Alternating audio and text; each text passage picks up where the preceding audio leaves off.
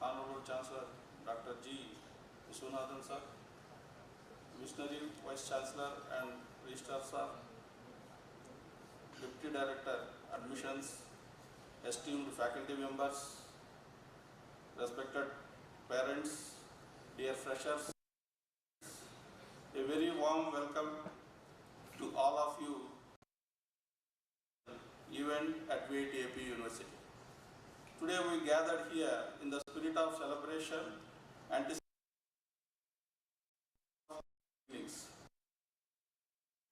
marks the commencement of an exciting journey that our freshers are about to embark on. It is an honor and a privilege to have each one of you here today as we come together to extend a warm welcome to our new students and their families. At VIT University, we take pride in nurturing talent, fostering innovation, and shaping future leaders. With our committed faculty, state-of-the-art facilities, and a vibrant campus life,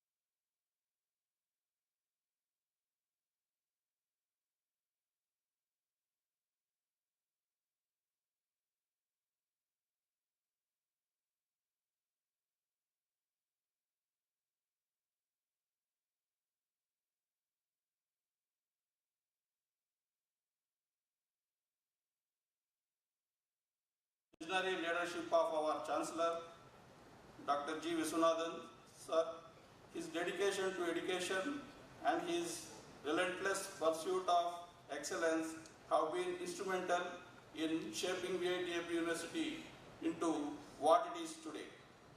I would take privilege in welcoming our Vice President, Vice Chancellor sir, Registrar sir, whose hard work and dedication to academics is fueling our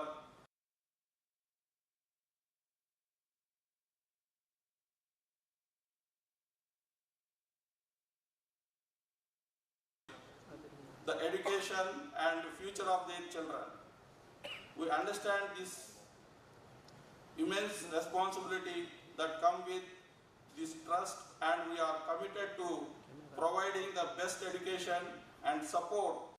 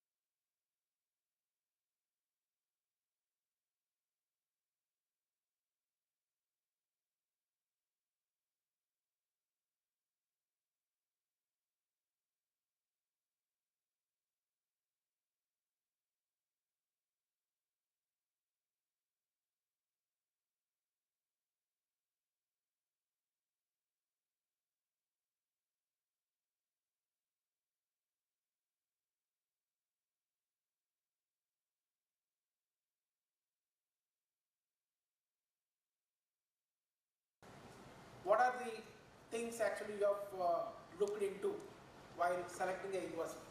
Number one, the reputation of the university. Number two, the ranking of the university. Number three, the placements of the university, how the placements are happening. And like that, another one is the faculty members. Are they qualified or experienced?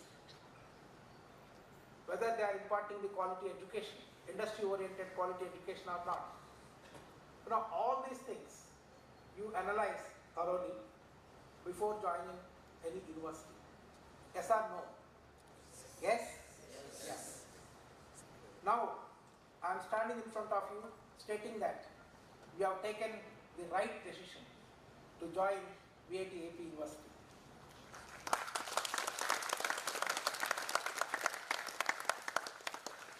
VIT AP University started in 2017. Our parent campus is VIT Vellore. And if you see the rankings of the VIT Vellore, I just wanted to tell you some of the achievements of VIT. NAC accreditation, VIT is having A++. That is the highest NAC accreditation. Then VIT is 8th best university and 11th best research institute and 11th best engineering institution in India, NIRF ranking.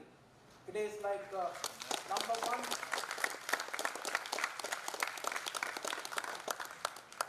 one in the country for engineering education in the private universities category as far as NIRF ranking is concerned. The many IITs are below VIT. Many NITs are below VIT. This is what actually I wanted to tell you. Then VIT also ranked among the top 601 to 700 universities of the world and one among top 2 to 3 institutions of India, Shanghai ARWU ranking 2022, and ranked among top 851 to 900 universities of the world, QS World Ranking 2024. The following footsteps of our parent campus, VIT AP is also putting efforts to get the rankings. VIT AP University ranked number one under emerging universities category by Outlook ranking in 2022 as well as 2023.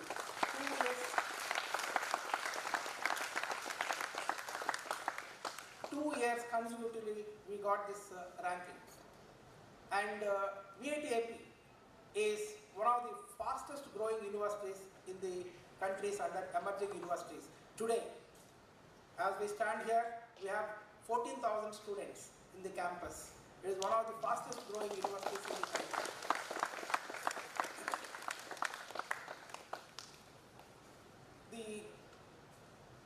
This is because of the visionary leadership. Our Honorable Chancellor, Dr. G. Viswanathan sir, has started the support the advancement of rural students in VIT Vellore in Tamil Nadu.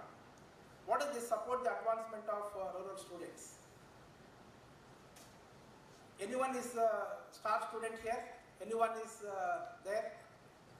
Star. Support the advancement of rural students. That scheme, there is a scholarship scheme. It's a 100% scholarship scheme. Anyone is there? Raise the hand in case if you are there. Okay. I think nobody is here, but I think some students are attending, viewing this orientation ceremony online. Okay, then the support the advancement of rural students means the complete 100% scholarship scheme. According to this, one boy and one girl, the district toppers from the government junior college, which is located in rural area, which is located in the village. One boy and one girl from each district are being given 100% scholarship.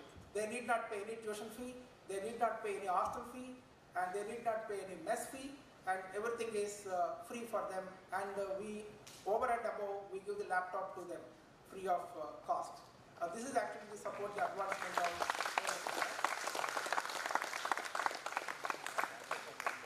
and this scheme across all the campuses of VIT is being implemented. Then apart from that, we have GV Merit Scholarship Scheme, and Srimati Rajwashali Ammal Merit Scholarship Scheme and so on. Then dear students, you are packed with dreams and wanted to become successful in the life. Yes or no? Yeah, everybody is having great energy and great enthusiasm to become successful in the life. And to become successful in the life, it is not easy thing. Okay, no pain, no gain. No pain, no gain. Therefore, we have to work hard. Now, work hard means to become successful as a student. What is your role? First of all, academically you should be very strong. Yes or no? Academically very strong means you should get very high CGPA. What is high CGPA? 10 out of 10 or not? Yes, 100% you should get CGPA.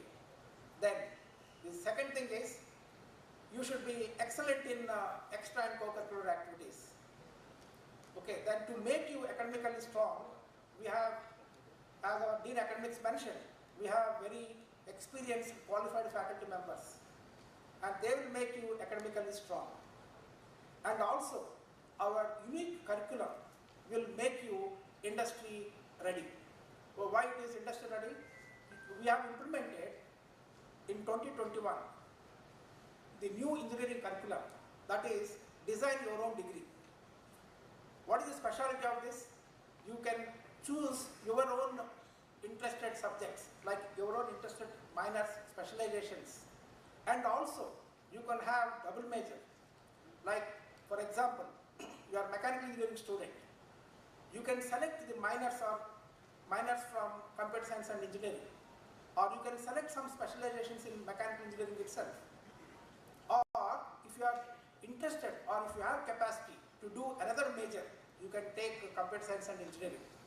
This curriculum, design your own degree curriculum, is giving greatest flexibility for the student to select the program or design the curriculum as per their choice. It is a very unique curriculum, and because of this, what is the advantage? You can excel in your academics. You will be excellent in your academics, and then you will be, and also the industry oriented training will be given to you in this curriculum. But one thing, what is your job? What is your job? You have to select the courses properly, that is number one. Number two, you should attend all the classes. What should be the attendance? What should be the attendance? Minimum? 70%? 80%? How much it is? Okay. Yeah, somebody said 100. Oh, we said 100. I agree with them. You should have 100% attendance. There is no compromise. Unless you broke your leg or you are hospitalized or some mishap happened in the family. Otherwise, you should have 100% of attendance. Suppose you represent the university for some activities like sports or cultural activities. Officially you are representing the university. We will give the duty leave to you. Okay, on duty we will give you, like faculty and staff members. Okay, otherwise, you have no choice or you have no chance to bunk the classes. Yes or no? Honorable Chancellor always says that students should have 100% of attendance. He used to tell his example how he maintained 100% of attendance when he was a student. Now therefore, all of you please remember this. If you attend the classes regularly, if you attend the tests regularly, submit the assignments regularly, then everything will be perfect. That means you will be academically strong. But then, how to make you the non-academic areas like extracurricular activities? University is providing several opportunities for you. Like we have around 100 clubs, student-driven clubs, and these clubs are driven by the students. Faculty members are mentoring them. You can join these clubs based on your interest and participate in the activities. Definitely, you will gain some leadership qualities there, communication skills. Then you will actually organize the events. There are so many benefits. Teamwork also. You can work together with other students There's so many benefits if you participate in those activities. But it is based on your interest. 100 plus clubs are there. Based on your interest, please join those clubs. Then our student welfare, the department will help you in choosing those clubs. Then the next one is at university we conduct the International Technical Festival and International Cultural Festival. And then we call one is VIT, the other one is Utopia. These are the international level events. Okay, then you should actively participate in those events to excel in extracurricular activities. Okay, then with all these things, I'm sure that you will become very strong in academics as well as in extracurricular activities. That means you are very close to see the success in your life if you are taking all these opportunities, if you use all these opportunities effectively. So therefore, students, today is being the first day, you are just entering and see all these things what I am mentioning. The orientation ceremony is for that purpose only. What are the things we are doing in the university? To explain to you, I am just giving you some direction, but in detail it will be explained again by each concerned department. So then, apart from this, we have the project-based learning. We have engineering clinics. From the first year itself, you can start your mini projects. Again, based on your interest, you can approach the faculty members and start your mini project. It is actually engineering clinics. We are giving credits to that. It is part of the curriculum. But then you will get the hands-on experience. Then apart from we have capstone project, we have senior design projects, there are internships, there are so many things. But apart from those things, then we have engineering clinics. This is actually again unique in the curriculum. Then while focusing on your studies, you should concentrate on research activities also. I am very happy to inform you that many of our UG students have done publications along with faculty members. Also, they publish patents also along with faculty members.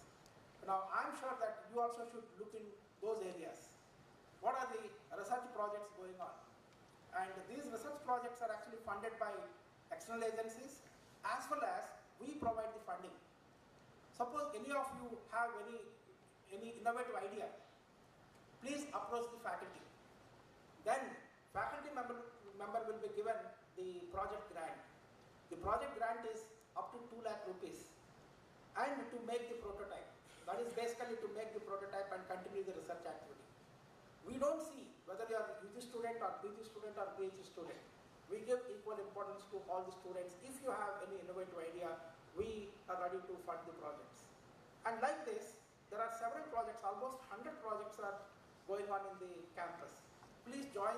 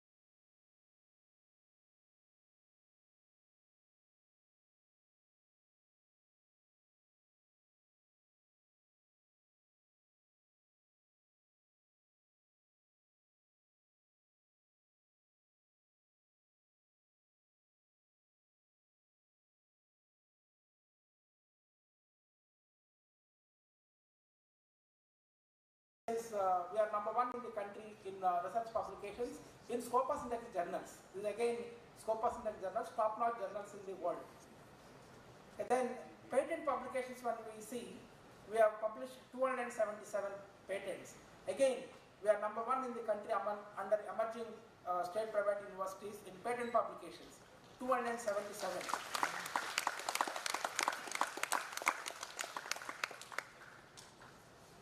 Therefore, I suggest all students, I advise all of you to look into all these aspects. That definitely it will help you in your future. Then the other thing is, we have centers of excellence. Centers of excellence in AI and robotics, centers of excellence in IoT, cybersecurity, and recently we have added the blockchain, the center of excellence. On all these centers, we have collaboration with industries. For example, Boston IT Solutions, say UK company, we have collaboration with them, and we have collaboration with Intel, we have collaboration with IBM, then we have collaboration with IDS. IDS recently started the Blockchain Center of Excellence. They are actually supported by the industries. Therefore, if you participate or if you want to do any project or anything in these areas, please approach the concerned faculty members who are working in these centers of excellence. Definitely, they will help you. Then, how many of you wanted to get the job? Good placement. Oh, okay. I think 80% of you wanted to get very good placement. How many wanted to go for higher studies? Okay, again around 15% are there, and 5% students wanted to become entrepreneurs. Good combination. And then the placements we are doing extremely good. We have central placements activities. The placements happens from VIT, Vellore, and we participate in those placements. Whichever companies come to VIT Vellore, the same companies recruit our students also here in VIT AP. Not only here, or across all the group institutions. And then 2023 graduating batch. Our convocation is on the 23rd September. And that graduating batch, we got 1,021 students out of 1,200 students got, out of 1,100 students. Only 100 students are yet to get the jobs. Otherwise, 93% of the students who wanted to get the job, they got it.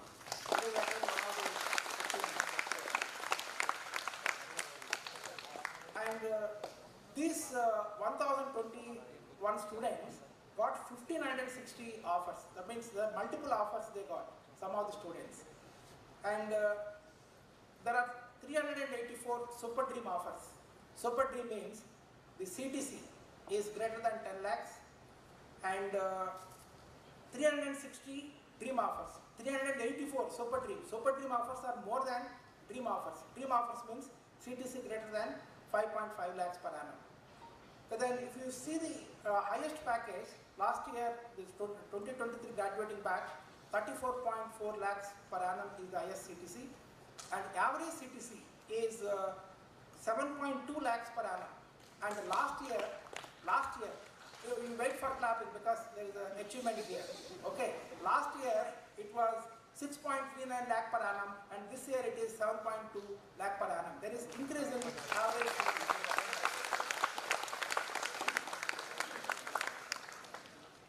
Apart from this, we give the training for higher studies, like we give training for GATE, GRE, CAT, TOEFL, etc. And if you want to go for higher education, and please approach our Career Development Center. They are going to provide you the training or give you the coaching for these GRE, TOEFL, GMAT, etc.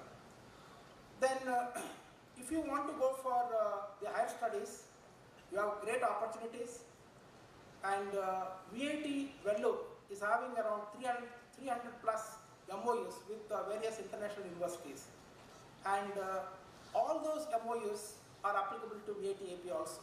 Suppose you want to go or you want to pursue your higher education in any of those universities, we are going to help you.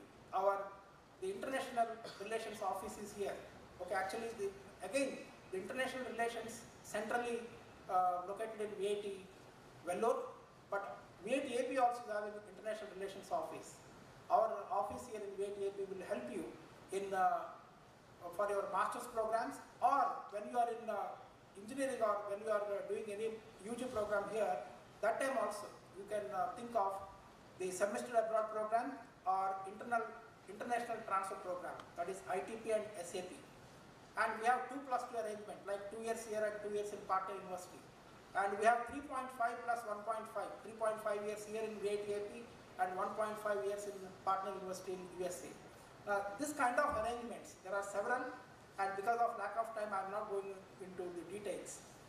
And in the 2023 graduating batch, around 150 students wanted to go for higher studies, and they got admissions into various prestigious universities like Arizona State University, then California State University, Daikon University, then University of Central Missouri, the Northeastern University, Florida International University, Indiana University. Like this list is very big, and 150 students are, around 150 students are going for the higher studies in the current graduating batch, 2023 graduating batch. You also think in those lines. Suppose you want to go for master's program, after graduation here you can go for it, or you want to have some experience in abroad, you can choose a semester abroad program, you go and then come back, or you want to transfer the credits, like 2+2 arrangement, like 2 years here and 2 years in partner university, then you can think of those programs also. And how many wanted to go for higher studies while studying here? Raise the hands. Okay. I think they must be from BBA or something. BBA, we have that arrangement already with Arizona State University and University of Michigan Dearborn. Okay, then anyway, please talk to our international relations office. They'll help you for your higher studies, or the semester program, or the international transfer program. Okay, then apart from this, we have signed MOUs with various industries. Basically, these MOUs are for various purposes. One of the main purposes is to get the industry certifications. All of you please take the advantage of that. Industry certification, like blockchain, certification in blockchain. Then if you have the certification from the industry, you will have the better placement.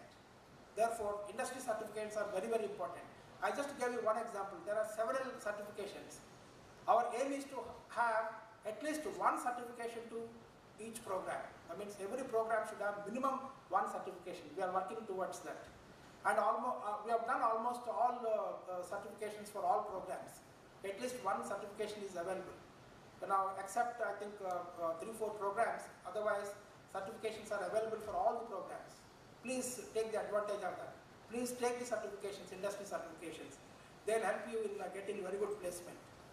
Then apart from this, mentorship program we have. The faculty members will be the mentors for you. Like each faculty member will be assigned 25 to 30 students. And these 30 students have to be in contact with the mentor, faculty mentor. But there is a positive and negative. What is positive side? They will guide you. Okay, they will counsel you. They will help you. And they will, in all way, apart from the academics, any problem, anything, your personal problem also, they will help you. But what is the negative side of that? Anything negative there? Yes? How many of you wanted your parents to know your performance?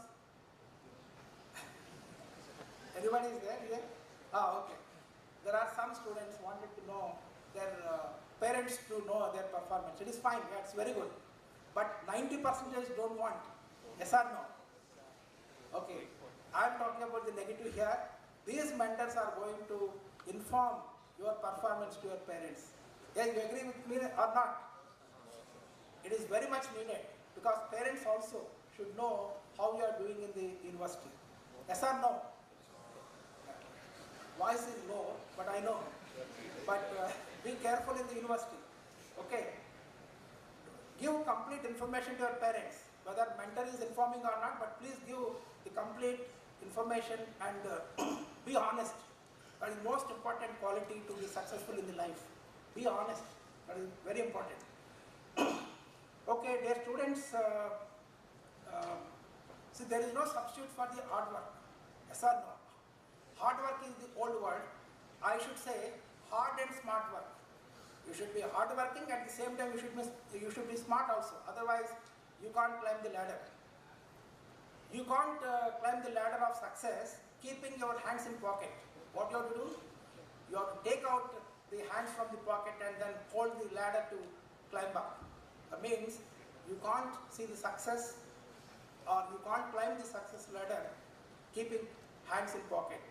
Okay, you have to work hard. That is very work hard and smart.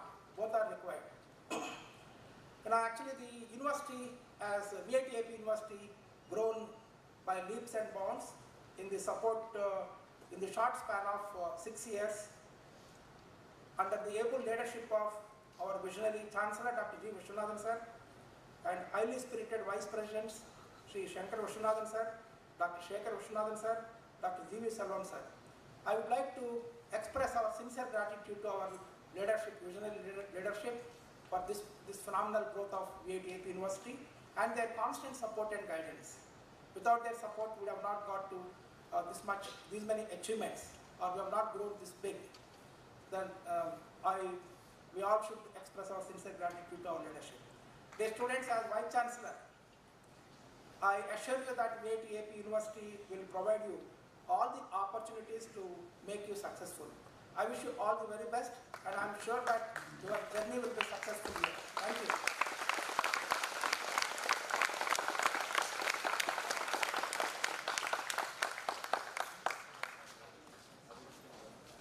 Thank you, sir, for such an inspiring speech to our new joinees. Now, ladies and gentlemen, the most exciting event of the day, of the inaugural session. It is an absolute privilege for me to introduce our distinguished chief guest for today's Freshers Orientation Program, Mrs. G. Muttardi. With a career spanning over 2 decades and a wealth of experience in the realms of IT, EPR, e-commerce, data technology, and business intelligence, Mrs. G. Muttardi embodies the spirit of innovation and leadership in the world of technology. She has not only excelled in her professional journey, but has also been an inspiration to many as a customer intelligence strategist and dedicated mentor. Her role as the chairman of the VIT Alumni Association and as an academic council member of VIT reflects her commitment to nurturing talent and giving back to her alma mater. Her exceptional professional journey includes a pivotal role as a lead consultant in ERP and e-commerce for a prominent manufacturing organization. With a focus on IT, ERP and e-commerce business development, innovations and operations, she has consistently delivered outstanding results, pushing the boundaries of what technology can achieve. During her tenure at Ramco Systems Limited, Chennai, she served as a Vice President, Global Customer Support, where she oversaw the global ERP support division and managed a vast clientele across the globe. Her leadership has always been characterized by a keen ability to uplift and empower her teams, fostering a culture of excellence and innovation. One of her remarkable achievements has been the establishment and management of entire ERP global support operations with an impressive profit margin of 70% and a remarkable revenue per unit cost growth. Her dedication to customer satisfaction is reflected in the high NPS of 4 out of 5 that she achieved during the time. Her contributions have also not gone unnoticed, as evidenced by her receipt of the VIT Alumni Association Distinguished Alumni Award from VIT University in January 2017. She has also presided as the chief guest at various prestigious events and technical symposiums, further demonstrating her status as a respected figure in the tech industry.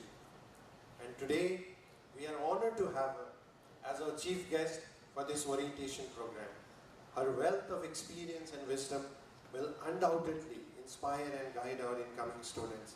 So please join me in extending a warm welcome to Mrs. G. Muttardi as I request her to come to the pulpit and address the gathering.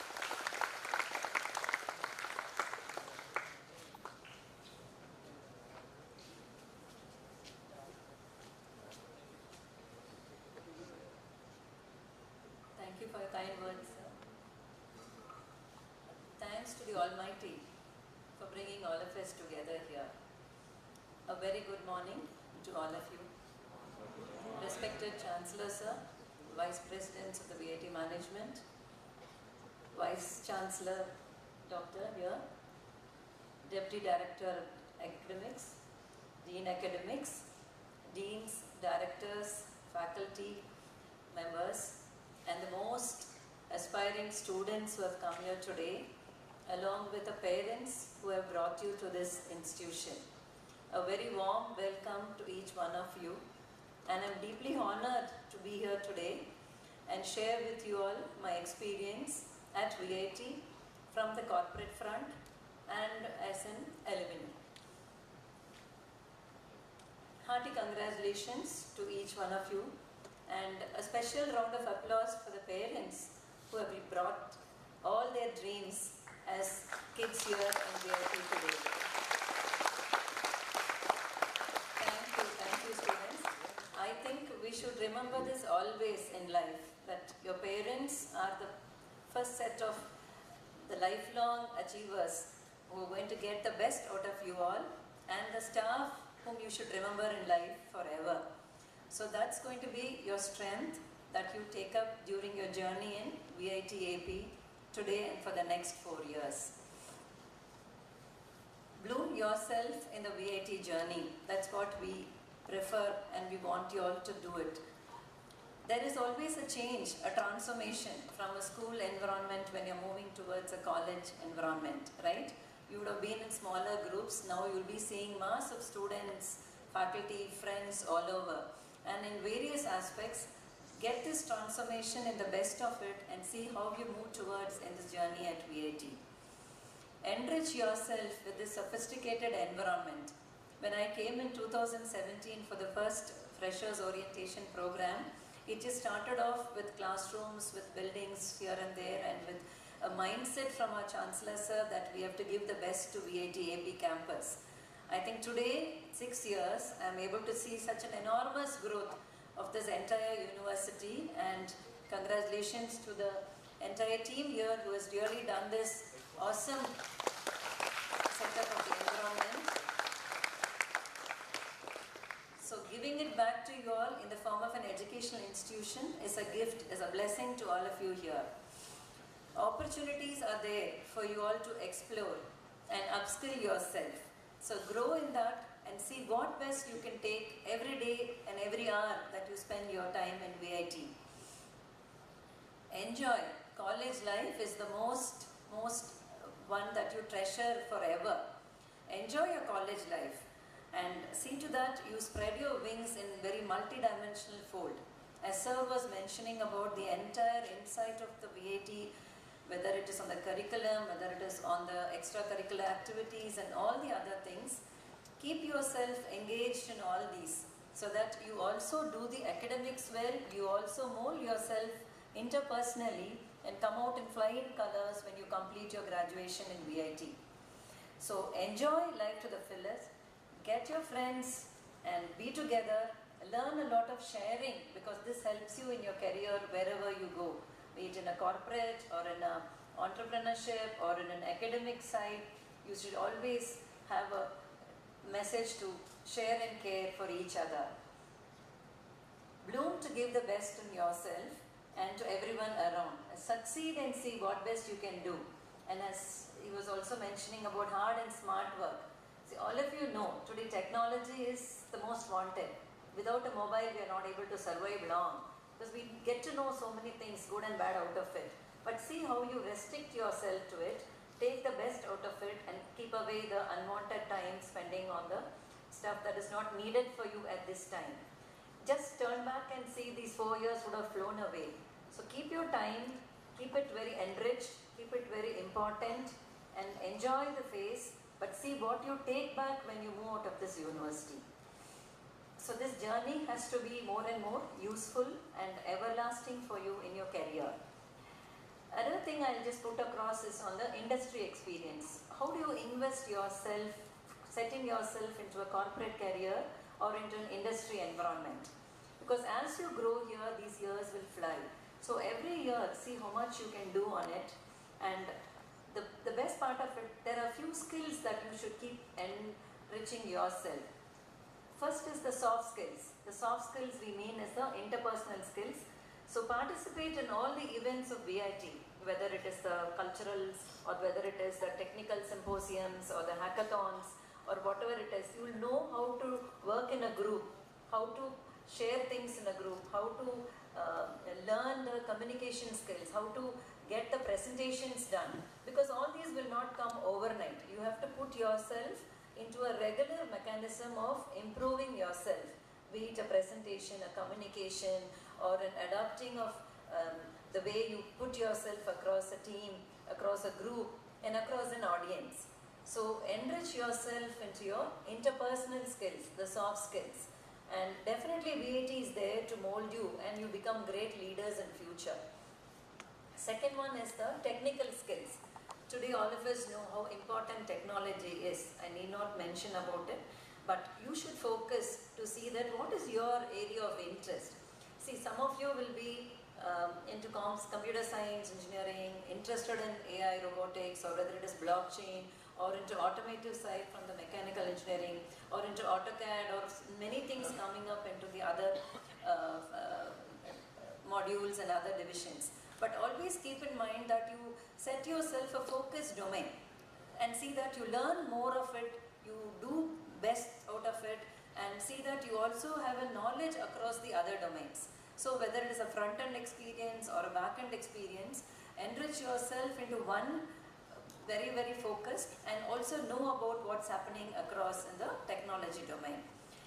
The functional and the managerial skills, this is again a very, very important one, because as you move out to an industry, every industry, be it an automotive industry or be it a textile industry or be it a services organization, all these will have a mix of functional and technical aspects.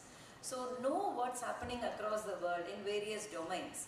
Take your interest part of it and get the functional understanding of every industry in your career time. Know about the jargons of it, the important factors in each of the industry, what do they deal about in each of the domains. So this will help you get a perspective when you're growing technically strong, also be functionally strong, so that when you move into an industry, you'll be able to collaborate the technical and the functional part. You'll be able to understand things better. So this can't come in your final year because you'll all be busy with your project and your other things there and your placements, your interviews and all. So don't wait to keep on postponing. Every day is important for you all, and see to that you invest your time in getting these soft skills, technical skills, or be it the functional and managerial skills. So definitely VIT here is going to help you out in getting all this done, and it is up to us, because every institution is just an enabler. It is only how you make the best use of it and see how you can flourish and grow in this period at VIT.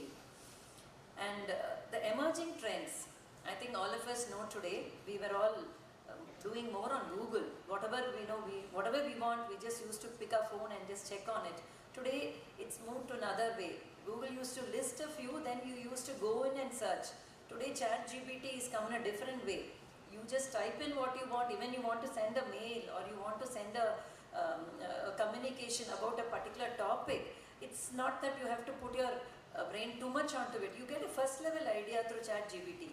So these things you should start knowing at least what it is, so that you understand, register yourself in all these and get to know about how these emerging trends or whether whatever it is, like I think we have the clubs here where we have around, in all fields I would say, you should make the best use of it. Take it with your faculty and see how you know the emerging trends also.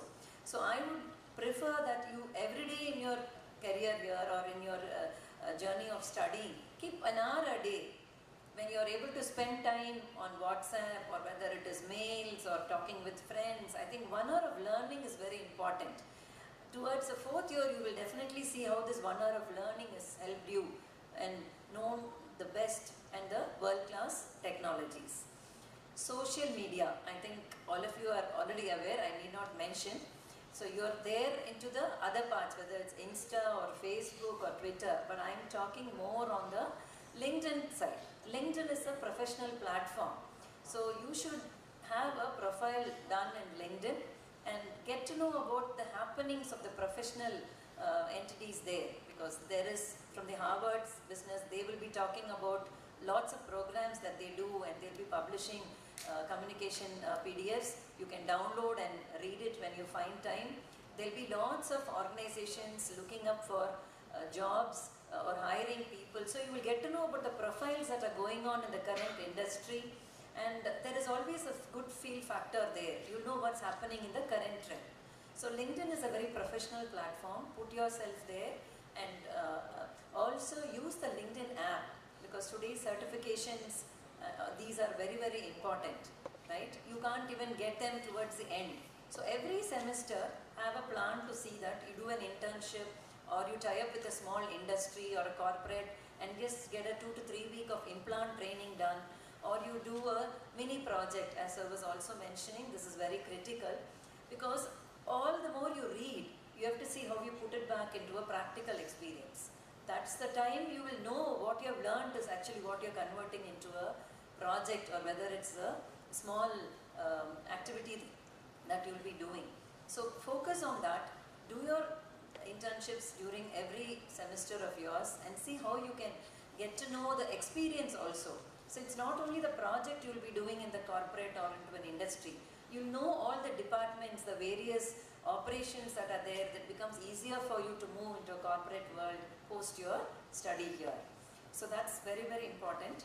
And I think even as part of your curriculum, you're anyway going to have your certifications that will be done through Coursera or through your Udemy. But do more. LinkedIn app has also got the LinkedIn Learning app, so that will help you to give certifications.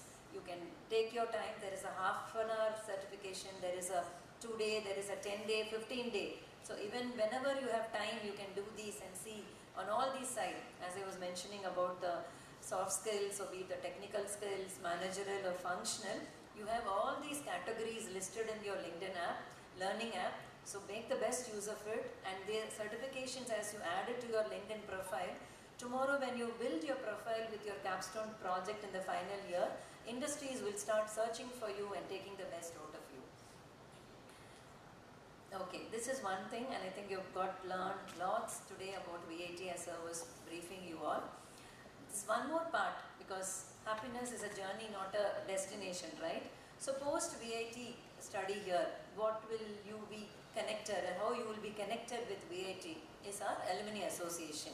So definitely alumni is a very, very significant role in our life, because even post our graduation, we would like to be in touch with our team members, our friends, our seniors and whatnot. We can learn many things even from our alumni. Networking is the best part of it there. So VIT Alumni Association celebrates 29 years, right? We have around 1,16,000 plus alumni across the world. We have 59 chapters. We have around 38 international chapters and 21 domestic chapters. So if you are going for any studies to any, I think towards the end of your third or final year, they will start informing you about the Alumni Association and how you can take the best use of it. So when you're going for your higher studies, or when you're landing there, you just want some help. We are always there to see that every chapter has got a set of office bearers who can guide and help you to see how they can put you there in the right path. This VIT Alumni Association is very well supported by our VIT management. I will definitely like to mention here our beloved Chancellor Sir's interest in bringing this Alumni Association to this extent, because this is a strength of VIT, I will say. Chancellor Sir makes it a point that he travels across and he meets up all these chapter members during all his visits, whether it is domestic or whether it is international. Even recently he had been to the US for signing a few MOUs, but he had met around 5 to 6 chapters, and they also opened 2 chapters, one institutional chapter at the Arizona State University, because I believe we also have an MOU signed up, and also the Pennsylvania University chapter. So everywhere when we have a set of 50 to 60 members of VITians there, we plan it across, form a WhatsApp group and we inaugurate a chapter so that there is a networking, there is a bonding, and when you go to that chapter and you start your career or you do your studies, you can become part of this WhatsApp group and get to know about the happenings there, or for any internship during your course, or for job opportunities. And there are many job groups also that we have opened up as part of our alumni association. This will help you all to know what's happening across when you become an alumni there. So VIT does not just finish with your career of study. It takes you further to your entire life to say that you are more comfortable and you know many things and you utilize the best of what VIT stands for. We also have our VITA Day, which is conducted every Jan 26. It's fixed in all our calendars, like we don't have special dates told every year. Every year it is on Jan 26 conducted at VIT Vellore. And I also heard, sir, that the VIT Alumni Association of AP is also formed and it is coming up well. So congratulations to the team here. I believe Dr. Anupriya ma'am and the others are formalizing this. Very nice, because this is a backbone very much for the VITians to have all the confidence and what do you say, they are so grateful that yes, we are always there in the journey of VITA. So we also have the Distinguished Alumni Awards, we have the chapter events, we have the official WhatsApp group, we have our own VITA website, and we also have the VITA mobile app. So all these actually are networking factors that will help you all when you move into the final and the third and the final year to be in touch with VIT forever. So being an alumni member, I just stressed upon this for you all to just for an understanding. Now moving on to what is it that I had in VIT. I am from the VEC, Vellore Engineering College in Vellore, started in 1984. I belong to the 1986-90 batch. So I graduated at the time of 90, and very happy that we are all connected. We are around 180 members because we were just 60 in a class for civil, mechanical and electronics. We didn't have computer science those years. But even till date, we are all connected in our batch WhatsApp group, and we have reunions. We have our younger generations, our kids who are still connected, and we help each other for their internship or for their jobs. So that's the reason I've been saying your friends here become your life important people later on too. So the strength is when we all saw VEC in 1986-90, today it's VIT Vellore, it has moved to VIT Chennai and VIT Bhopal, VIT AP and now VIT Bangalore. VIT Bangalore has also come up with an MS program where you complete your graduation and you got a job, you're working somewhere, so there is an opportunity that you will like to do your MS also. It's a 1 year that they have signed up with a few universities, and you can do your MS 1 year from here and then with the university in person, and you get graduated from that university in US. So they have started with a few courses there. So this will also help you on the higher education front. So all these 5 institutions now form the 5 fingers of our hand. So VIT group institution is really put in the best in class to give the maximum benefits to all of you as students. So we should see that we utilize this and grow and come out in flying colors and keep your parents and staff and your faculty happy always. The last but not the least, as I have completed my education there and into my corporate career for 20 plus years, now I'm a consultant into this field. I'm happy serving for my client and also keeping time for my family and for my growth. My son Tarun actually graduated in VIT Chennai in 2022. He is blessed to do his MS in University of Arizona in data science. So I was able to see the growth, how VIT has molded from the time we studied and from the time how he is matured today. So the curriculum or the FFCS system or the credits, the capstone project, the clubs, all these have actually brought him out as an individual. So I see all at that age as my son or a daughter here seated, and it's a dream that every parent of yours want to see that you get a good job, you do your higher education, or you do get into an entrepreneurship role.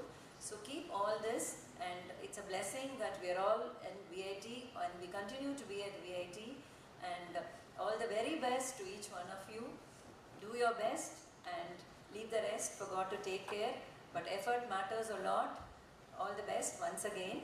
And I convey my sincere thanks to VC sir for giving me this opportunity to join here and meet you all.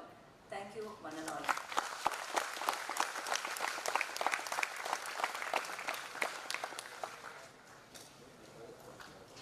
Thank you so much, ma'am, for such a comprehensive, practical and useful advice to our new students. We have now come to the end of the inaugural session of, almost to the end of the inaugural session of Freshers Orientation Program. So now I would like to request Dr. D. John Pradeep, Deputy Director, Admissions.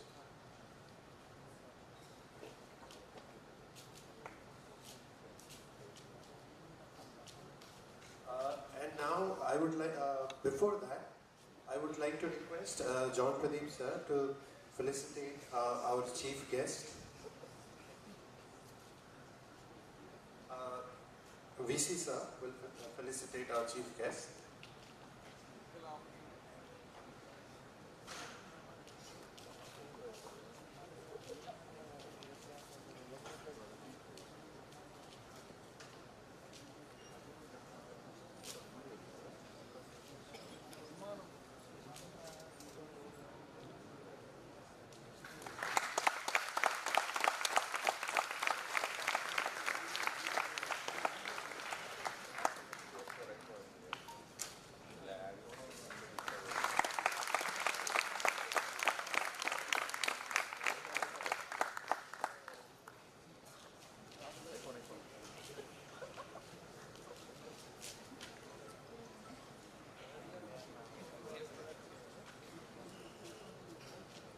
Now, may I request Dr. D. John Pradeep, Deputy Director Admissions, to convey vote of thanks.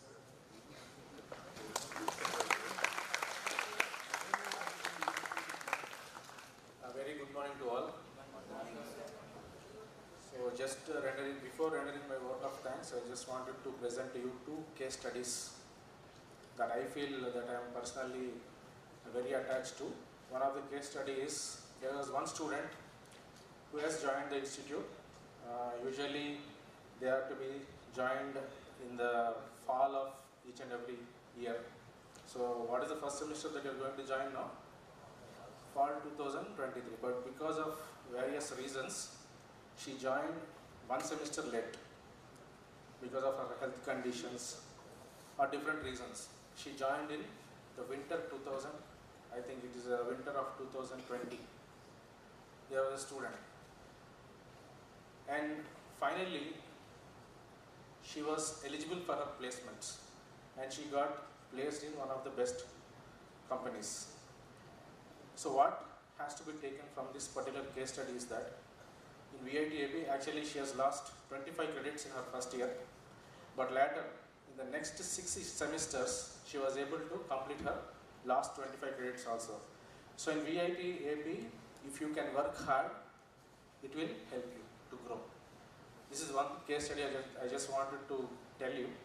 And second case study, right now there is one student who is studying, he is in his third year, and he has published almost 8 patents with different faculty members, and he has published 2 conference papers, and he is now again doing 1 or 2 projects. So why are projects and these presentations important? When you go for placement, what will everyone commonly have? Everyone will commonly have one parameter, which is CGPA. Every student who has written examination will have commonly CGPA, 6.8, 7.2, 8. What extra do you have? Apart from CGPA, what is the extra thing that you have to showcase? So these patents, these projects and these conference paper publications show that you are interested in multiple scenarios and you are not wasting your time in the institute. Apart from, so only CGPA of 8.9, 9.6, 4.5, yeah, that is one story every student will have. CGPA is one parameter, each and every student will have. but what extra do you have? Even for getting into one of the best universities. Again, so some ex-student has applied for a university, some other vice student has applied for a university. What is the common point between both of them? Both of them will have CGPA again, but only one of them will be getting the admission because he has something extra. What is that? He has put his time and effort in publishing papers and going through different projects and other things. So my sincere advice is don't waste time. Please put your effort in doing some useful work. Interact with your friends. So with this, I conclude my both the case studies. And coming to this vote of thanks, I just want to thank our chief guest, Mrs. Muttalagi Madam, for being here and being supportive every year. Actually, last year also she has come, today also she is here. She is here to motivate each and every one of us. Thank you, ma'am. And I thank our Vice Chancellor, sir, Kodareddy Garu, for being there whenever required and being a constant motivator and supporter. And also Dr. Jagdish, sir, who is not there here physically, but he has been working in background. So thank you, sir. And our Dean Academic, sir, who has present over here. And I also thank all the students who are all present over here and all the parents who made you to be present over here, and all the faculty members and staff, and all the security people, all the CTS team, maintenance team, who are all very helpful. I mean, the work was going on for the last 2 days. They're all helpful in making these arrangements beautiful. And parallelly, we are having different things going on. That is, one is orientation has started. Second thing, the certificate verification is going on. Third thing, from today afternoon we'll be having English proficiency test. So many things are happening parallelly. Without the support of the faculty, staff and maintenance staff, it is not at all possible, and also support of the student. So I thank each and every one of you for helping us. So with this I conclude. And before going, so after this inaugural session, so this is the end of the inaugural session, but you will be having the orientation session going on till 5 o'clock in the evening. And this same orientation session will be repeated. The sessions will be repeated for 4 days. So because of the place constraint, we have arranged the orientation in 4 different sessions, and we have called 4 different batches each and every day. So those who are attending online also, please take a note of this. So you can attend this orientation on any one of these 4 days. So thank you very much.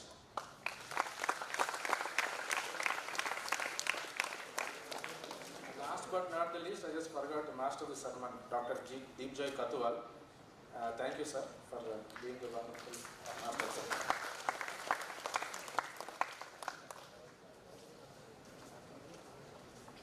As the chief guest and other dignitaries, the students, I would request you to please be seated wherever you are.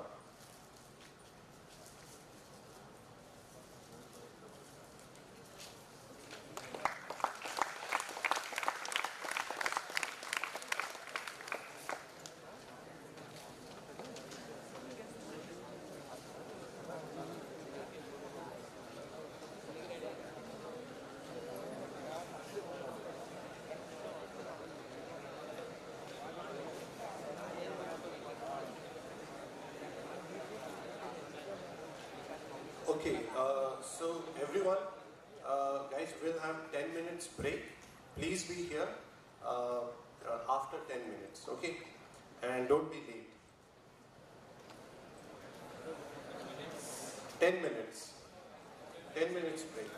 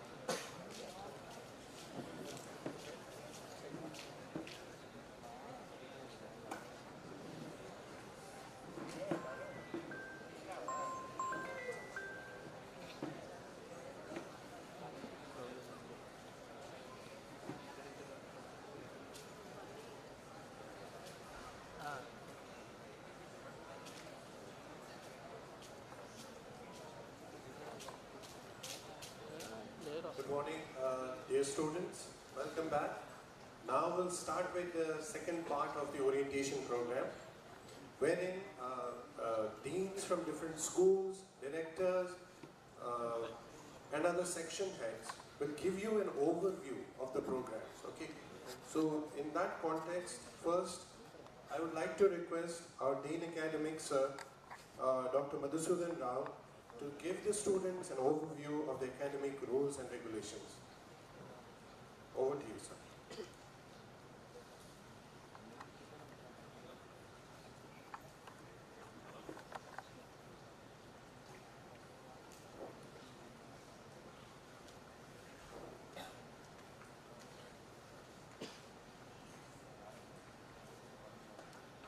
Good morning, everybody. Myself, Dr. Madhusudan Rao, Dean Academics. First of all, I welcome you all for the VIT University and beginning of your academics at VIT. Okay? And I will be the first one to troubling you not sending so many mails. Okay? First of all, what you are supposed to do is you should regularly check your mails. Whatever the communication that you are sending, that is through mails only. Every information, not only from me, even it is your mentor or control of examinations or registrar, any rules and regulations, everything is communicated through mails only.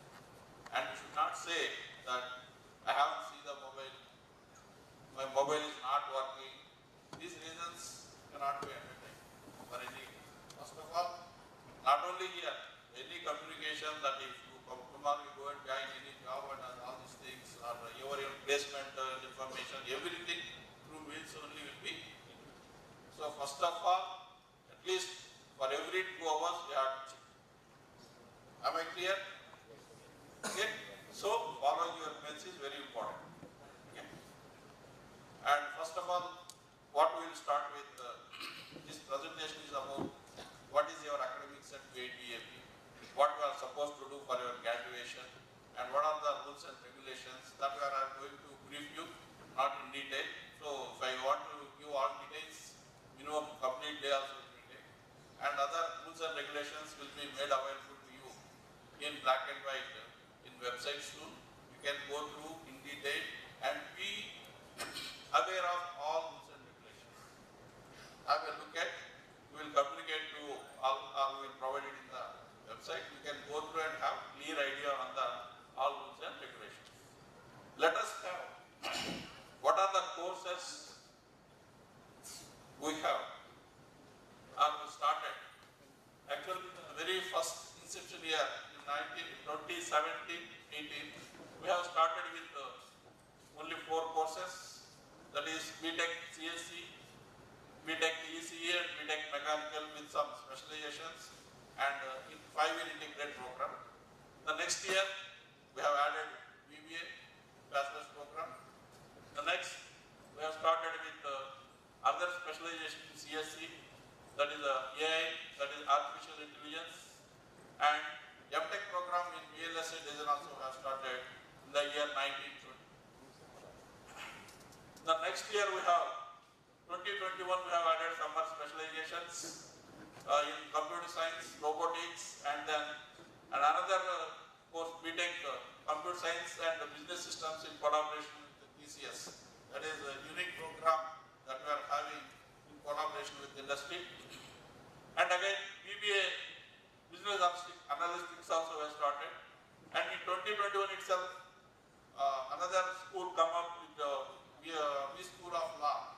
From law programs also we have BA LLB and BBA LLB. This course also started.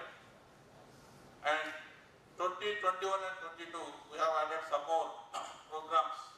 Become Finance, BA MA Public Services, BSc, MSc Data Science. This is dual degree.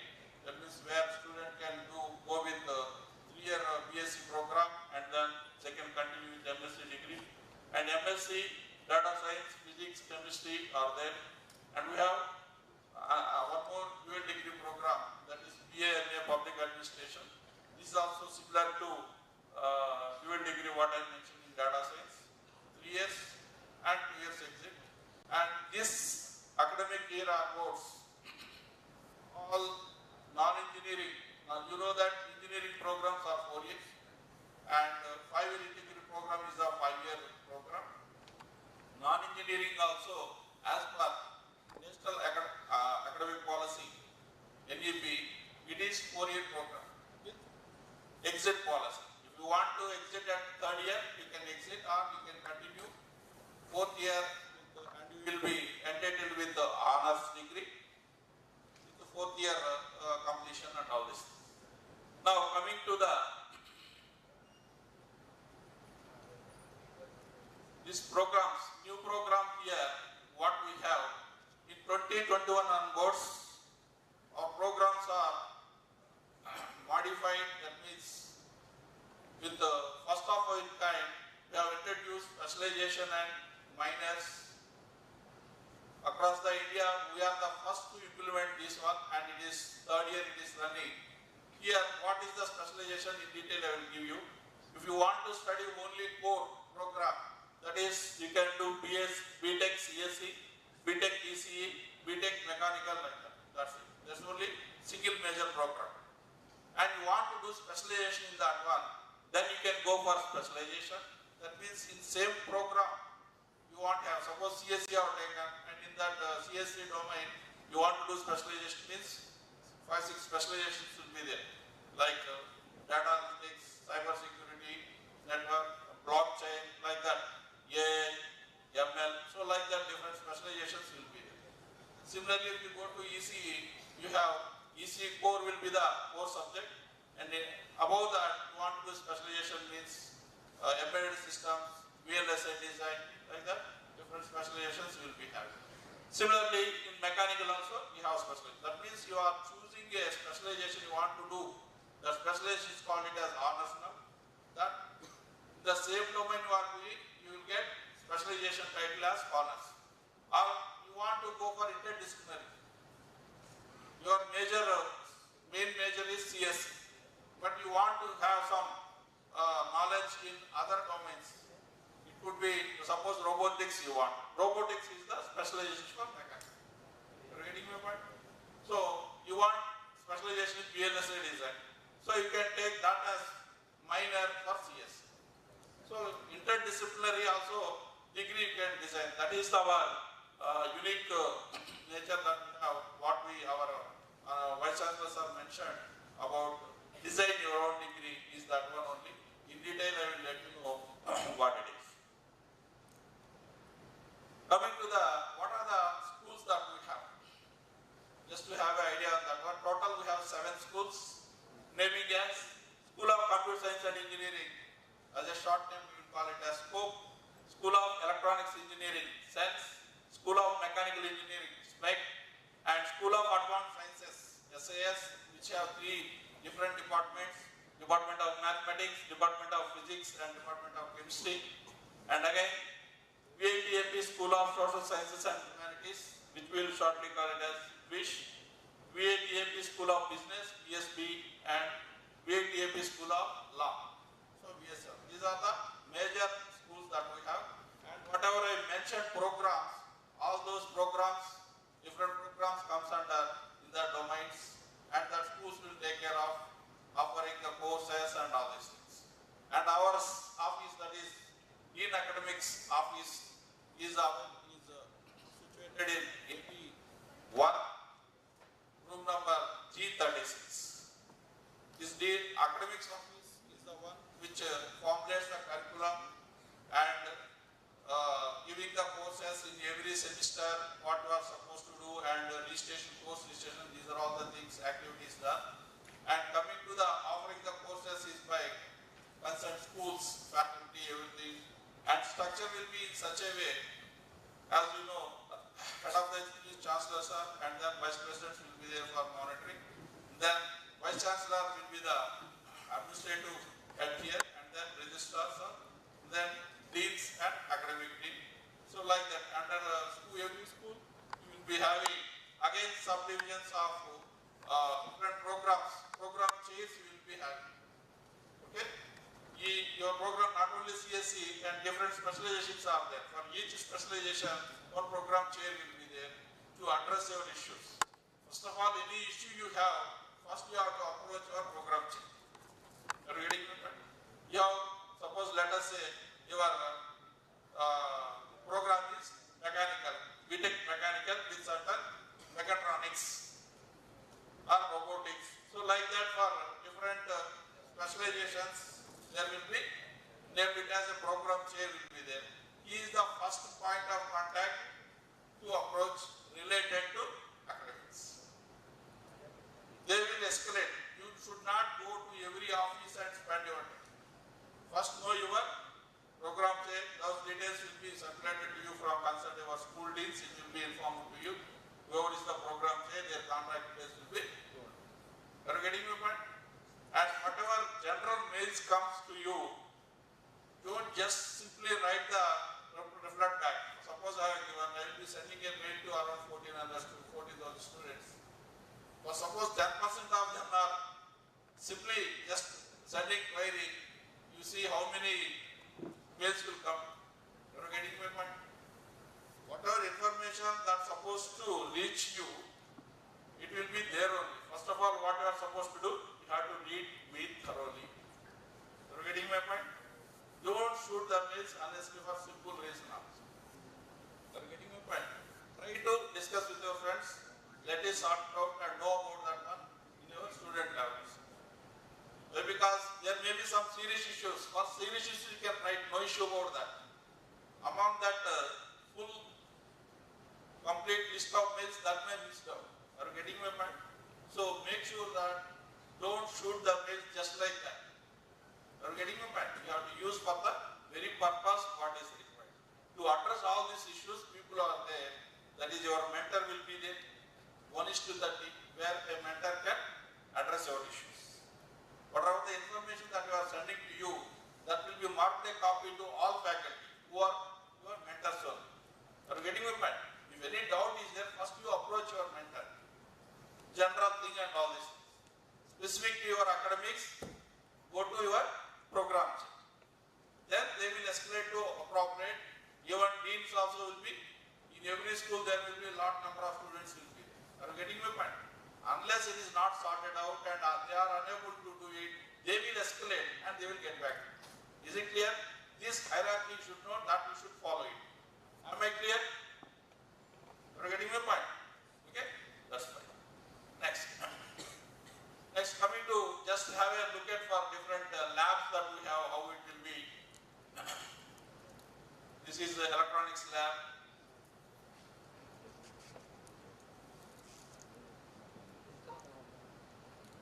Your computer lab sufficient, well-equipped computer labs will be there in all the 3 blocks. AB1, just for confirmation, the block how it is similar replica is on the other side. This is academic block 2, okay, and academic block 1. Most of our freshers, your classes are scheduled in these 2 blocks only for this semester, and your seniors are already loaded in the central block. Their semester is started, okay, and then that is central block. Academic block 1 is that one where I will be available in the ground floor. For any emergency, any issues are there, you can come and discuss, which are very serious. Okay. Next, labs, computers labs will be like this, and then mechanical labs and all these things. These are all mechanical labs which we have, well-equipped labs we have.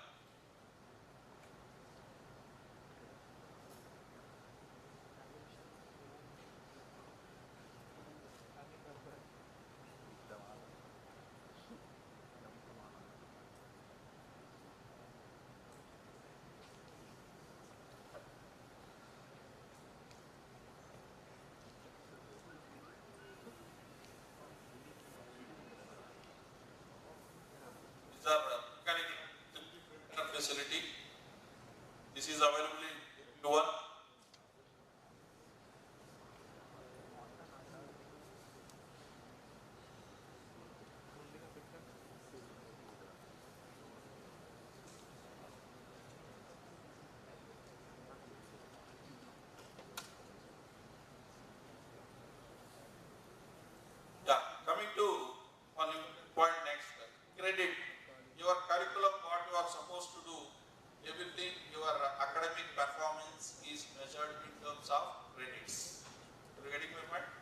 For example, BTech, any BTech, single major you are doing, you are supposed to complete or you are supposed to earn 160 credits for your graduation.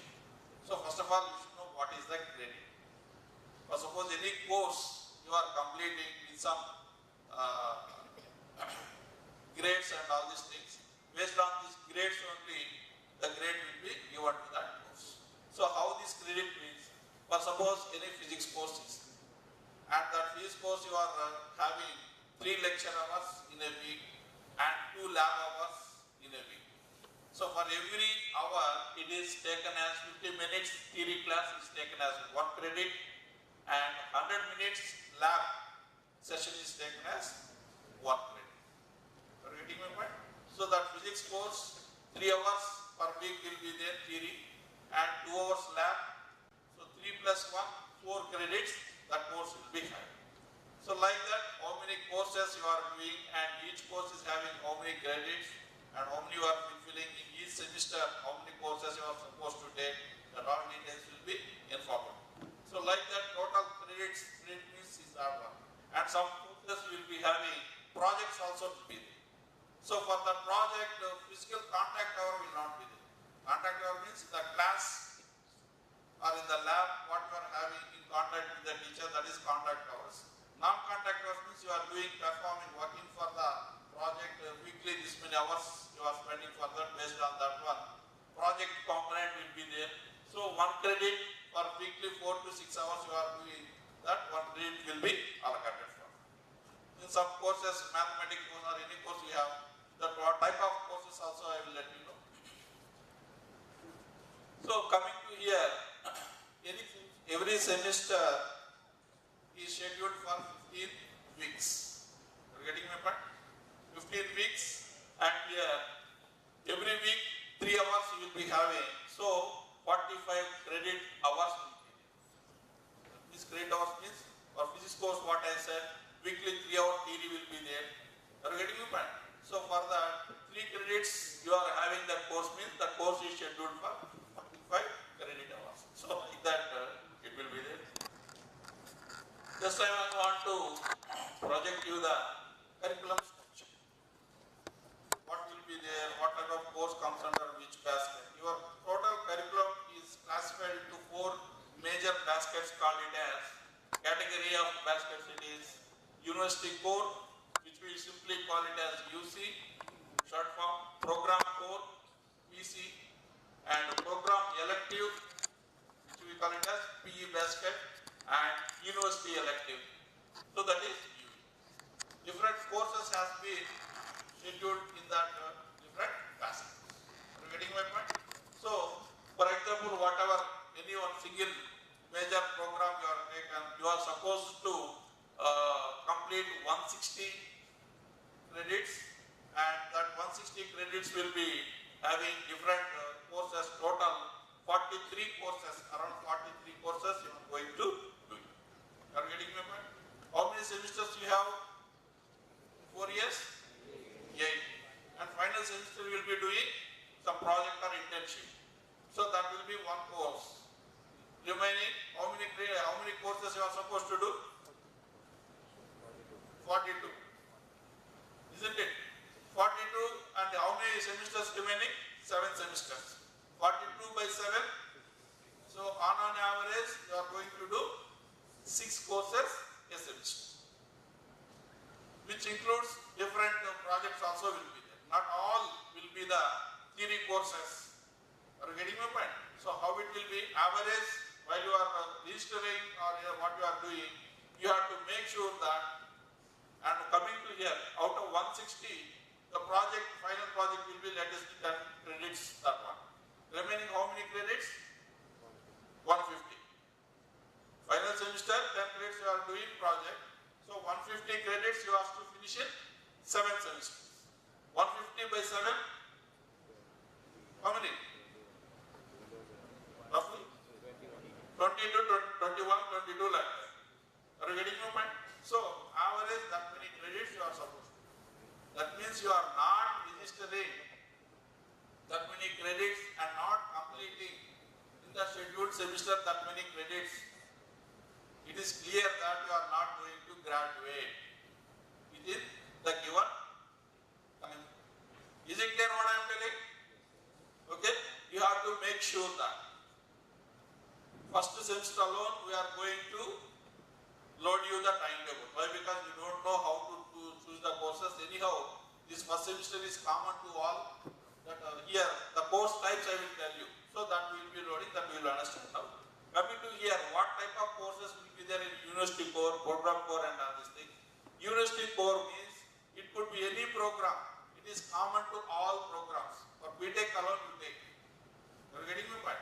In BTech, either it could be CSE, mechanical, ECE, major, whatever it may be, all will be doing the courses listed in this basket. You are getting my point? Common programming courses, common basic science courses, common humanity courses, projects, all will be common courses around out of 43, 25 courses will be common to you. Am I clear? Then program core. This is the main core courses related to your program. CSE means CSE program core courses. This why I put these two in red color means there is no substitute for that courses. That course is there, that course compulsory. The same course you have to mandatorily pass or get a pass grade in that. You are getting my point? Otherwise, you have not completed that course, it won't allow you for graduation. You are getting my point? Compulsory that you have to clear that course. Coming to two which are in blue color, either program elective and university elective. Program elective is related to the program. Some more number of courses will be there. 50 courses or 60 courses will be there. Among that courses, out of your choice, you can choose which course you are supposed to. Or you are interested, not suppose you are interested to do. That is elective basket. Program elective basket. Apart from that, we have one more basket called it as university elective, which is need not be your domain itself. That means you can do any law course also, you can do management course, you can do. You are getting my point? Or from science background you can do. Like that, diversified. Other school courses also you can do out of your own interest. Or foreign languages you can study. You are getting my point? So that is the way you can make use of doing that university elective up to your choice based on the courses availability. You are getting my point? Normally a wish list will be released to you to know your pulse which courses you want to do it. You are getting my point? Based on that, majority students which courses are required. So out of large pool, we will schedule that courses. At least a course means minimum 30 students should be there. So that means people are interested to do that one, then that course will be offered. Are you getting my point? So like that, there will be a big list of elective courses will be there. That in that whatever the wish list you are giving, based on that it will be offered. So this is the general split up of the number of courses and credits what you are supposed to clear for graduation.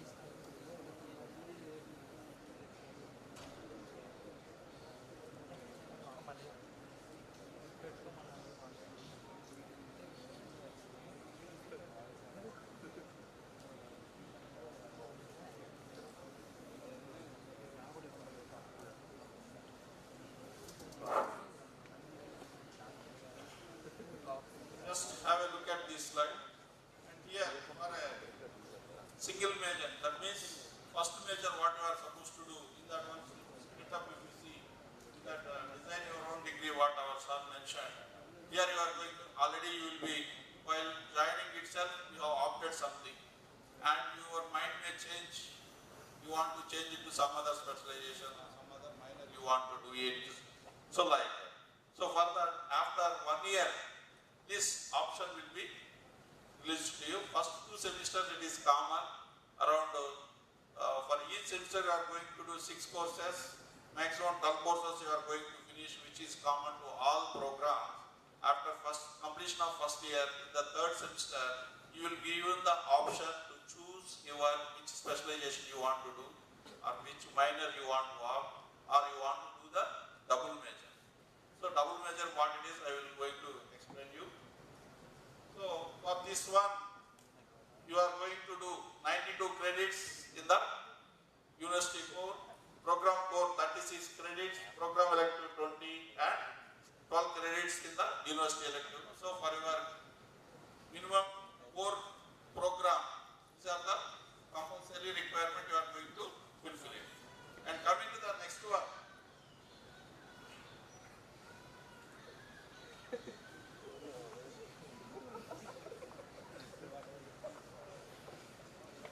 So this is the one that you are going to do, specialization or minor. In this specialization or minor, what will be there? Apart from this 160 credits, you have to do additional 20 credits. Either in your required specialization or minor. Specialization means, suppose you are CSE related 5 courses will be doing. Either in blockchain, artificial intelligence, or data science, or cyber security, like that, whatever. 5-6 specializations will be there, that you can choose that basket. In that basket, what are the courses is given that you have to finish. And not in interdisciplinary, as I mentioned, suppose you want to do in VLSI or mechatronics from mechanical. So you can choose from the minor basket that 20 credits worth of 5 courses will be choosing. And in additional, what I said, you are going to do average 6 credit, 6 courses in each semester. This additional will be taking one course from 3rd semester or 4th semester course. By end of 7th semester, you are going to finish that one. So additional minor or specialization, it is scheduled to finish by you within 4 years. How you can finish it? How you can finish it? If you are not landing with any backlogs, then it will be again additional burden. The backlogs for clearing, you have to take that backlogs also in the regular semester, and then in between summers we will be scheduling summer semesters like that. So there you have to stay back and not going home, so like that. So be clear about that, not to land up with any backlogs. Are you getting my point? And one more important point I want to mention here. If you have any backlog by the time of registration for placements, you are not eligible. Main criteria is first, no standing backlogs. That is mandatory. In the 6th semester onwards, it starts registering your placements. That means by that time, 5 semesters will be completed and result will be announced. From that 5 semesters, average how many we discussed? 22. That means by that time you have completed 22 into 5. How much? 110 credits without backlogs should be in your hand. If it is more than that, no issue. You are getting my point? That is your target.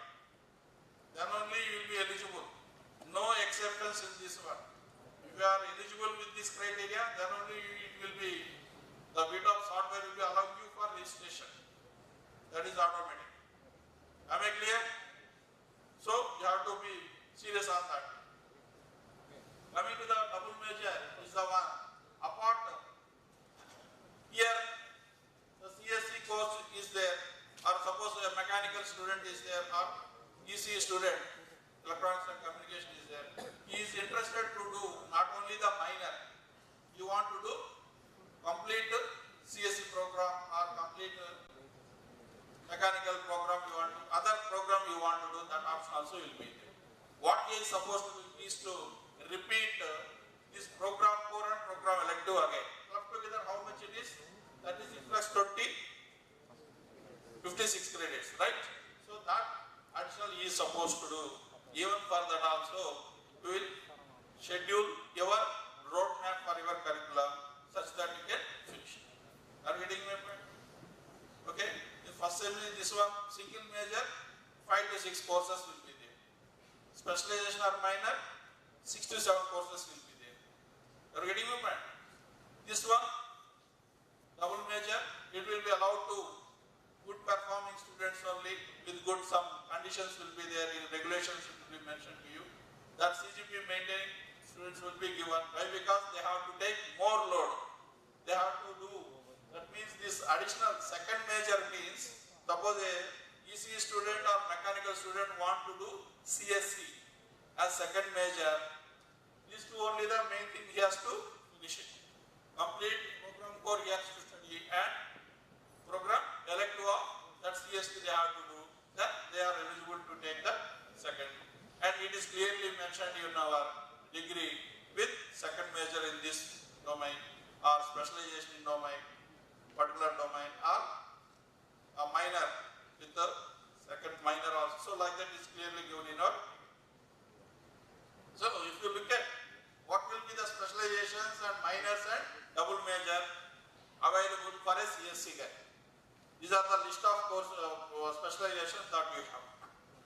Are you getting my point? For CSC guide, these are the specializations and these are the minors. That means you can't find any CSC program related program courses in this minor. All will be different. Are you getting my point? Here minors means not only engineering background, you can do from other background also. From law also you can do minor. So many students after graduation, they wish to study some management. That also you can do, the grades you can do from management also. Are you getting me? So, or you are interested in science, that also you can do. So like that, different list of minor baskets will be provided. That you can do. Now coming to the double majors available, that also is given. Similarly, these things are available in website also, just you can leisurely can go through. DBOD will be there, just you go there, all this information is provided on our website. So like this is the roadmap will be provided to you through your school deans and all these things. In which semester, what courses you are supposed to register. This you have to strictly follow. If you are not following your dean or your program chair guidelines, it will be difficult. Are you getting my point? Which course is mandatory, that list will be given. Elective courses, that is up to you. Are you getting my point? The courses, the program core courses, there will be a sequence. I said in program core, 9 courses you are supposed to do, right? Which course in which semester you are supposed to do, there will be a fixed sequence will be there. So according to that sequence, what the school deans are telling you, that you have to follow and you have to register accordingly. These compulsory courses, when it is mentioned in that semester, mandatorily you are supposed to complete and register accordingly. For no reason you should not remove that courses and don't expect that that will be provided in the another semester. Why? Because that sequence, one course you are doing now means this course will be prerequisite to next course in the next semester. You are not doing this and you cannot do that course also in that semester. Since it is scheduled in this semester, this course will not be offered in the next semester. So in that case, 2 courses you are going to miss in the next semester. Are you getting my point? So 2 courses means you will be lagging behind with your friends. So don't listen to any others and just for your friend is not there and with your batch, whatever you are choosing and all these things. First your intention is to get your course as per roadmap. You're getting my point? So that's strictly you have to follow. This is 8 semesters of plan it will be there. Just for one specialization or minor it is shown that whatever yellow it is highlighted, that is the additional course you are doing apart from your core. Am I clear? So in detail it will be given. Now coming to just curriculum structure for other programs. Now earlier I mentioned for VIT, tentatively similar software engineering and computer science engineering, integrated MTech, they will be doing with this split of around 216 credits. They are going to finish it in 5 years program. And these are the similar type of curriculum structure for BSc data science, MSc data science, like that.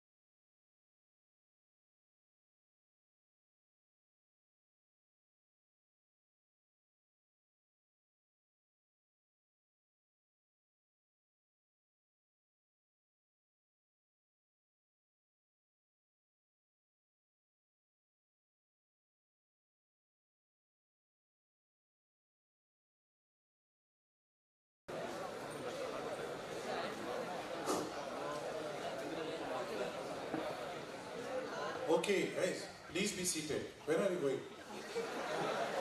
The session is not over. Lunchtime is still a few more minutes, okay? Please be patient. Okay, now we have STC Director, Dr. Ajay Jubalson. So he will tell you about STC. Okay?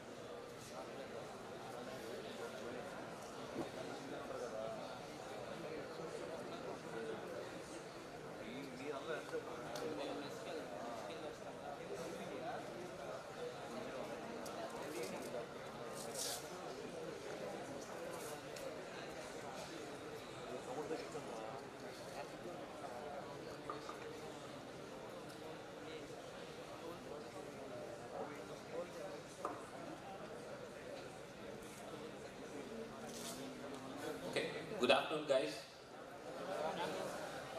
I feel everyone is very tired. I don't take much of time, just 10 to 15 minutes max. I want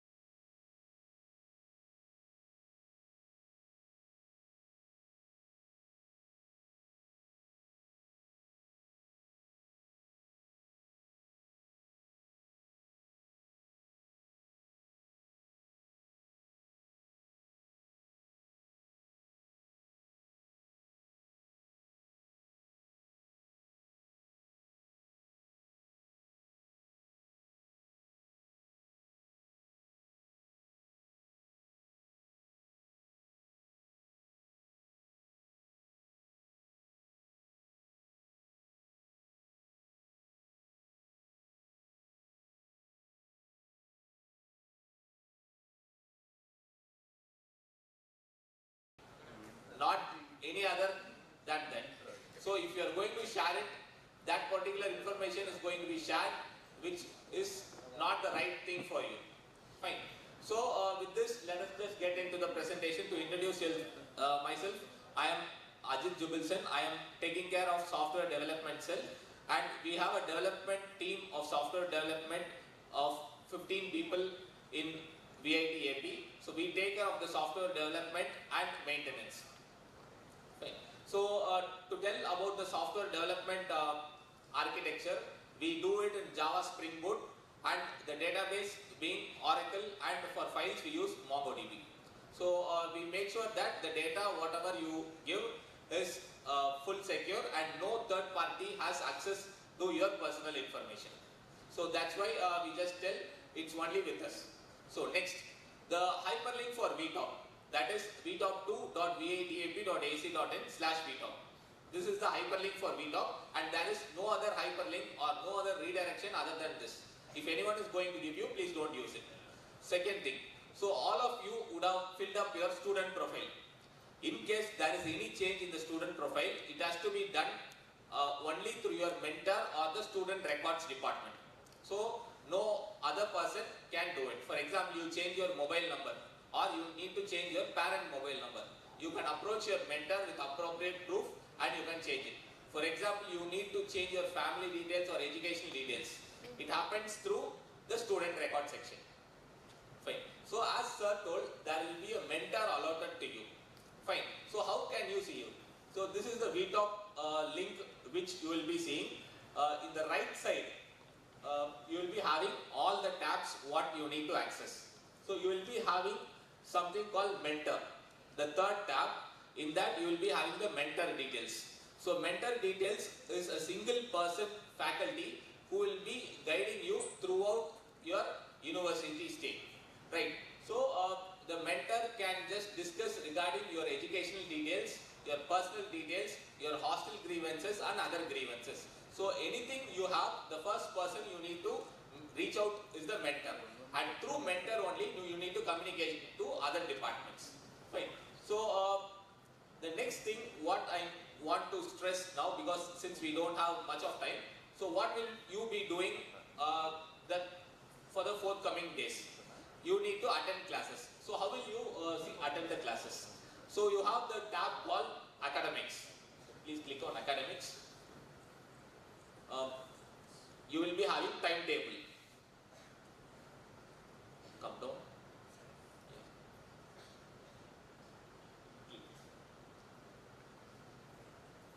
In the semester name, Fall Sem Freshers 23-24. Up. Scroll up. Fall Sem Freshers. Yeah, correct. View.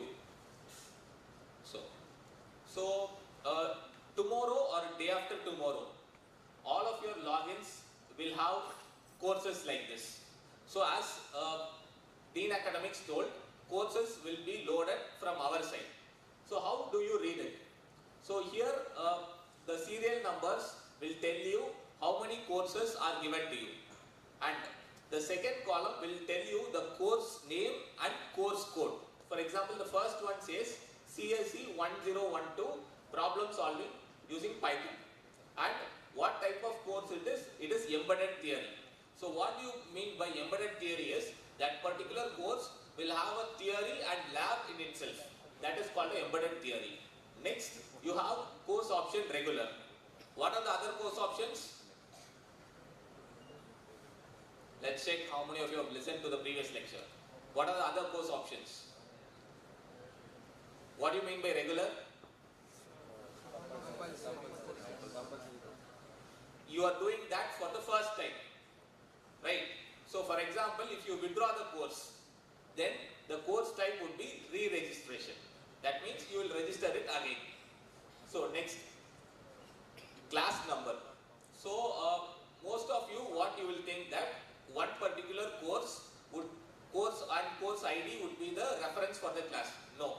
For example, the same course ID can happen for several batches in several venues. So course number will be the point of contact for the class you are attending. For example, example, you have some issue with the class. You need to communicate to your mentor. So what you will do is, you will be telling that I am attending this course with this closed number and I am having some problem, right? So that would be the point of contact. Next, you need to know the venue. Where do you need to attend the course? So the first course you will be attending in 137 AB1. Fine. So next, who is teaching the course? The faculty name will be given in the next particular column. So the next thing what you need to know is when you need to attend the course. So what slot is this particular course given? A plus TA1. Please come down. Yeah. So this course is given in A plus TA1. So we need to check where your A1 plus TA1 is available. So A1 is available Wednesday what time? 11 to 11:50. Right. Next, Thursday what time? 12 to 12:50. Next, in the right side you might have TA1. So that means this particular course you have to attend on 3 days a week in the particular venue. So accordingly you have to look at the other courses. So how do you access it? You need to go to academics, you need to go to the timetable and you need to take it. Right. So next, you have attended the classes. Faculty will be posting attendance in 2 ways. So in VIT you have either manual attendance where faculty will be taking it or biometric attendance. So either of the attendance modes, the attendance will be updated in the next tab called class attendance. So there you can just go and check the attendance in the particular semester in a day-to-day basis once the faculty has posted. Fine. So next is the course page. For example, faculty has taught you something, right? Faculty will be posting all the materials in VIT. So if you go to the course page, you will be getting the what is the course title the faculty has taught and what are the materials, and you will be getting the syllabus as well. So that is called the course page. Right. So there are other things which you can understand by yourself, and I will also be sending you a manual of accessing all these in the forthcoming days so that you can use it. So the next important information what you need to know is your profile information, which will be available in your MyInfo. So the first thing called MyInfo. So you would have given some information. So that will be available in your MyInfo profile. You can just check it. Right. So next, you have just entered hostels and you need to take a holiday or you need to go home. What will you be doing? You need to apply for outing. So what you need to do is you will have the hostel tab somewhat at the bottom. Yeah. So you will be having hostels. Right. So there are 2 types of outing available. Weekend outing and general outing. So what you mean by weekend outing is, what are the 2 days which you don't have classes? Sunday, Monday. Sunday, Monday. Everyone is answering for this. Very good. So, so in Sunday and Monday, either of the days, you can take 6 hours outing. So that means university will be arranging transport to Guntur, Vijayawada and nearby places. So you can just go to these places and get the stuff you require. For that you need to apply for weekend outing that you will be seeing in the first. Next is the general outing. In between these working days you need to go for some personal reasons or any other reason you need to apply for general outing. So whenever you apply weekend outing, it is enough if your hostel block warden approves. If you apply for general outing, that is in between the classes, both your mentor and your hostel warden has to approve. So you have to tell your mentor will be communicating to your parent, getting the confirmation, and after that they will be approving through VIT. Fine. So this is how the hostel things happen. So next one is your password change. So most of you have done, but I'll just tell you once more. Just come to the last tab. My account, change password. There you can enter your current password and change it. I want every one of you to change the password. Make sure your password is not trackable. For example, most of you have seen, you have just given your registered number as your password. So everyone knows your password and they'll just get into your account. So put your old password and make sure it is a secure one, right? So the final thing what I need to communicate to you is the payments. For example, you would have done some payment. You want to look at the receipt. So what you need to do is you need to go to online payments. Online payments.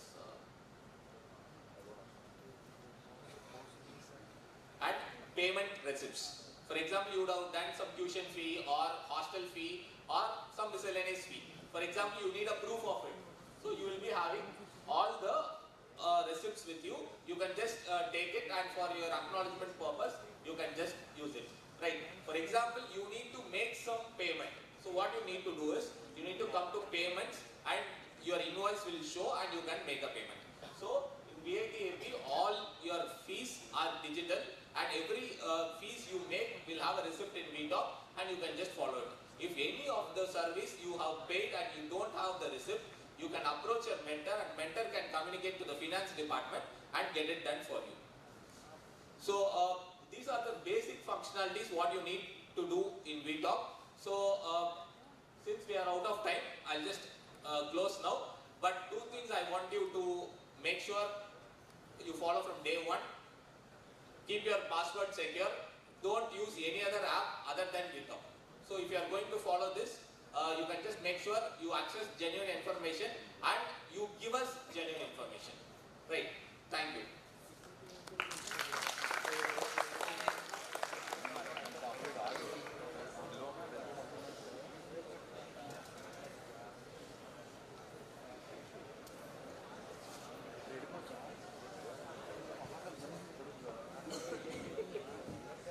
Okay, thank you so much guys for your patience. So we'll now go for lunch and the afternoon session will begin at 2 o'clock sharp. Okay, so please make sure you come back here at 2. Thank you.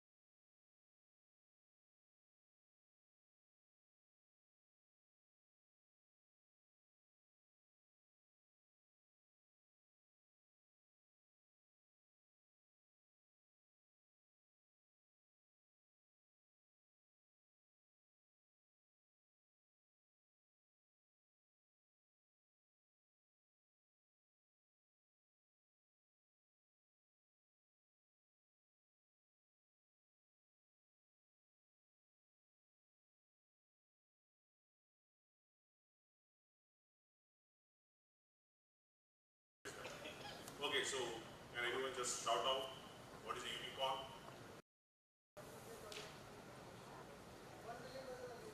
Very good. I'm happy. So a company, a startup that reaches the milestone of its overall valuation of $1 billion, right? So that becomes or gets the status of a unicorn. Okay, because now I'm seeing some hands raised. Let me push this further. Can anybody tell me what does it become?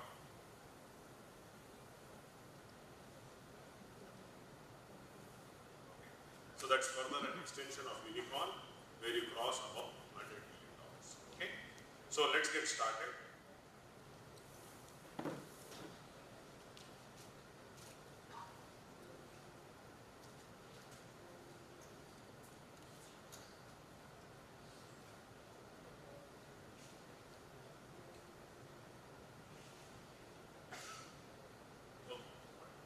Okay, so what is our overall objective, right? So our overall objective is to empower students, okay, to become young entrepreneurs, okay.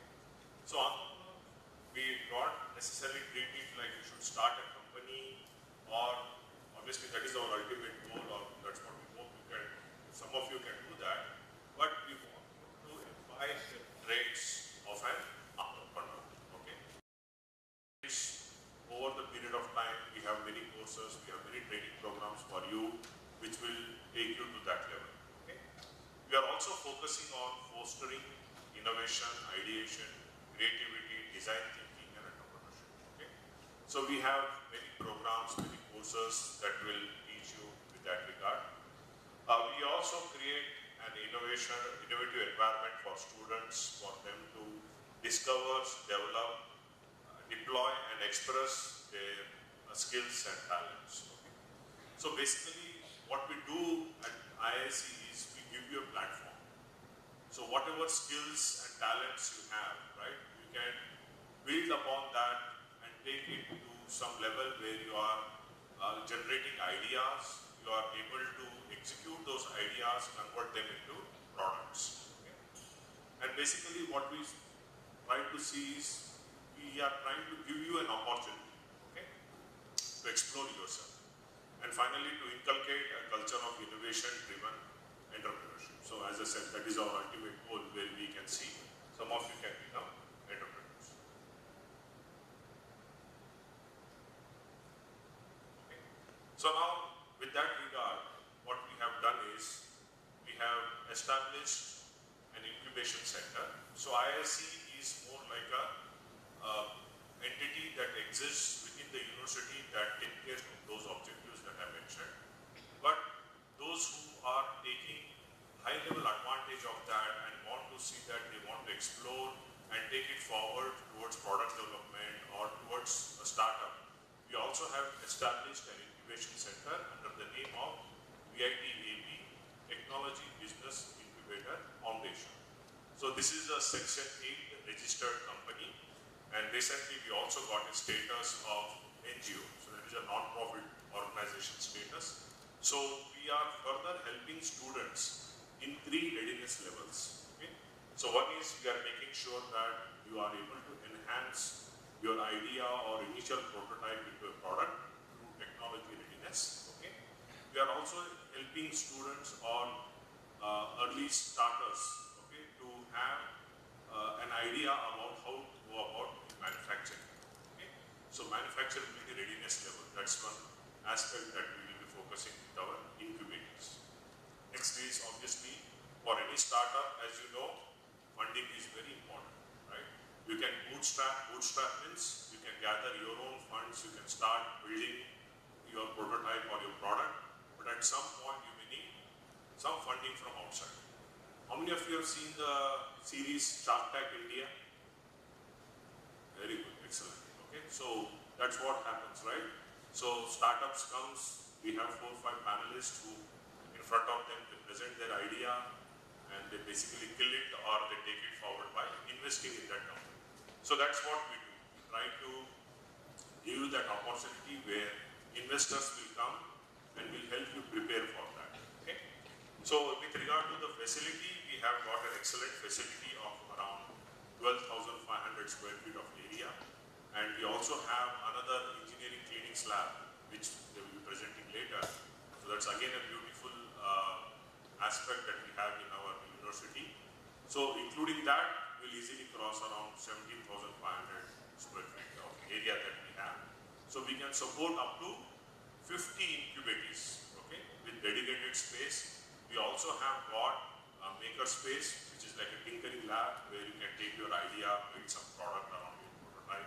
Okay. We also have some entertainment, like we have got some snooker tables, we also got some indoor games for you there, so just for recreation, right?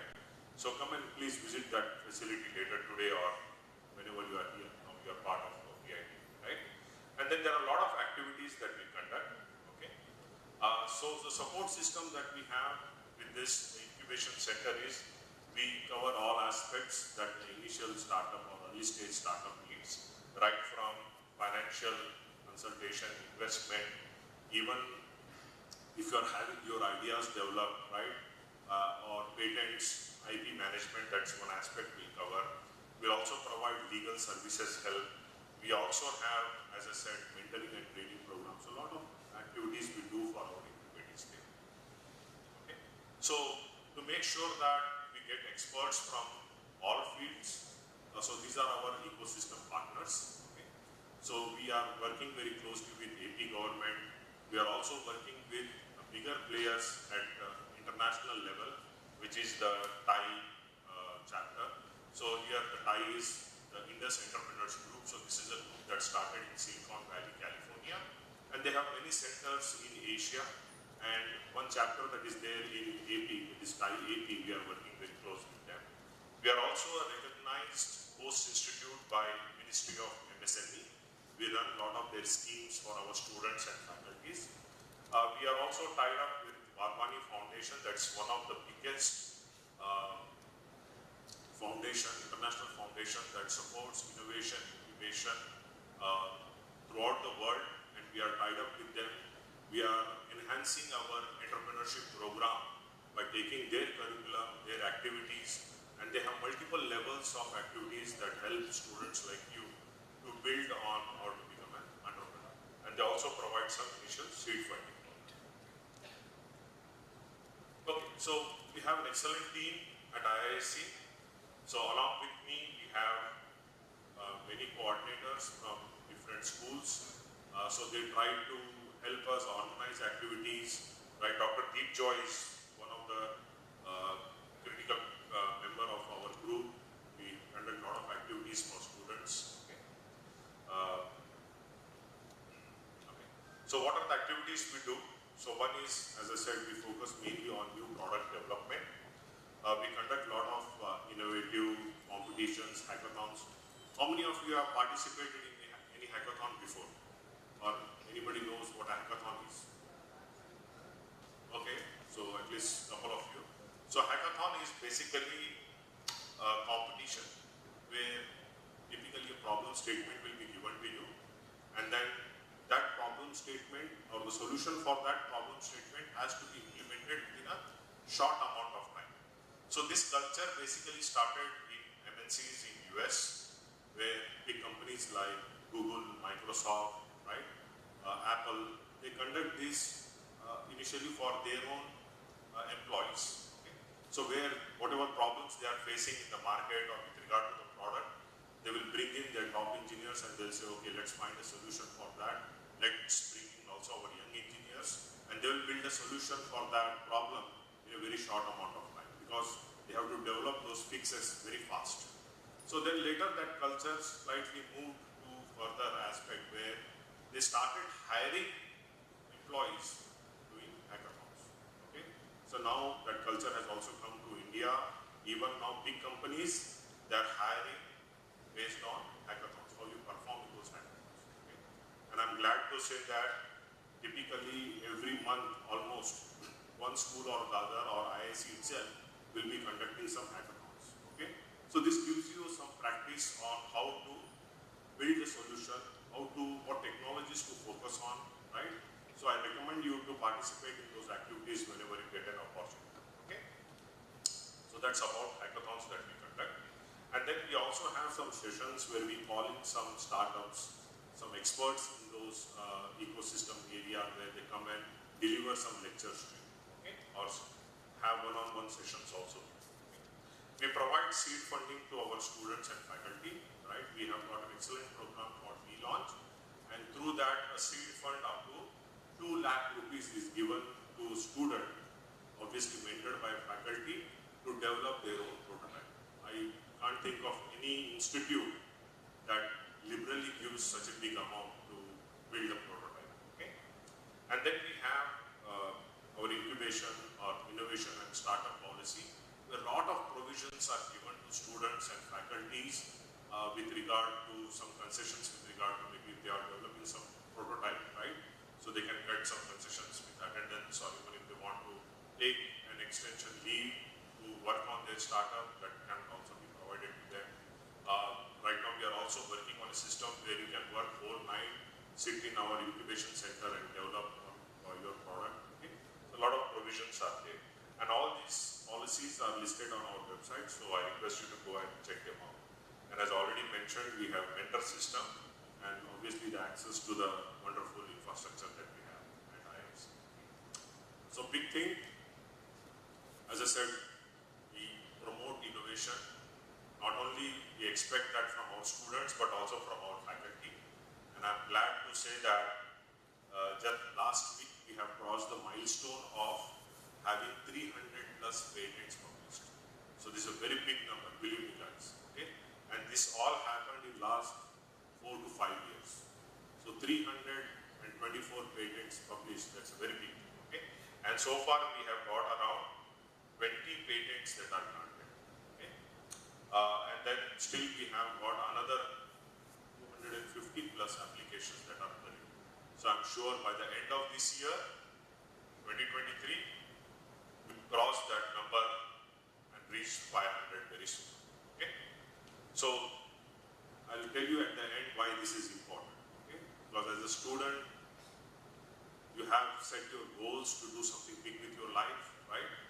And then in that, participating in all those activities, and basically what you're trying to do is, you're trying to build up your profile. And when you do all these activities, obviously enhances your profile. Dr. Deepka, please let me know when I'm very close to one time.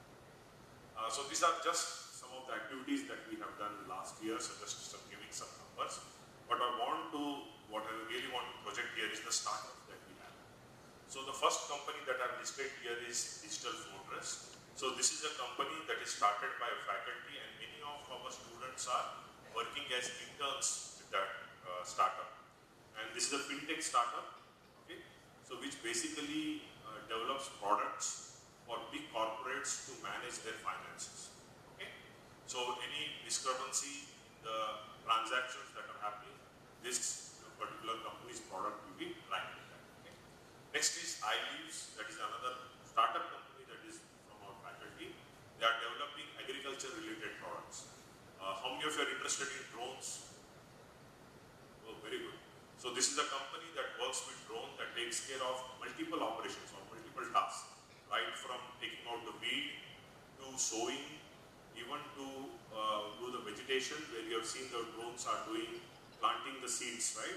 So it does that also, and it does automatic survey of the entire field, and it sprays precision spraying also. This particular drones that are working. They are also working on many other products. They are working, in fact, on glasses, which is now under patent, which will help blinds. Okay, so that it will give you a visual information about what is in front of you. So that's something revolutionary. Okay, and then next two companies, Spark Learning and Pocket Lab. So they are more on edutech. They are developing products for students who can do virtual learning, right? And Spark Learning is also developing a product where you can do robotics level or physics or chemistry level labs at home. Okay. Next two companies, Locaro. Locaro is more on hyper-local purchase, right? So if you have seen Big Basket, right? But this is targeting the local vendors to help them because they cannot reach those virtual platforms to sell their products. And next company is Prayan. This is again a faculty startup. They are developing EVs, okay, scooters for campus commuting. Okay. So as a trial run, they are developing that, and in future they want to expand that for the entire commercial market. Okay. So these are some of the startups that I have. In fact, we have 26 incubators in our IIC or incubation center that are developing some interesting products. Okay. So I would like to see you come and visit our facility once and talk to all these startups. Okay. So these are some of the activities that I was mentioning, and this is just in last year, believe me, right? We do so many activities. Just quickly, I'll just go. And we call all eminent personalities to come and visit our campus. So this is one business hackathon that we have conducted. Okay. See about when I'm listing out, mentioning all these activities, right? So there are some important life skills that every student should know. Okay. So some of them I would like to mention is one is public speaking like this, right? Standing in front of crowd, expressing yourself, presenting your ideas. So you can see students, right? How they are standing in front of experts, presenting their ideas, right? Conveying or convincing them that their ideas are the best. Okay? So these are some of the skills that will be very, very helpful for you when you enter into your professional life. Okay? So, and obviously, above that, you will be learning how to solve problems because you are coming up with ideas. Okay? So this is another ideation session that we conducted, and as you can see, how you work in a group, right? Team forming, how you lead a group, leadership qualities. So all these are important skills that are required for you to go forward in your life. So recently we also inaugurated our tinkering lab or makerspace. That was inaugurated by our Honorable Chancellor Sir. So where a lot of facilities again are there for students. In fact, we have an excellent lab for 3D printers. So if you are good in designing, you can come down, take your design and build any prototype that you want. Okay. So this is one session where our students have attended in Goa. So we promote students participating in a lot of activities, and believe me, this is an international competition where I'm glad to say that almost 10 of our entries, right, got medals there, gold, silver and bronze. And I was telling you earlier that we provide funding for our students. So this is a V-Launch funding. Just last year, we have given close to around 40 lakhs for faculty and students. So these are some of the awards or achievements that our students have won. So last year, 2 teams from VIT AP University have won the grand prize at Smart India Hackathon. Believe me, this is one of the toughest hackathons that is conducted in the entire nation, where around 100 plus government, state departments send their problem statements and you have to develop a solution for them. And this is a continuous 36 hours hackathon. So as I was saying, short duration, but believe me, if you are working continuously for 36 hours without sleep and continuously developing the solution, it takes a good toll on you. Okay? So these were the proud students who have performed, and they have developed a solution for government of Madhya Pradesh, okay? Police department there, and they have won the grand prize of 1 lakh. This was again one big challenge that was conducted nationwide by Samsung. That's a FIDO developer challenge, and out of thousands of participants that had given their entries for this competition, only top 3 were selected. One was, I think, from IIT Bombay, one from, second we were there, second or third we were there, and then the next team was from IIT Madras. Okay? So at such high level, our students and faculties are performing. Okay. So this is another, as I was telling you, the Digital Fortress, the startup. They have won the FinTech Innovation Challenge, so which was again a competition where they had to build a solution for government financial services, AP financial services, and they did it in a record time, which saves government crores of rupees in identifying fake entries or duplicate bills. Okay? So the minister is honoring them with the cash prize. hackathon. So this is the hackathon that is conducted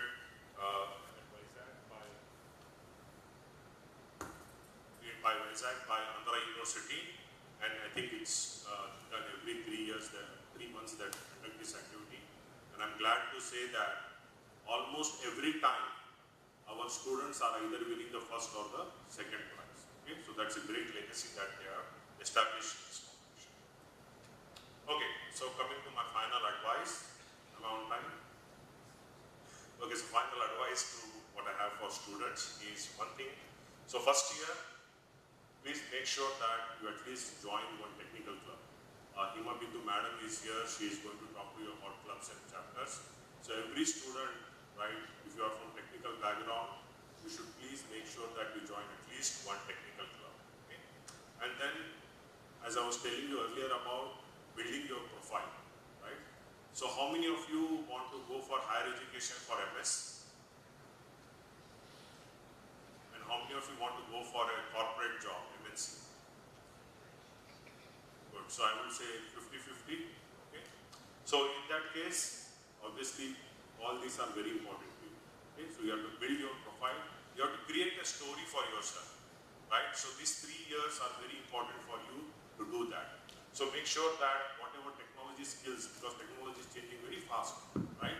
So today we are talking about generative AI. I don't know what will happen in next 2 years, what technology will be coming in. So please make sure that you are catching up on that and getting some certifications every year. Okay? And then by the time you come to second year, you should ensure that you at least have one technical conference paper published. Okay? So identify a good, obviously everybody will be assigned one mentor, but along with that, identify some other faculty who can also take you to that level where you can get involved with them and start publishing. Okay? And as I was mentioning, it's important that you participate in hackathons, in competitions, where you will get that idea about how to work in a team, how to develop solutions, how to apply technology. So all these are important. And then keep working on the certification part. Okay? And by the time you come to third year, right? So this is what I insist to students, that if you want to really show that you are above the rest, right? That's what separates what I call it men from boys. Okay? So you have to go and file for a patent that shows that you are capable of identifying or innovating new things. Okay? And then again one more paper, and then you can explore. Given an opportunity that we have with the facility, please explore if you can develop a product.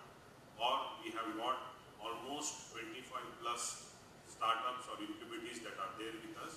Go ahead and work for them. Do an internship with them. So you'll understand the complete spectrum about how to develop a product, right? Identifying the product and identifying the problem and how to develop a problem around it, okay? And then further continue the skill development part. But given all that, what is more important is while you are doing all this, you have to keep or make sure that you are maintaining a healthy GP, okay? So with that, I end my session. Any questions?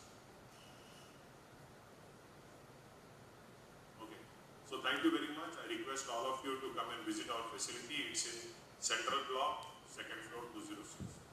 Thank you very much. Thank you so much, sir. Next, we have with us Deepak sir is not here, right? Okay.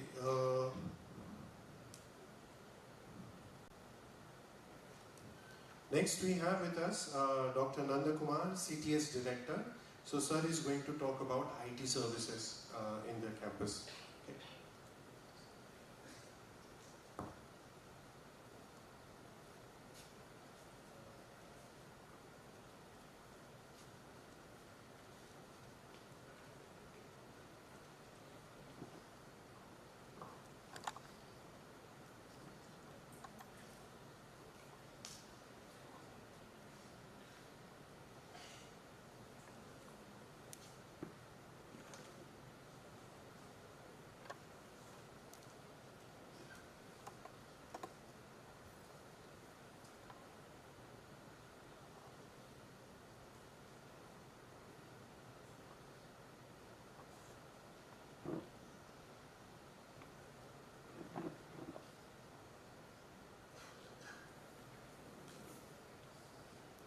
So, a very good afternoon to you all. So, what I am going to say is, what are the computing facility available in our campus? How we can make use of that one? So, that is what I am going to illustrate here. I am Nanda Kumar, Deputy Director, CTS, and our cabin is available in CB 421. And these are all the various server facilities available in campus. And then the first, these are all what you are using on your VIT, and this is the server we are using currently for accessing your VIT facility. And also this too is for hyper performance computing facility, and then so you can have to use any activity for high data or any other research activity you want to do, and with the help of the credential you can able to use this one. So for this we have high-end system for research activity here. So remaining thing is the IP phone facilities, and each and every corner, and it is under surveillance on all the places, except inside the classrooms and restrooms, all the places you are under surveillance. So mostly we are using a 650 CCTV cameras in and around all the campus, and each and every place will be monitored on that one. And next one is we have a 60 TB of space, and each and every student are available for 500 MB space, and it will be useful for saving your lab activity, all the things. I will discuss this afterwards. Next one is display TV. While you are entering in this block, you can view the display TV. If any event you want to conduct, you can able to send a mail. We will project in the display TV. And these are all the various computing facility available in administrative block 1, which is on that side, the opposite side of this one. So this is administrative block 2. So what are the labs available in administrative block 1 is and G03 and G0 nothing but with the ground floor. So ground floor, G mentioned for ground floor, and G03, G04, 2 computer labs available in the ground floor. Similarly, first floor there is a 2 labs, and 115 is a electronics lab, and 119 is a computer lab. In third floor again we have common labs, computer labs 303, 304, 309, 314. 3 for third floor, and 2 means second floor, 1 for first floor, G means ground floor. So this is where you are going for AB1. If you are scheduled for EPT test, and if it is scheduled in 119 or a G03 or a 303, like that means it is a third floor. 119 means it is a first floor. You have to identify like this. So in AB1 totally we have 493 systems. And next one is AB2. In what was sitting here, it is an administrative block. And what are the facility we have in this? And G01. G01 nothing but ground floor 01. This is a room number. And then, so strength of material, and this is a mechanical lab. And next one is 119. It is electronics lab. 114 it is a control system. Again electronics lab. And electronics lab 201 means second floor, room number 201. Similarly 2 but second floor, room number 211. And then 21 means second floor 219, room number 219. So like that there is a various lab available in this. And so administrative block 2. So total number of system available in AB is 602. 602 is the total system available in this administrative block 2. Altogether from AB1 and AB2 we have 28 system. And one is the center. With this in the center, we currently have 13 labs in this. Our remaining 5 more labs yet to come. And then total we have 1946 systems. So this is only for student activity. Student can able to do if you want to do any research or any lab activity, all for student activity. And next one is research labs we have in our campus. And one is, so central block 410, it is a high performance computing lab with a high-end system. So with a high-end graphics card, if you want to do any research activity based on that one, you can able to use that facility. And then, so there is a separate lab is available, and separate high-end server also available. You need to request, and within the campus, you can able to access anywhere. But outside the campus, the privilege is restricted. And similarly, central block 221, 222, 223. These are all the Center of Excellence, and one for cyber security, AI and robotics, and next one is IoT. And then, so if you plan to visit central block, second floor, and opposite to IIC, what the sirs just now mentioned, opposite to that, this Center of Excellence lab is available. And last one is blockchain, Center of Blockchain. It is available in Administrative Block 1, which is just opposite. Room number is 218. So if you have a chance, you go and visit that place. And next, I already told that the storage system. So there is the 3 different storage possibility we have. One is faculty will get 5 GB of Z drive access. Only intranet, they need to connect and they can able to store their course file, all the things they can do. For student purpose, 500 MB. What is the purpose of this one is, if you're doing any lab activity on this day, today we have from 2 to 4, you have a lab. You want to do some exercise. Next lab, you may have in AB1 or AB2. If you save in Z drive, you can able to access the same content anywhere inside our campus. Any system within our campus. That is the facility of Z drive. So total content sizes 500 MB will be allotted for each and every student in the campus. And next, so these are all the various internet facility what we are using here. It is totally we have 8 GB connection, and then so 100 Gbps for direct connection from Vellore to AP, Andhra Pradesh. So direct VIT Vellore to VIT Andhra Pradesh. Remaining all for our normal internet connection. So from BSNL we are getting 2 Gbps, from Geo 3 Gbps, and Power Grid 3 Gbps. Totally 8 Gbps for an internet access. And next one is CCTV. And what is the purpose of this one is, suppose you missed any article or your content anywhere inside our campus. You want to find that one. So how you can able to contact us is, first you need to contact your mentor and explain your reason, and through your mentor you need to send the information to CTS, and then only they can able to capture. You want to give clearly specify that, and your what is your date, what is the time from to, and which location you lost your article, so your material, so that we can able to identify the CCTV and find the footage. So you can view the footage. It is not possible to give footage to student. We hand over to registered office. So you can able to go on to the internet disciplinary committee is there. They can take care of all the activities. And total duration we will maintain your CCTV is 21 days. So any access and any footage you require, you need to send via your mentor only. You should not send directly to deputy director. And then, so we already discussed this, and you are received your registration number and Wi-Fi credential. It is a universal credential inside our campus. If you want to log in your system, or if you want to log in your Wi-Fi, or if you want to access your Z drive, this is a common credential. So your username and Wi-Fi credential is common for all the places. So if you want to reset your password, you need to approach our CTS office, which is in CB 421. So they can reset your password. It is difficult to reset on your own, only Wi-Fi credential alone.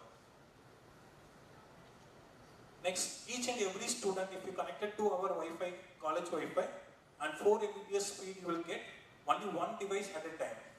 So suppose you are in AB2 now. If you want to move to central block, you need to log out here and then log in once again in central block. So if it is not possible to continue the internet access from here to there, you have to log out and log in once again. So only one device at a time. Suppose you not forgot to log out from that device, then it will take 1 hour or 2 hours to reset, automatically reset. Then only you can be able to connect to the internet. So this is the next one. So suppose you try to connect, it is not possible to connecting means you would not log out properly in the previous session. This is the reason. Then either you do wait for 2 hours, otherwise you need to reset your password. This is a 2 different options. Then, so if you want to log in on your system, normal lab system or your Wi-Fi or any place, and this is what username is your registration number. So 23BCE7001 or anything. This is a username. Password what they shared with you.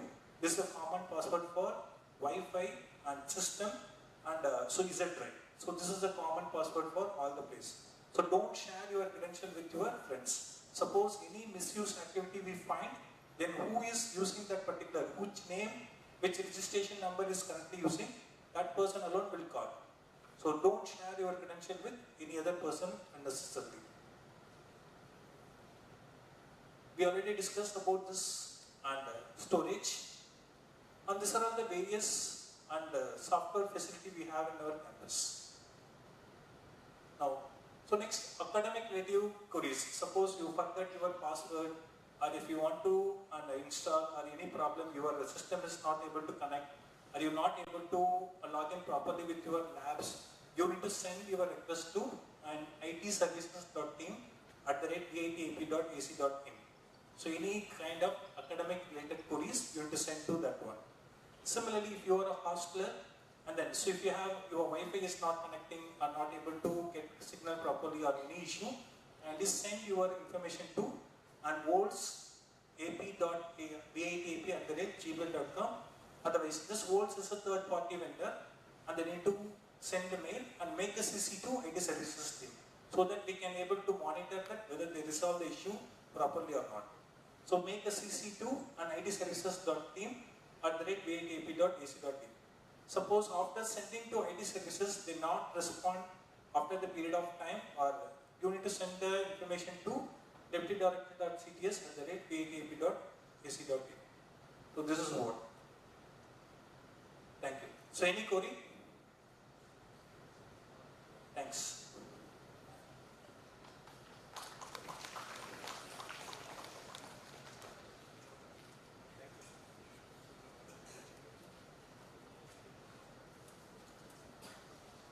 Thank you, sir. Next, we have with us to talk about clubs and chapters in the campus, Professor Kanaka Himabindu.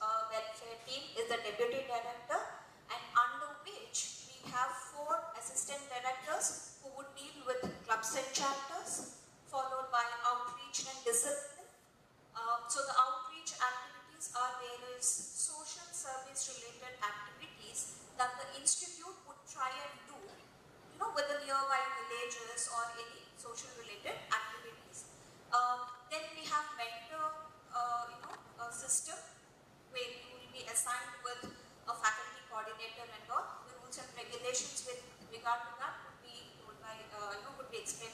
Rakhi to you. And then you have documentation and student council, which is a student level body who would be involved in the students' welfare activity. But apart from that, you have the counseling team where the counselor would be there, and there are a lot of supporting counselors to help you in the necessary times. And then, yes, the students' council, executive members, student council member secretaries, and the program representatives who would help you both academically and non-academically also. So here, our Deputy Director, Students Welfare, Dr. S.K. Khadir Pasha sir. So he would be monitoring the overall students' welfare-related activities, the university events and function, all the approvals with regard to the clubs and chapters and the student activities, and few other counseling-related also would be monitored by him. Then you have Assistant Director for Clubs and Chapters, Dr. Manas Kumar Pal, who is in charge for various activities conducted by clubs and chapters. Then the student curriculum requirement related aspect, goal of studies in charge, and he is also he would also deal with the NRI student related activities also. Then this is me, Professor Hema Bindu. I am Assistant Director for Documentation and the Student Council. So the Student Council, program representatives and all I would deal with, and the overall documentation is what we would deal with. Then you have Professor Krishna Swami sir, Assistant Director for Discipline and the Outreach Activities, as I have just mentioned. A lot of outreach activities would be taken care as part of student welfare, and we will try and contribute to society in some way or the other. Okay, Dr. Rakhi would be, follow my, interaction. Dr. Rakhi would be speaking about mentorship program, and she would be handling the mentor activities. This is Dr. Ilagya. Even you'll be having her session today. So she's the head counselor, and she would be also handling the counseling team. Okay, coming to the actual fun part, where a lot of students would be waiting for clubs and chapter related activities. So, as of now, till date, we have about 48 non-technical clubs and 24 technical clubs, and under chapters, we have 15 technical chapters, 2 non-technical chapters, and apart from that, there's a TEDx annual event that happens. Then there are 11 regional associations that are there. You name it, like Telugu, Tamil, Malayalam, and few other Bengali, Odia, and few other regional associations that are also there. Who would be a bunch of students coming together, celebrating certain regional festivals, so on so forth. Then there are technical team also, apart from all these. So these are various clubs and chapter logos if you see here. And of course there is an IEEE local center also that is established. So here are the list of technical clubs that are there. You have formal codeathon, hackathon related clubs that are there, and something very which is academic oriented and something fun to do with. You have IEEE chapters, you have math lab, and few other interesting activities that go on in technical chapters. For example, this is the Next Gen Cloud Club, which has done a lot of activities. It's an international event that has been initiated by students last year, and apparently they have received the best club for the university also. And this is a CSI chapter. So a chapter is something where a national-wide club that would exist, or national-wide organization that would exist, and this is a student chapter that would be instilled in our university. So this another student chapter that is the campus.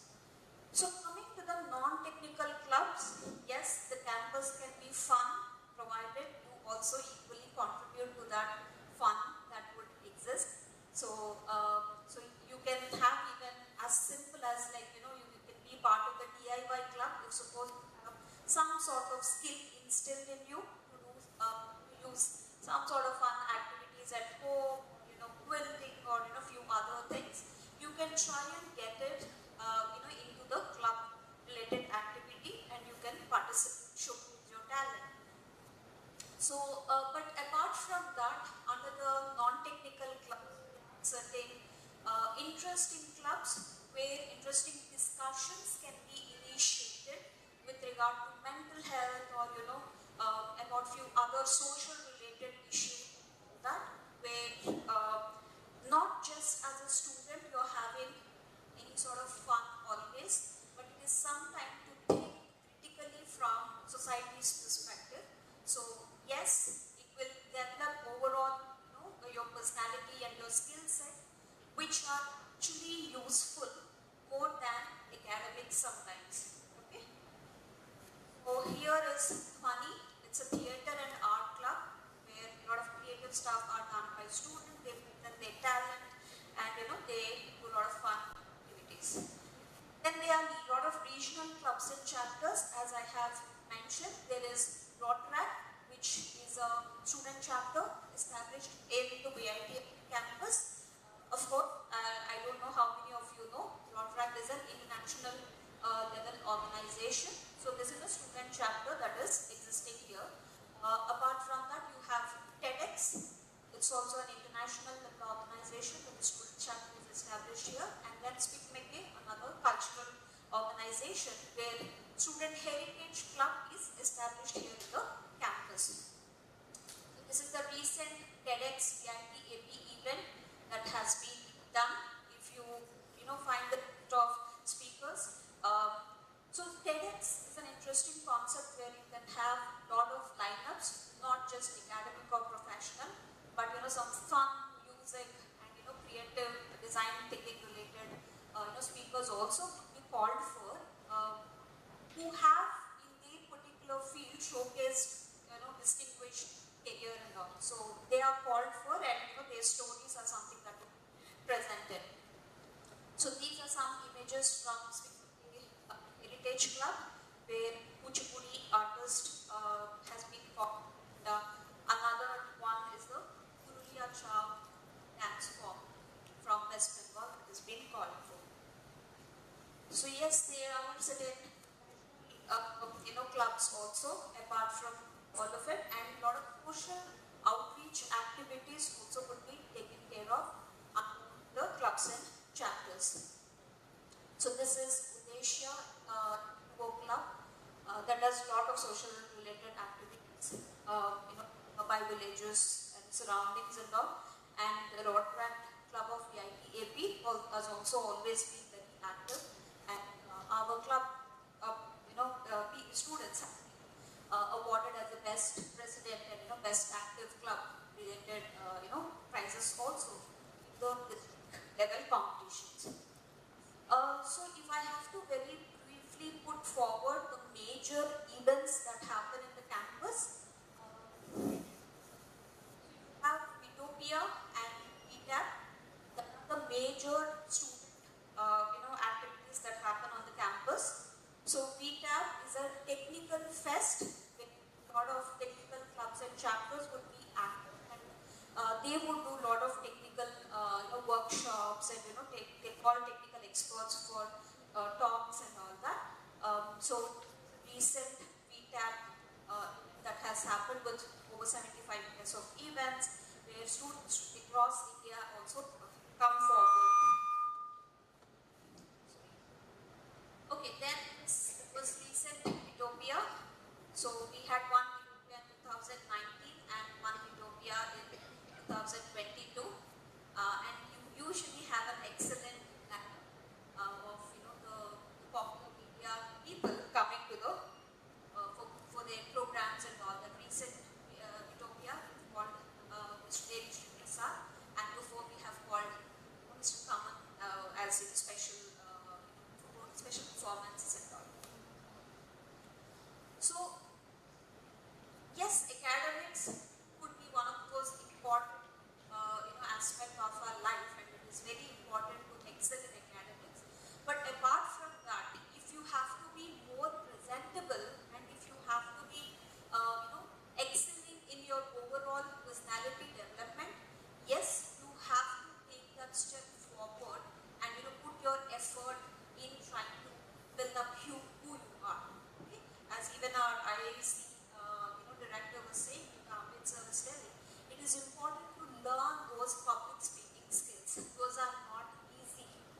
It's not that you would just get those skills overnight and all. Only if you put in significant effort in these little things with regard to a lot of activities and all that, only then, after a point of time, you will excel in what you are at this point of time. So yes, do not hesitate to be part of a club. Do not hesitate to take up responsibilities in a club. Okay, unlike the regular academic setup or the regular classroom setup, these clubs will give you that space for you to learn or or showcase your creativity and all, which usually you cannot showcase in a lot of platforms. So be enthusiastic, be more participative, and take up roles, and do not hesitate to take up roles. So yes, it is important in a lot of ways.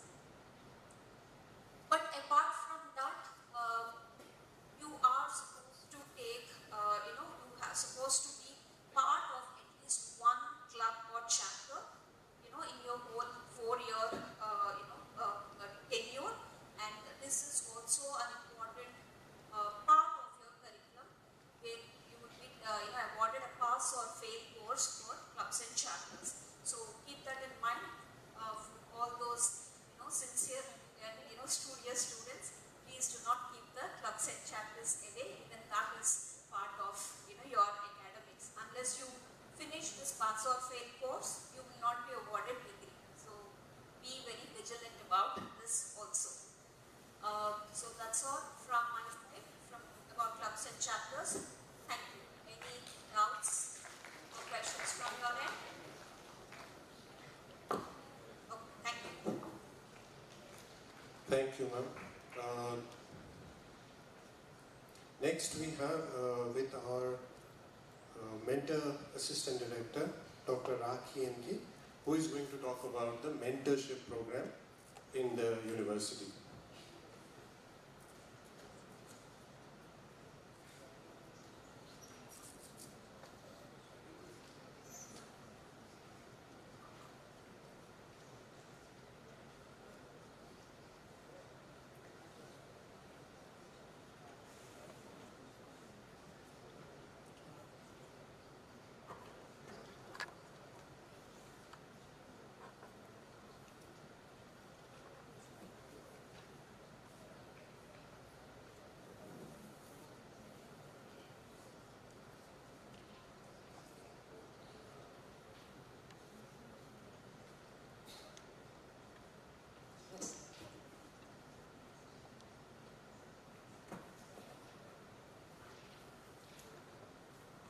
Good afternoon, everyone.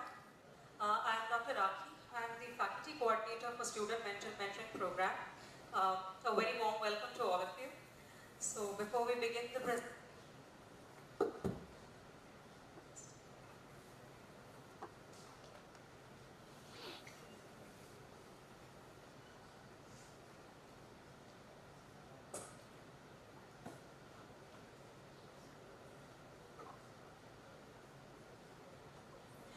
story of hearing a lot about mentoring and mentors from the morning. I heard VC sir mentioning in his speech about the mentors and the good and bad aspects.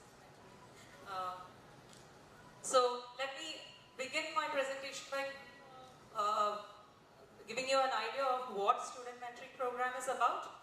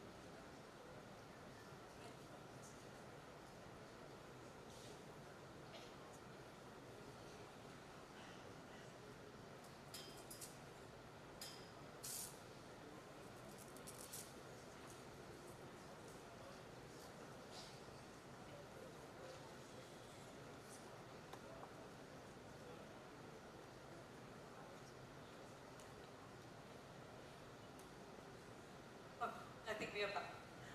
So hello all. Alright, so let me introduce you to what, first of all, congratulations to all of you for making it here. So what is the student mentoring program? It is basically an academic and social support system that we give for the undergraduate students, especially freshers, but it is all for all undergraduate students of the university. So through the student mentoring program, we will be assigning or allotting a faculty mentor to all of you who will stay as a mentor for your entire duration of your program. Who is a mentor? A mentor is somebody who will guide you and support you in making informed decisions about academics. And the second part is to instill accountability and responsibility. So now all of you are university students. Yes, you're no longer in a school environment. So it's a responsible position. So with great responsibilities, yeah, with great power comes great responsibilities, right?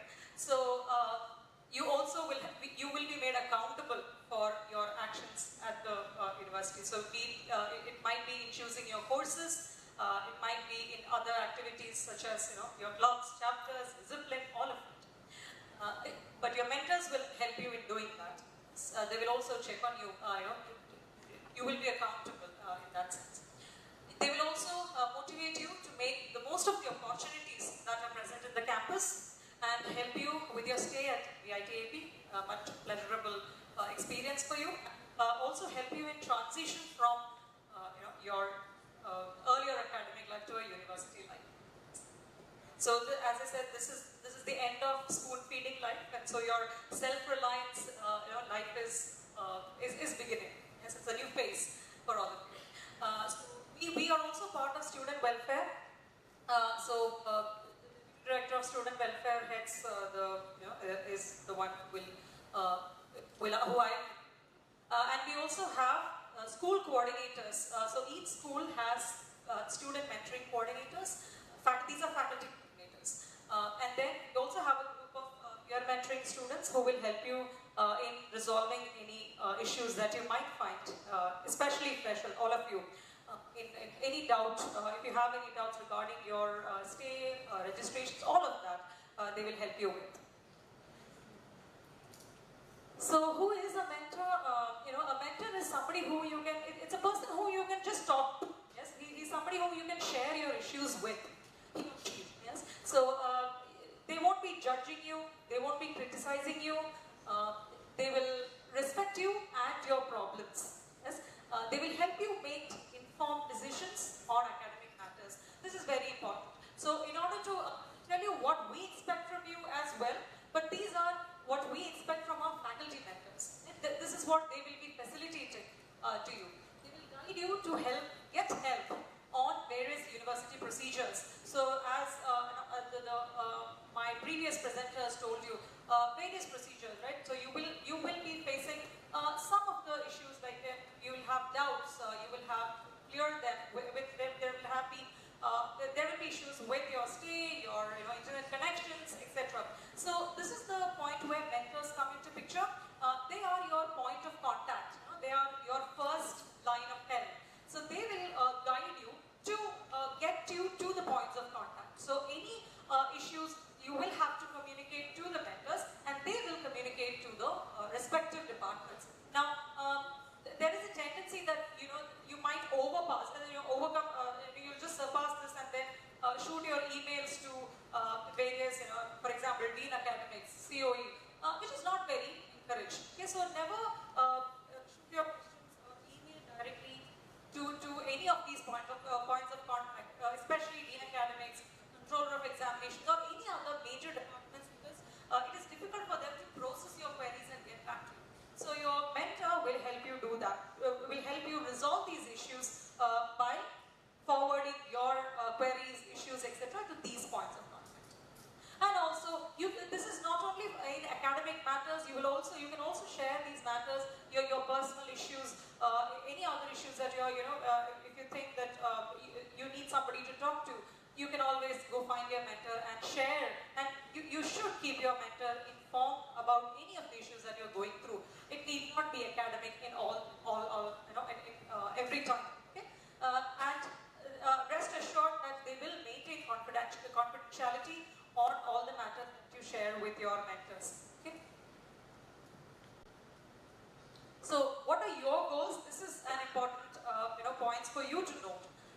Prepare your goals and objectives. So, know your academic calendar. Know what you're supposed to do in a particular semester.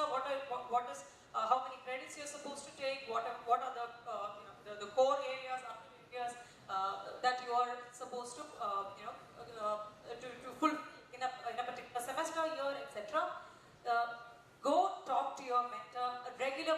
Have regular meetings with your mentor. It is very, very important that a student should have a good rapport with your mentor. Okay? It's very, very important because, as I said, all of your queries, all of your academic, any of the academic procedures that we do in the university is through mentors. So you cannot roam around the campus without seeing your mentors. Okay, so be informed about them, keep them informed about your academic life, your grades, your attendance. If you're going on leave, we will talk about leave permissions in later slides, but all of the academic matters, please keep your mentors informed and have a good rapport with them. Go meet them very regularly, even if they do not initiate communication. Most of the mentors will call you once we allocate you. You will get your mentors in a short time. So you will, once that allotment is done, please make sure that they will communicate to you to come and make sure that you don't miss the commitment. Yes. So the initial meeting is very, very, very important because you are making your first appearance, and that's your that helps you in making a good rapport with your mentor. So have a good relationship, a professional relationship with your mentor. Take help and advice in all matters concerning academics. Go talk to your mentor and ask them for help. Even if they don't, maybe don't call you every week to come and meet you, you can always go and meet your mentors. You will get all of the details of your mentor in your VIT module. You will be seeing their cabin numbers, their the numbers by which you can contact them. So you can do that. Always be considerate and respect your mentor's time as you do as your own. Okay, so mentors are not only mentors; they are faculty as well. They have classes, they have admin duties, and they also have other roles to fulfill in the university. So always make it a point to take an appointment before you go. Officially, unofficially, you can send a mail, you can send a message. So always respect your mentor's time and go and meet and discuss your issues. Now this is important.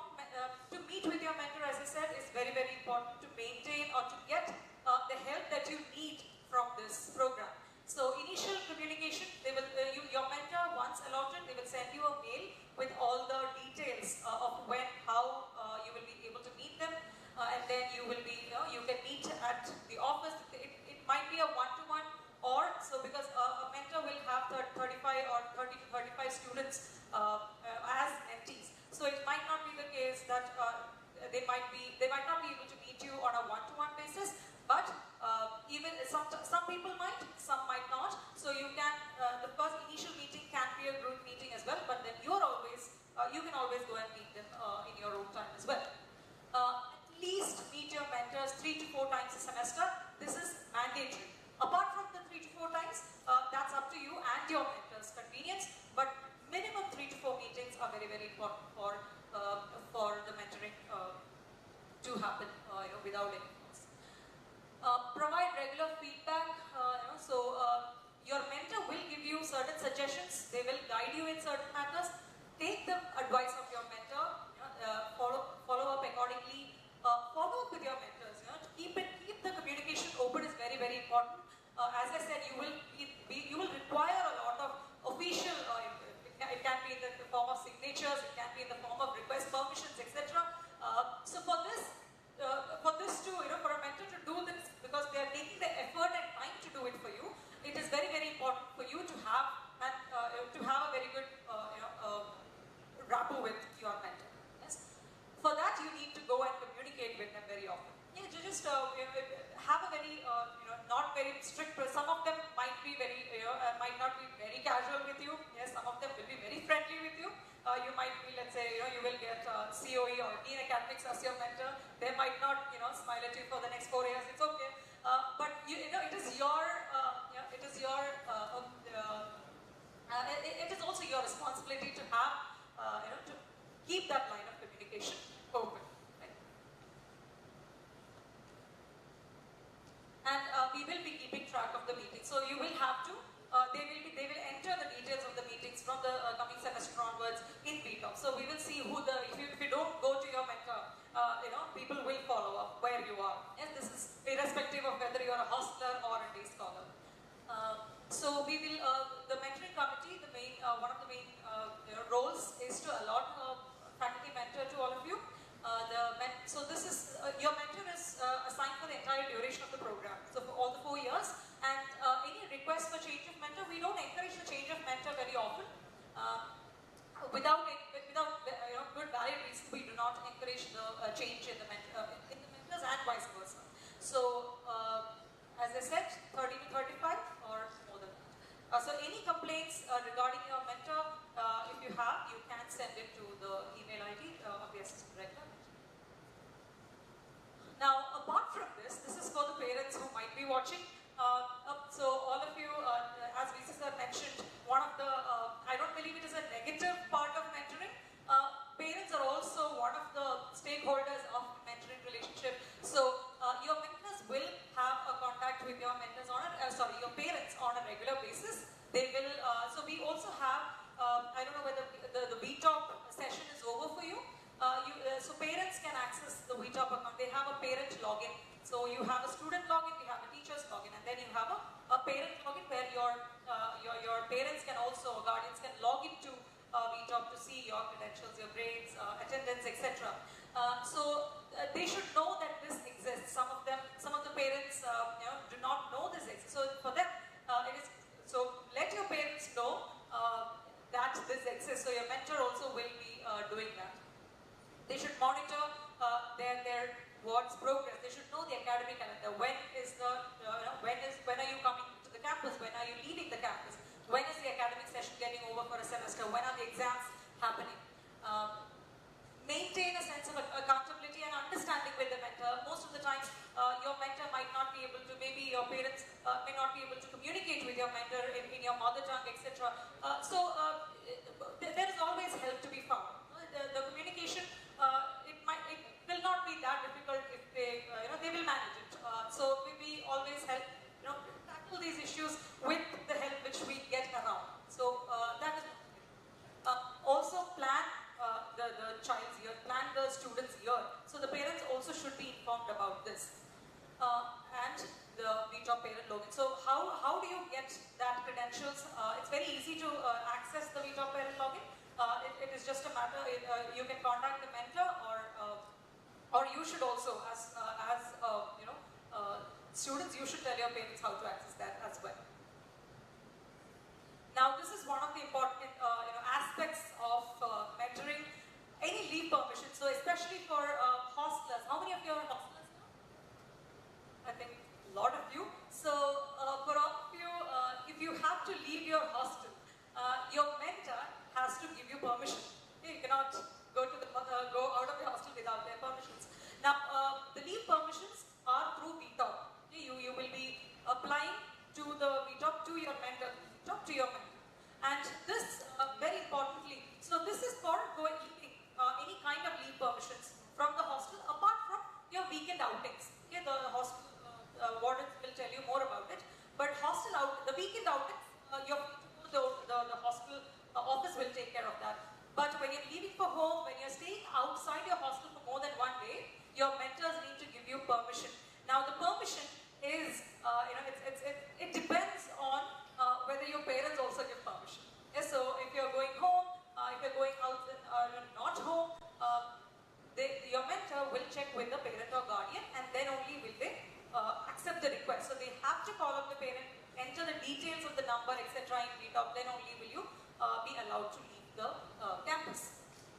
So a very important note at this point, now please make it a habit. So communication, when I said, please make it a habit to read your emails regularly. It might not be a very regular habit for all of you, because in school, teachers teachers will tell you you're lacking in attendance, your exams are starting tomorrow, there will be a memo, etc.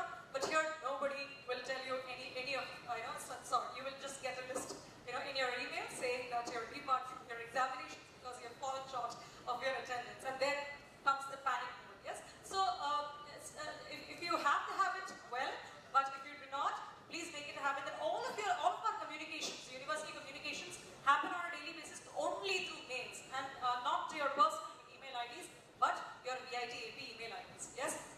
So make sure that you don't miss out on communication. So if you miss out on certain emails, you will miss out on certain milestones, right? So please follow up, read through your emails thoroughly, and some of the emails are not short, believe me.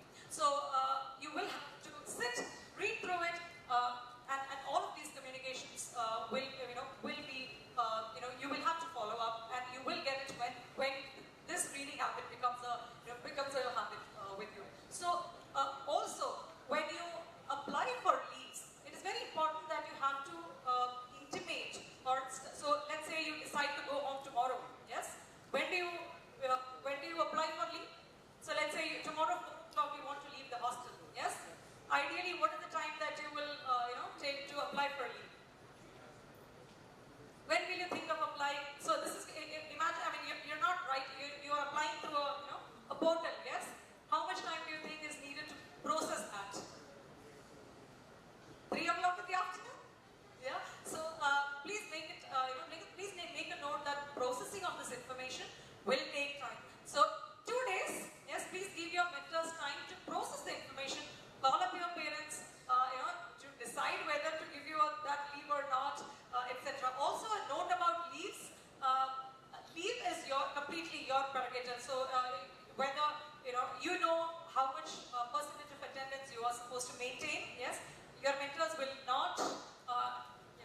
They will tell you in the first meeting that you have to maintain 80% attendance, but after that it's you. Yes. So and then at the end of the semester, when you fall short of that attendance, so there will not be constant checking in. Yes. Whether you are sitting in the class, whether you are outside the class. Yes. No.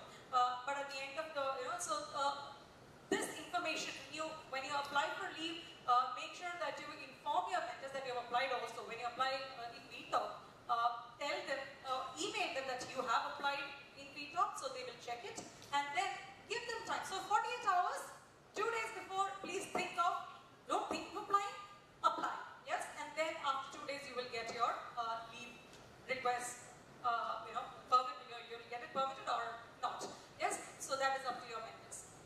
Last minute emails, so we get frantic emails, calls, WhatsApp messages from students saying it is very urgent, sir. Please look at please give me the permission, which is not possible. Your mentor might be out of station, might not be available, not have a laptop handy to give you permissions. So always plan ahead your leave permissions. If you're planning to go home or go take leave in any matters. For day scholars, if you're taking leaves, please inform your mentors. Also faculty, I would say, if it is more than 2 days, etc. But mentors, very, very importantly, medical leaves. If you have a medical condition, you have to be away for more than 3 to 4 days. Please inform your mentors. When I say inform, please email them and keep them informed. This will help you in the future when you have to get a relaxation on your attendance. In case of emergency, of course, you can directly contact the the warden of your hostel, and they will let you go. Or if your parent or guardian comes directly to the hostel, you can take leave from there. So in case of emergencies, this does not have to be followed. Now, yeah, this is the same. So outing permissions. So we have 2 types of outing permissions. Your hostel wardens will tell you more about it. In case a mentor is on leave, so this is another matter. If they are on leave, you will have to forward that information to the the school coordinator of student mentoring program. So each school we have coordinators. So if you are in, let's say, computer science school, right? You will be going and getting your permission from the faculty coordinator of scope or sense or mechanical, etc. So these are some of the happy mentees pics.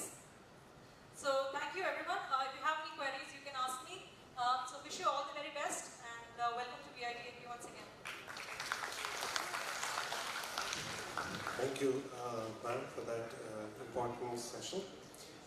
Now we have with us another important session, and that is disciplinary committee, right? So to talk about that, we have Dr. Banerjee Chakasa with us. So sir is going to talk to you about the disciplinary committee in the campus.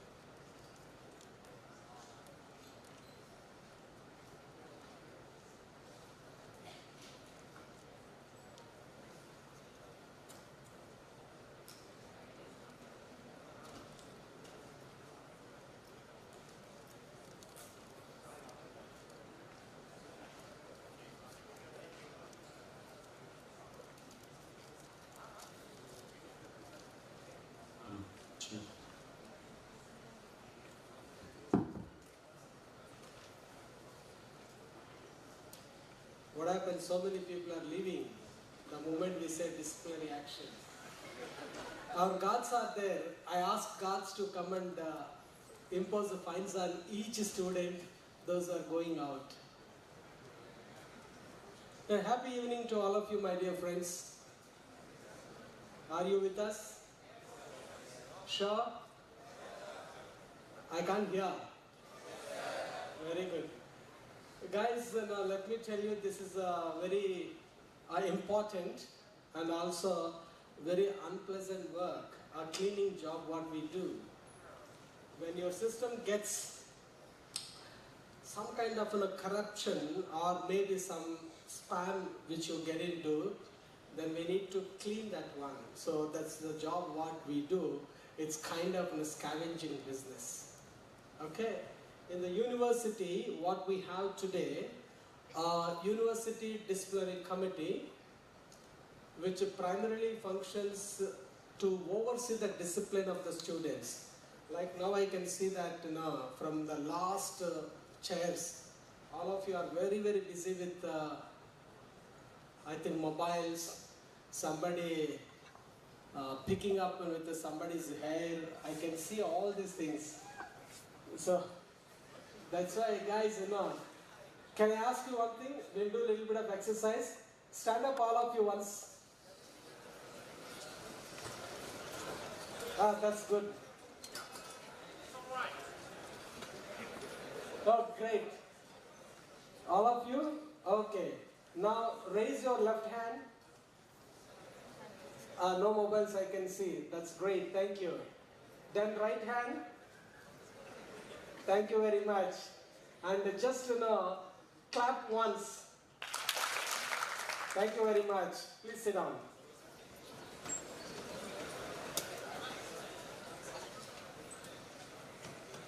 Okay, I am Dr. Banerjee. I am the Dean of VIT School of Law. And generally, when the students are not in a kind of frame of mind, if students are going away from their regular course, then you will end up seeing me in the 4th floor of this own building. If you go out of this building from behind, we have a courtroom, we have the law department. Okay? I'm heading the law department, and at the same time, I'm heading the University Discipline Committee. And frankly speaking, I don't want to see any one of you meeting in my office for the purpose of this work. Otherwise, we want to see you, we want to meet you in the classroom, and our law faculty also offers almost 16 courses to you. With academic related work, we are very happy to do that. But particularly this work related to UDC, I don't want to see any one of you. It's a very uncomfortable. Because when we take a decision, and the decision will always against the student. Let me tell you very clearly. So, the moment you think of UDC, before coming to UDC, pack your bags and come there. Because once you come to the UDC, there is no going back to the university hostel or having the I-card in your neck. That's the day we take out your studentship and we take out your I-card. We will give little unceremonious exit from the campus. Okay? Let me tell you, this is so very serious. So that is why never ever think of UDC. Okay, now, first to know, what do you want to know about the UDC? First thing, if you look at that UDC, we have a basic, this is my scheme of presentation, and I just have very little information to give. Basically, there are 4 functions we broadly do it. First thing is that we facilitate your learning environment here and to provide the best of the campus where you have the freedom to go around.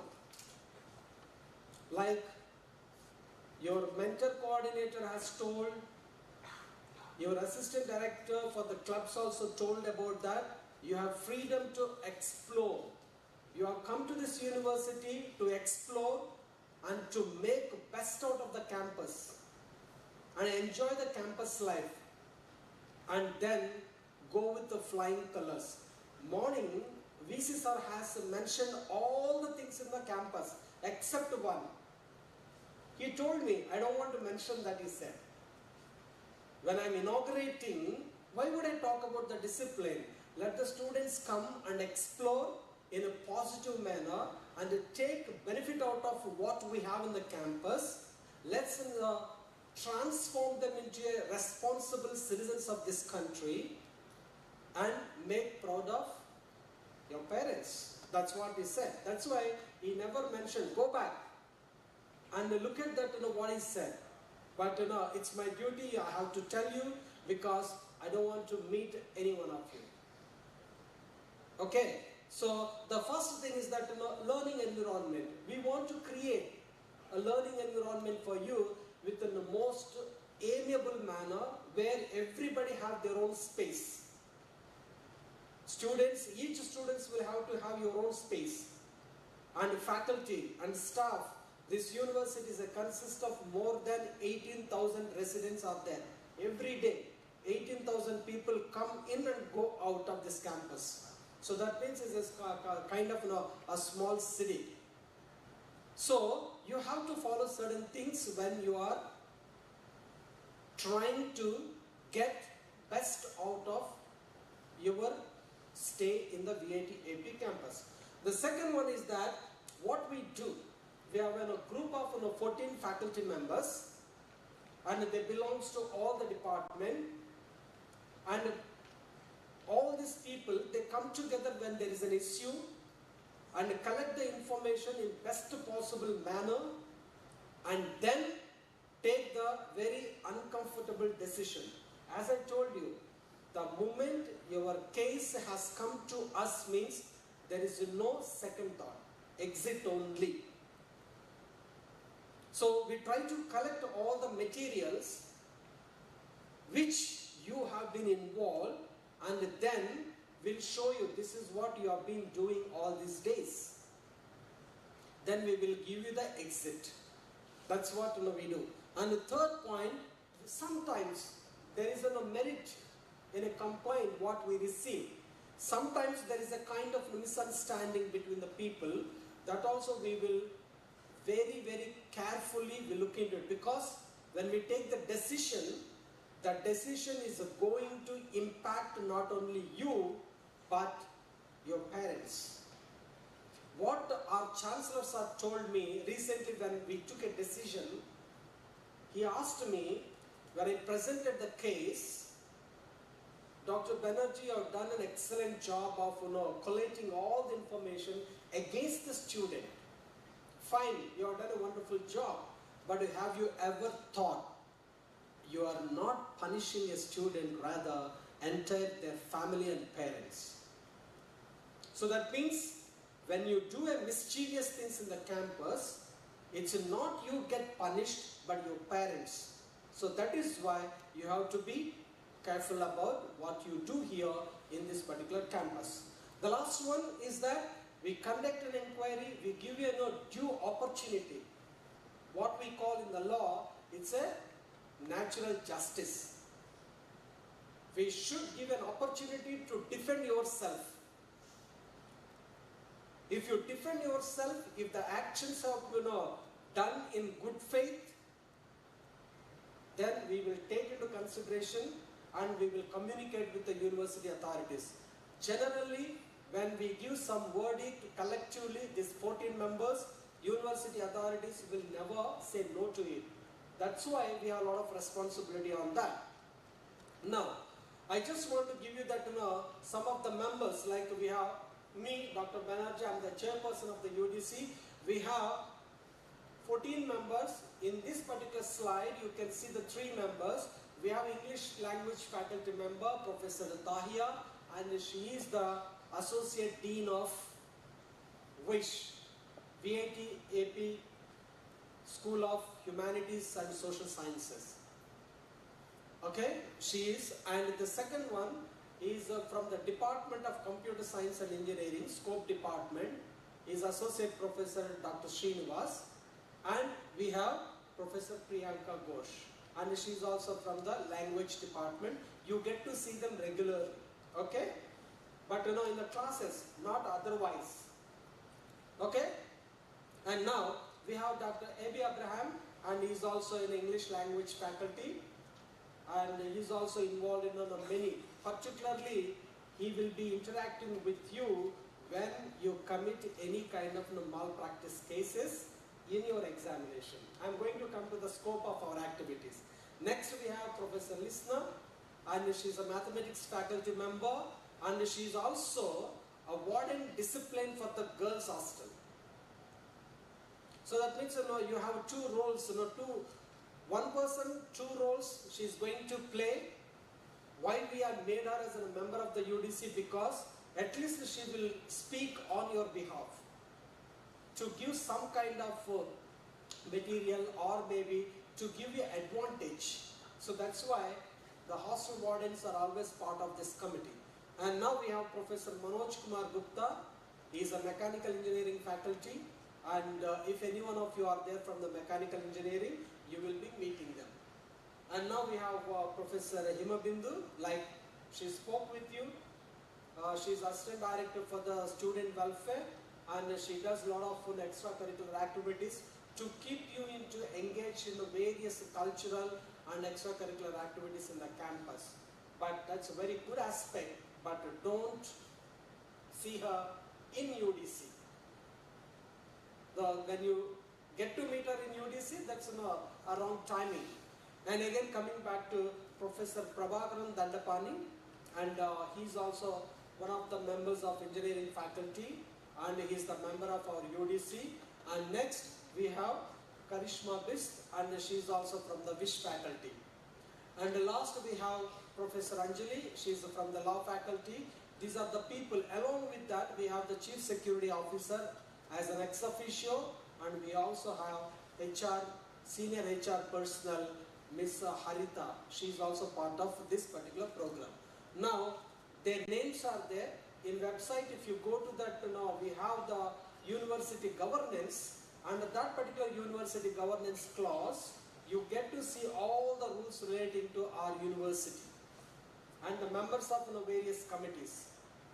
So try to familiarize with the names and the people, and if you have any kind of interaction you need, please you can come and meet them. Now, what is the scope of the UDC and what occasions you will be caught? First thing is that is a general discipline in the campus. And what is that general discipline? That means we are here to monitor your free will. Of course, discipline is nothing but controlling your free will. You have a free will, but that free will is not at the whims and fancies of you, but at the restriction of your neighbor. When you are extending your hand, you can extend since you have.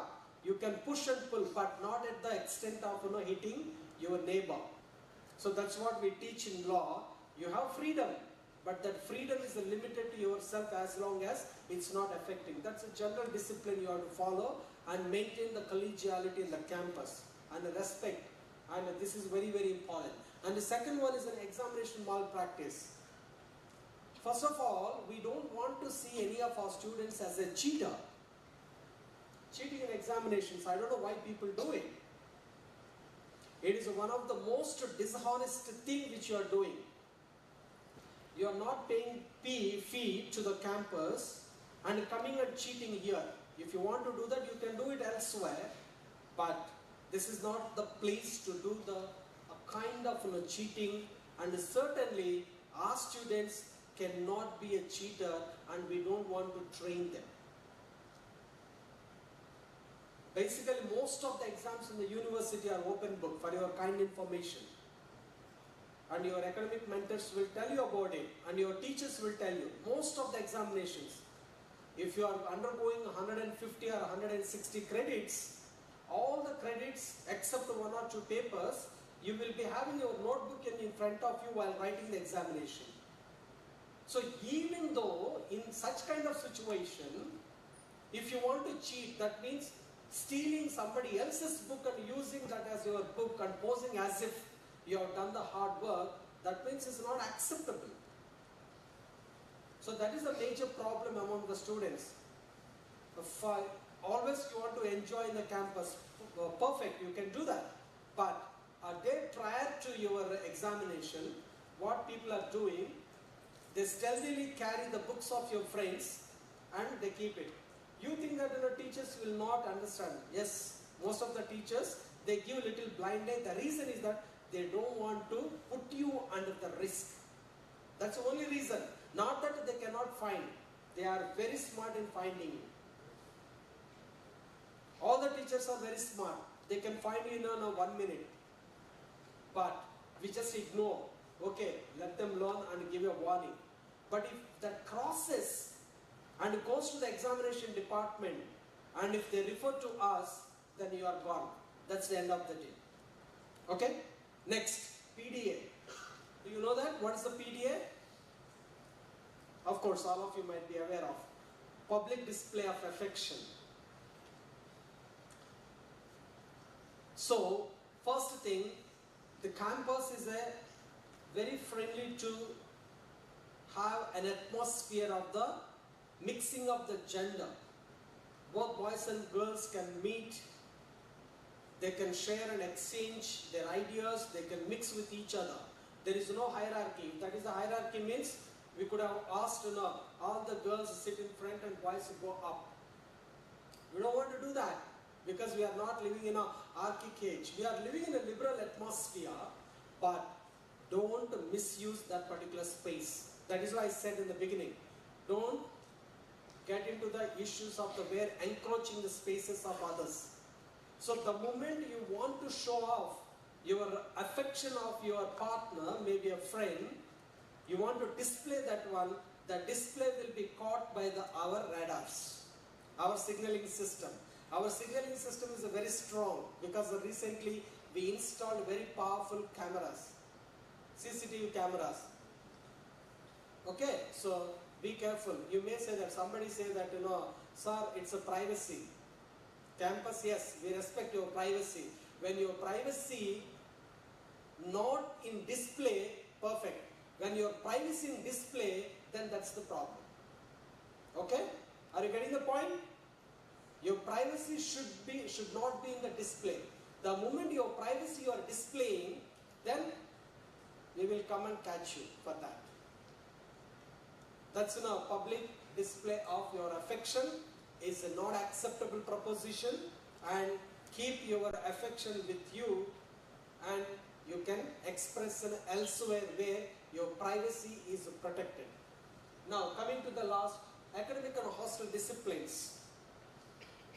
And most of the time in hostels there are a lot of issues.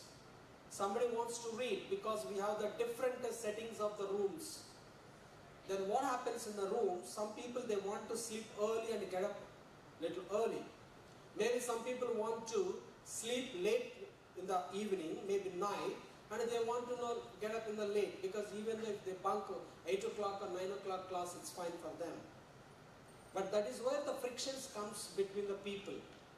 So such kind of frictions are there, then immediately it will report it to the hostel managers and wardens. Now we have the block wardens, and they will bring the issues to us. As I told you, as long as it is there in your hostel, perfect.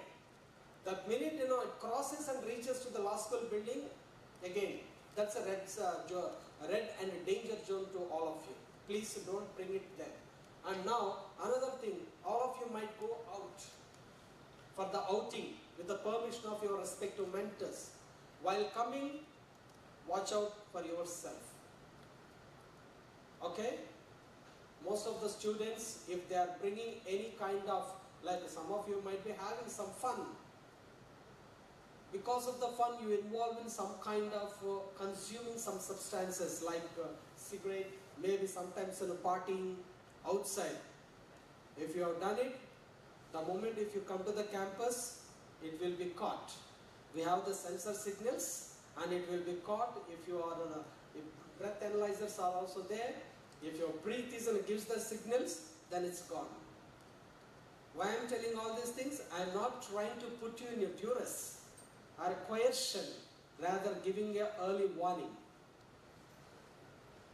Okay, so we have the early warning systems. That's why in a hostel you have to be very careful. If something goes wrong, gone. And now the social media activities. Now, how many of you have so far sent a request to the WhatsApp groups what your seniors are using? We have almost some 45 to 50 WhatsApp groups, Insta groups, etc. VIT, AP groups. Have you joined any of the groups?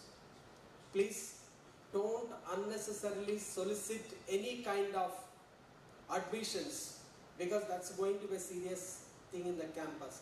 If you create any group, if you are associated in any kind of a WhatsApp group, if that group is doing any kind of activities which otherwise not permitted in the campus, you will be responsible. Okay? You may say that, sir, I never accepted that request. Otherwise, because your mobile is your weapon and that is in your custody. When it is in your custody, then how can you deny? So we don't buy that particular argument. So that is why when you are interacting with the social media, be careful. Tomorrow somebody says that, one group they will call, okay, only the freshers orientation, 23 batch. In that fresher orientation, they will keep all kinds of videos. They may start trolling the people. They may give some kind of names, and they talk about some people. This also happens when you register for the courses. They will take a poll of the teachers. Ex-teacher, mathematics, now STS, Soft Skills Program 001, first semester. And who is the teacher? Okay, ex-teacher. How is that? And they have their code names. If the strict teacher, they have a code name. If she's an average teacher, they have another code name. And if she's very liberal, they have another code name. This is only among the student community. You may think that how I have come to know about that. I join in all the groups using my different proxies. I have my sleeper cells among the people. Because I have to know now, it is a new technological age. I need to keep abreast with your development. And I also know some people are using some apps. And that facilitating the betting. Last benches boys, hello? Yeah. See how my eyes are very powerful. I can just not talk about what that boy is doing. Middle, specs, last chair. Okay, my eyes are very powerful, boys. Please control yourself and look at me only. Okay, now we have our own mechanisms to look at the people. See, first of all, we don't enter into your personal spaces and your private space and your privacy. But if that crosses the limits, if it undermines the safety and security of the other individual, we do it. I gave you one example. That's enough. And also you have examinations in the slot system. And there will be another WhatsApp group. Send me that, what is the slot system, what the slot papers are. Mathematics examination is over, immediately you will ask them to put the paper, and somebody will ask, what is the key of this particular answer question paper. Everything is online. So now some people, let me tell you a secret, they are monetizing that. That means they are charging money for that within the campus. Careful about all these things. Why I am giving information? If you fall into the prey of such kind of people, and you will be caught. The moment you are caught, then I told you, even my friends will be there watching all of you.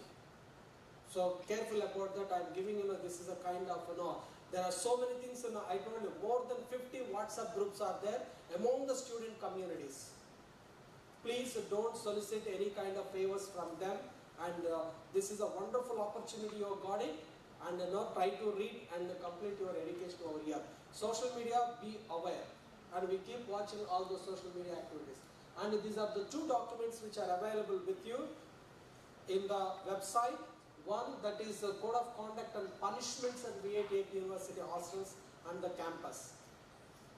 Any social media information, or if you talk about VIT AP derogatively or undermine the reputation of the university or the faculty member, only one exit. Morning some people told, once a VITian, always a VITian. Sorry for that. I don't agree. If as long as you are doing and following the rules, you are always a VITian, we respect you. But the moment you undermine the importance of the university, you start trolling people and trolling the university faculty and university reputation, and you can go through that first code of conduct, which tells you that outright expulsion. Okay, now coming to the last one, that is university examination malpractice, and it's a heavy penalties are there. Lot of penalties, and mind you, if at all you are cheating in a midsem exam, the entire paper will be cancelled. University says that no, don't be so harsh on the students. But I said that no, I want discipline in the campus. Some people said that no, only cancel the CAT examination or midsem examination. I said no.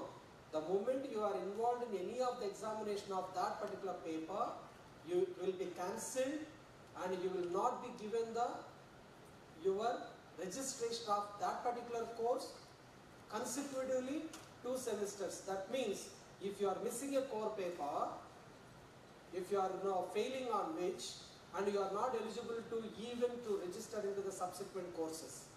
There are a lot of policies are there. I want you to familiarize yourself with that particular rules. Can you wake up the boys in the middle? I think 6 rows, yeah. Wake them up. Yeah, good morning guys.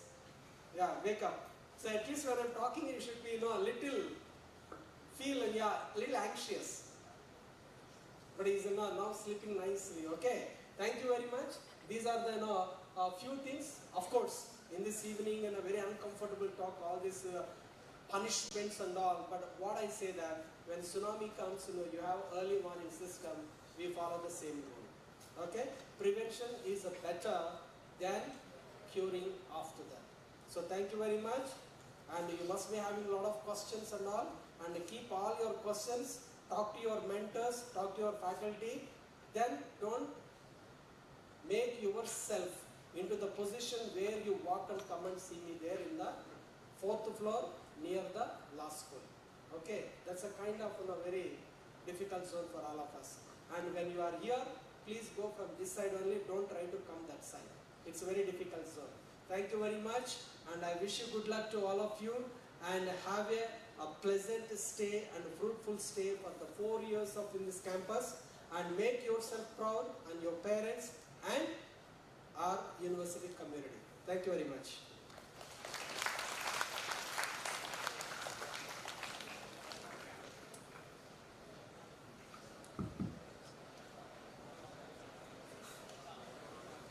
Thank you, sir. And I hope all of you. Okay, where are you running out? Guys, you just talked about discipline and you are running out? Sir is coming after you. Alright, next we have with us Dr. Satyanarayana Badeti. Sir is going to talk about students record section. Very good afternoon. Very warm welcome to VIT AP University. This is Dr. Satyanarayana Badeti, Assistant Director, Student Record Section.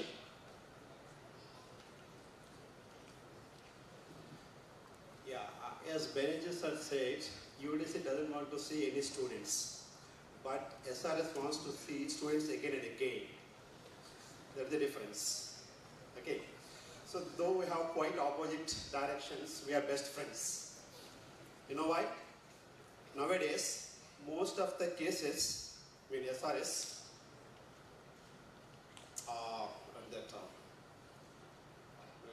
UDC received many of the cases from SRS nowadays. And about 15 to 20 cases are pending. Okay? Yeah, so I want to give I don't want to take much time. Just I want to emphasize what SRS is doing. I mean, what kind of services you get from SRS. Okay? So SRS maintains a record documents submitted by you students. Okay? From day 1 to your last day, at the end of your completion of your BTech degree, and sometimes beyond.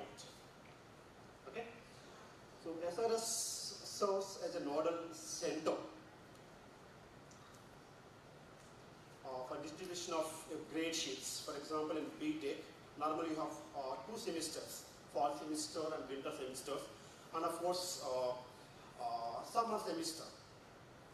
If you have any backlogs in fall and winter, okay, so there is a chance to clear your subjects in winter semesters. In each semester, you have one grade sheet. Okay, once we receive grade sheets from COE, SRS will distribute to you, right? And the other certificates like transfer certificate, migration certificate, your closure certificate, original degree. And then SRS is the only service, the only department to give our ID cards. Soon we are going to issue our ID cards once we get the data. Okay, so we will issue the ID cards, right? And duplication ID, if you lost your ID card, you can get from SRS. And the most important thing is SRS is very responsible for our scholarships, both national and state-wise. So, what are the documents SRS will maintain? I think recently submitted your documents in 305 CP, right? So, the most important things are, we preserve seat allotments that anyway we will get it. If you don't have from SRS, you will get it. And the main important things are SSC and +2, and transfer certificate or migration certificate and affidavit. So these 4 are very important. Okay. So after verification, again all your certificates will go to SRS, and again we have one more verification. Means we will check again your name and date of birth, your mobile numbers, everything. Okay. And then we will return your plus inter certificate and 10 certificates. We we will verify and scan for a future purpose, and then we will return. But we won't return your TC and affidavit. Right? Now, at the end of your course, you have to submit notice form for getting TC, migration, your provisional certificate, your original degree. Right? Next, SRS, as I mentioned, from SRS you can get bona fide certificates. Okay, so this is I want to show some small figures. So we can apply bona fide certificate in your VIT. I think all of you are getting your VIT credentials. Am I right? Do you have your VIT credentials? Yes. So just go to your VIT login, and then there is a menu, bona fide menu, the red color box. Okay, so in that we can see the services. Okay, for what purpose you are applying bona fide. There are about 10 to 12 reasons. Okay, so just click your proper reason and just write down. But for what purpose you are applying bona fide. Okay, maximum 100 characters. Suppose you are applying for passport. The same thing you can mention. Passport purpose, and if you want you can mention date also. When your verification, right? Yeah, and then submit.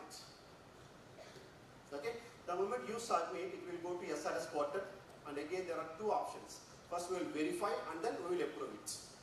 Once it is approved, it will come to again your login for downloading purpose. You can download our bona fide certificates. Okay. Yeah. As I said, SRS is the only point to distribute your ID cards. In case if you lost your ID cards, okay, so we will issue duplicate ID card with a fine of 500 rupees. Suppose if you want to change hostel to day scholar or day scholar to hostel, again you have to change your ID cards.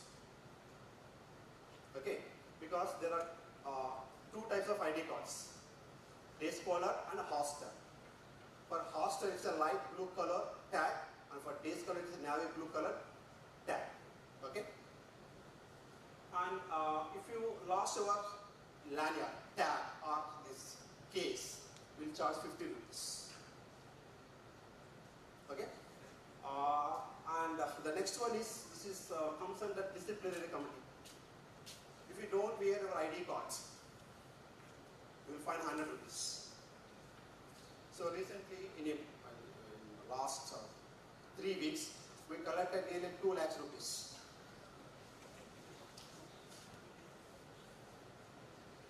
It is just a kind of information, right?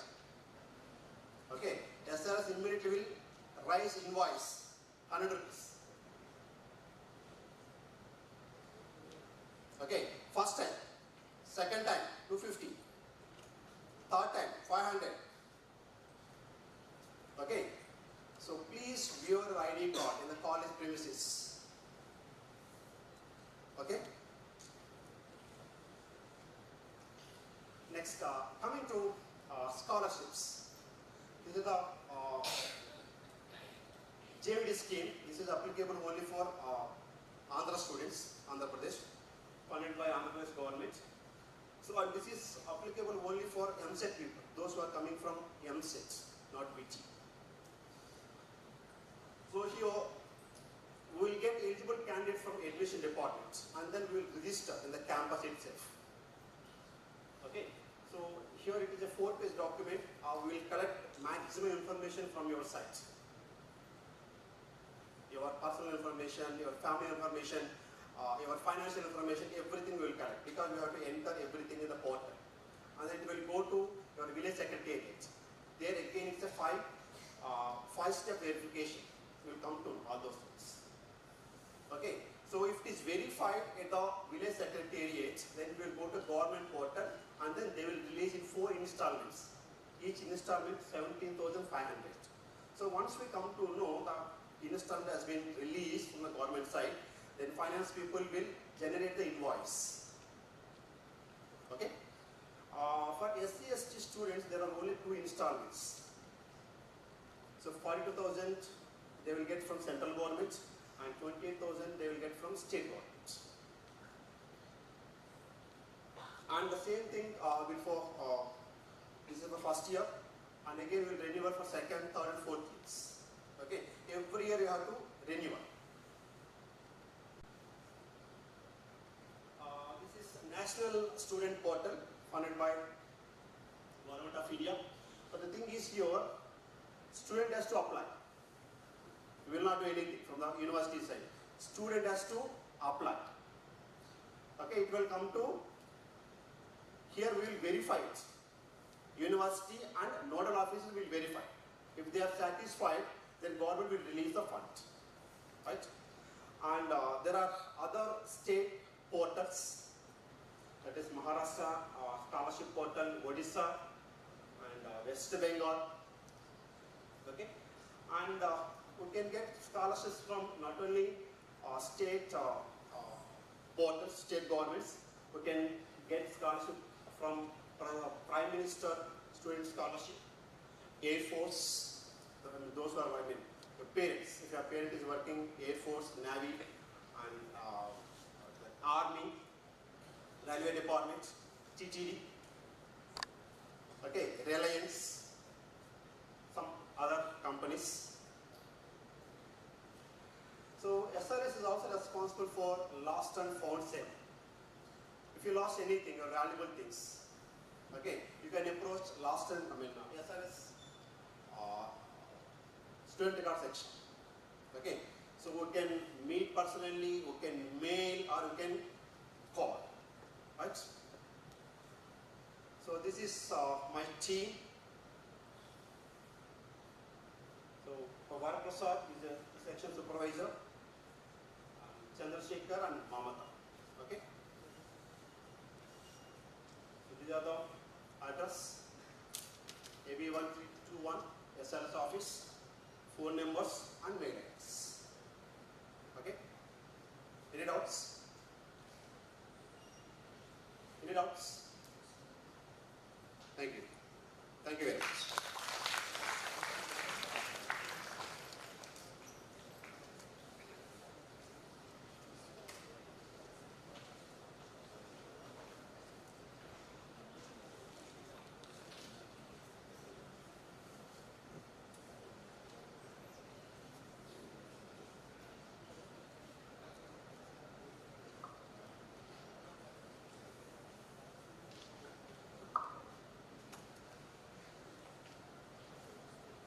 Thank you, sir.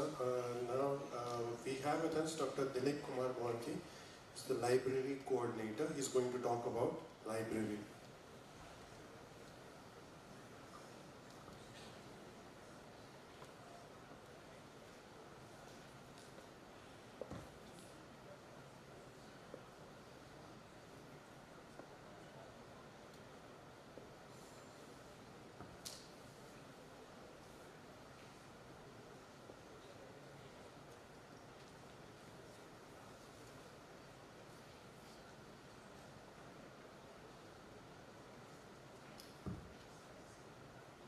Okay, so welcome everybody.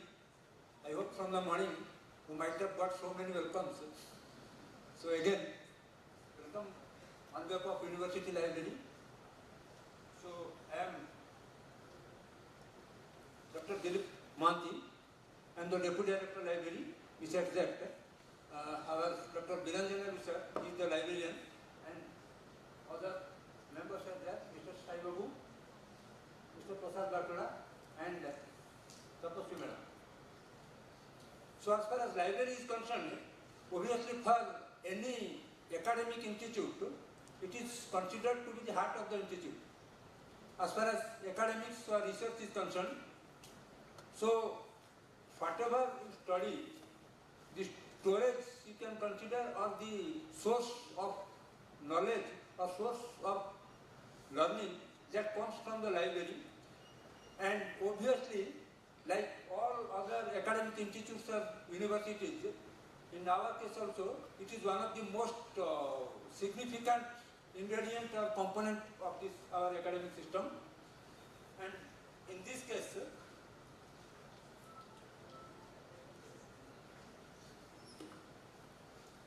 what are the, first of all, I will just give a brief discussion about the facilities. as far as the functioning of library is concerned, the library functions every day except university holidays kind of thing. Sunday, Monday, even though weekend are off, but our library functions throughout the week except these holidays. And entire library process means issue of books or taking return of books, all things are automated. That is through this Koha software. Besides this library management system and RFID technology that is used to detect the books and to classify the books and for nomenclature of these books. And we are having both these kiosks for self-check-in and self-checkout. Means there is no need for any kind of manual operation, or you don't need to wait for anybody that somebody will check in or somebody will issue a book to you or somebody will receive a book from you. It is completely automated.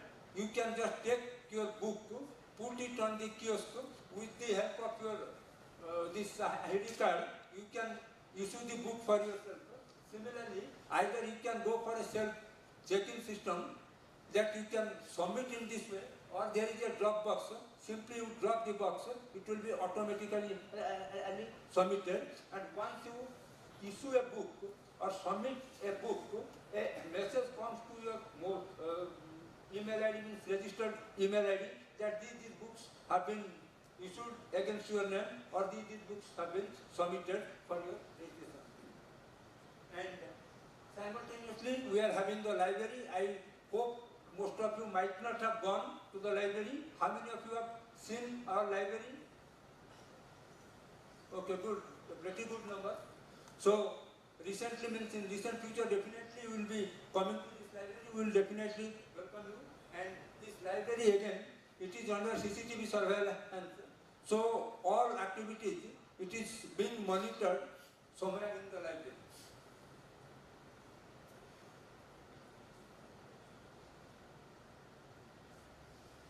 So, in this library, we are having this OPSC, Open Access Catalog System. This catalog system is to make name the book or numbering of the books. Means suppose computer science and any specific means subject, for those books, these numbers are given some unique numbers. You can detect or you can select those books with that specific numbers. Besides, we are having 3 reading halls, 3 discussion rooms, and we are having this printing facility. Besides this, our library is a member of NDLI and Delnet. As far as our library structure is concerned, it is having a total of nearly 1470 square meter of space.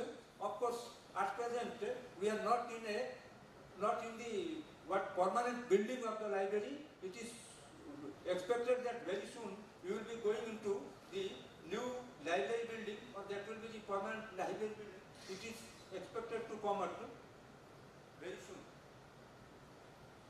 So, if you have gone, then this is the at present library floor plan. Okay, so there are 3 reading halls. You can see that long side, and at the inlet where this cross mark is there, in front of that, that will be the inlet of the library. Then on the left hand side, 1 reading hall is there. On the front, that side, another reading hall, and the longer one. These 3 reading halls are there, and the small 3 rooms, rectangles you can see, those are the discussion rooms. That discussion room is for any kind of project discussion. Suppose at some point of time 4 to 5 students, means maximum 8 students, or even with faculty members, if you want to discuss something regarding your project work or something regarding any course, in that case you can use this reading hall.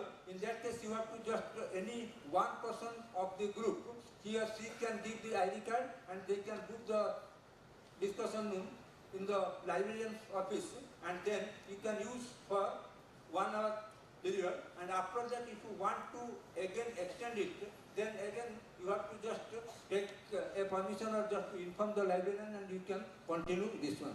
Besides, we are having textbook section, 2 textbook sections, that is for textbooks only. You can refer these books inside the library premises. Simultaneously, you can issue the books from to your hostel, means you can take these books to your hostel or home.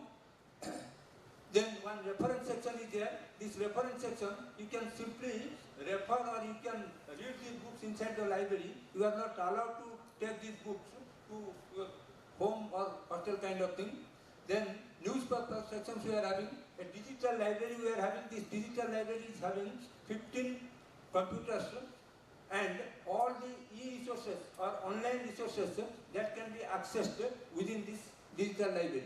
Besides, you are having this reprography and property center, property counter that is outside. So whenever you are getting into the library, keep your belongings or bags, anything outside this library entrance, and it is always advisable that never keep any kind of valuable assets within this that kind of thing. Okay.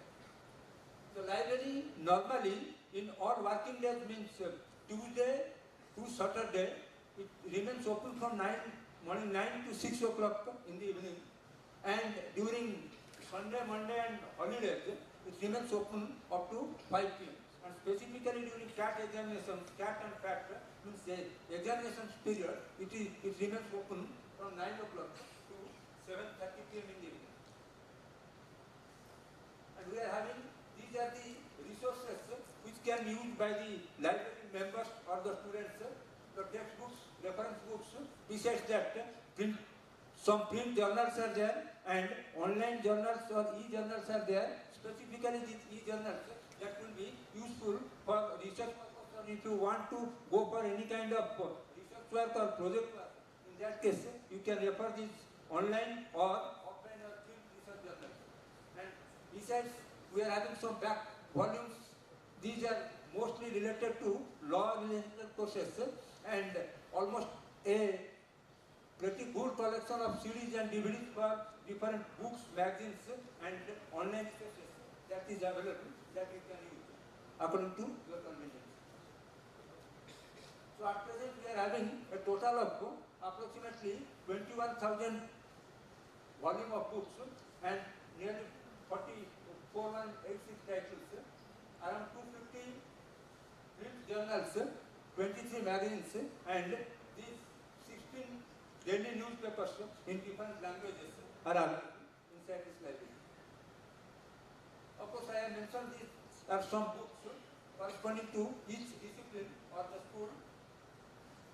Once you come to the library, through this OHA software or the kiosk, whatever available, you can check what books are available and what book, where it is available, so that you can go and refer or you can issue these books for your reading purpose.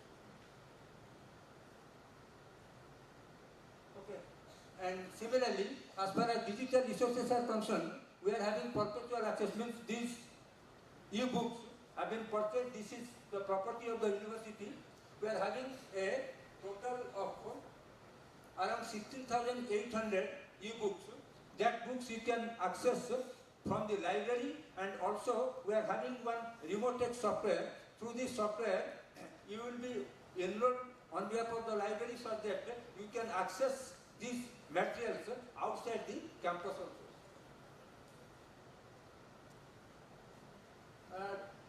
Similarly, specifically for law, we are having approximately 1,475 titles and different online resources or online databases for the law students.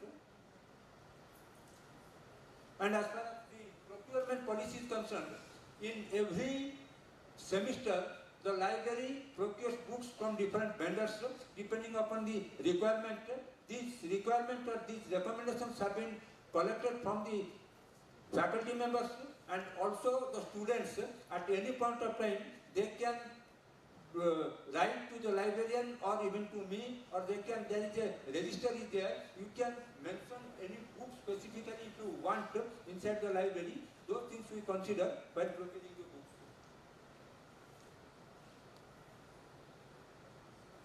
And for these books, specifically as far as UG students are concerned, at a time 3 books can be allowed. Any student can take 3 books for a period of 14 days, and after that, if he or she wants, then he or she can renew it once for another 14 days. After that, you have to return it or refund it so that it can be useful for somebody else.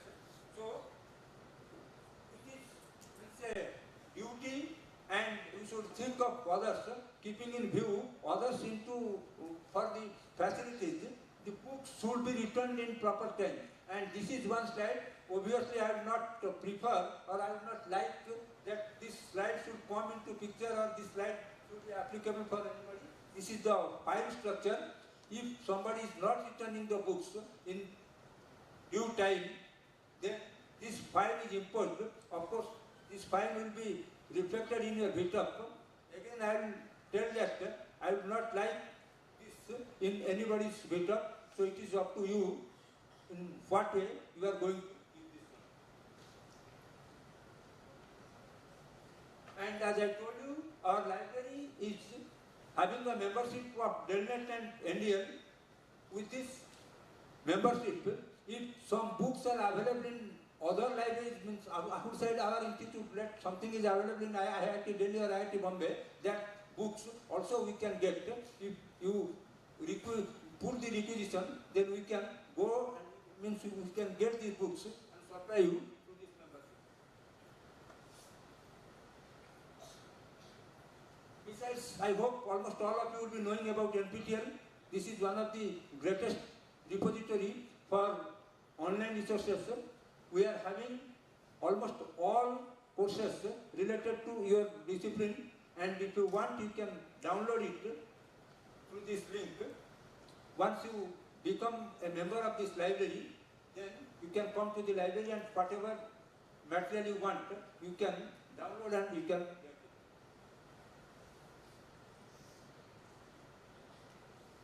So these are some pictures. If you have gone to library, I think you might have seen these things. This is the e-gate. E-gate means once you are going into the library or once you are coming outside the library, any book if you are coming or bringing with you, that has to be issued from the library, otherwise it will be detected in this gate. So with this, I stop here and I again welcome all of you to the library. Any doubt, then you can.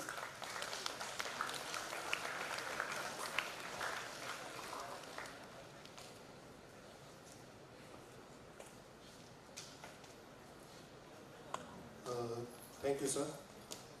Next, we have Dr. Susila Papangi ma'am to talk about engineering clinics.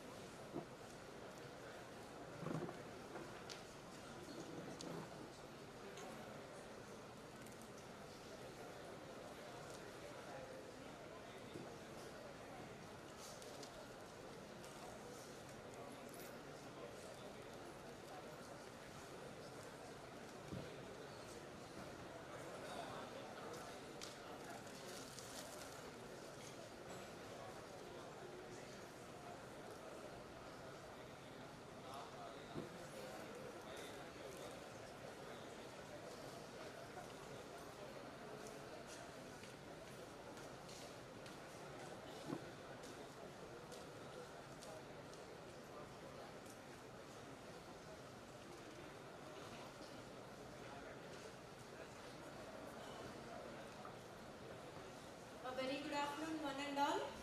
So, how are you? No response? Fine? Okay, so all of you, I'm very happy to see you here and welcome to VIT AP University. So, I'm glad to introduce myself as Dr. Sushila Vapangi, working as Assistant Professor Senior in the School of Electronics Engineering, VIT AP University. I am a member of Engineering Clinics team. So, what is engineering clinics? I think any one of you have heard this before from your seniors? No? Or anywhere from any other university? No? Right? Yeah. So, I'm happy to state that it is... It's not... Yeah.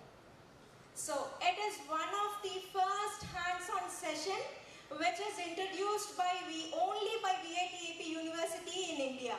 Okay? So, no other branches of VIT is having this online, this hands-on session. Okay? So, it is the university level, at the university level, it is one of the compulsory credit-based course, and VIT AP University offers an excellent platform for the project-based learning for both first-year students as well as for the second-year students. Okay? So basically, we will give you a chance to think in an innovative manner and to solve all the real-time societal issues. So you can come up with your own projects. Like once you join VIT AP University, so once you complete the course, registrations and so on, so you can form a group of students can form as a group and you can do some projects which are very much beneficial for the society.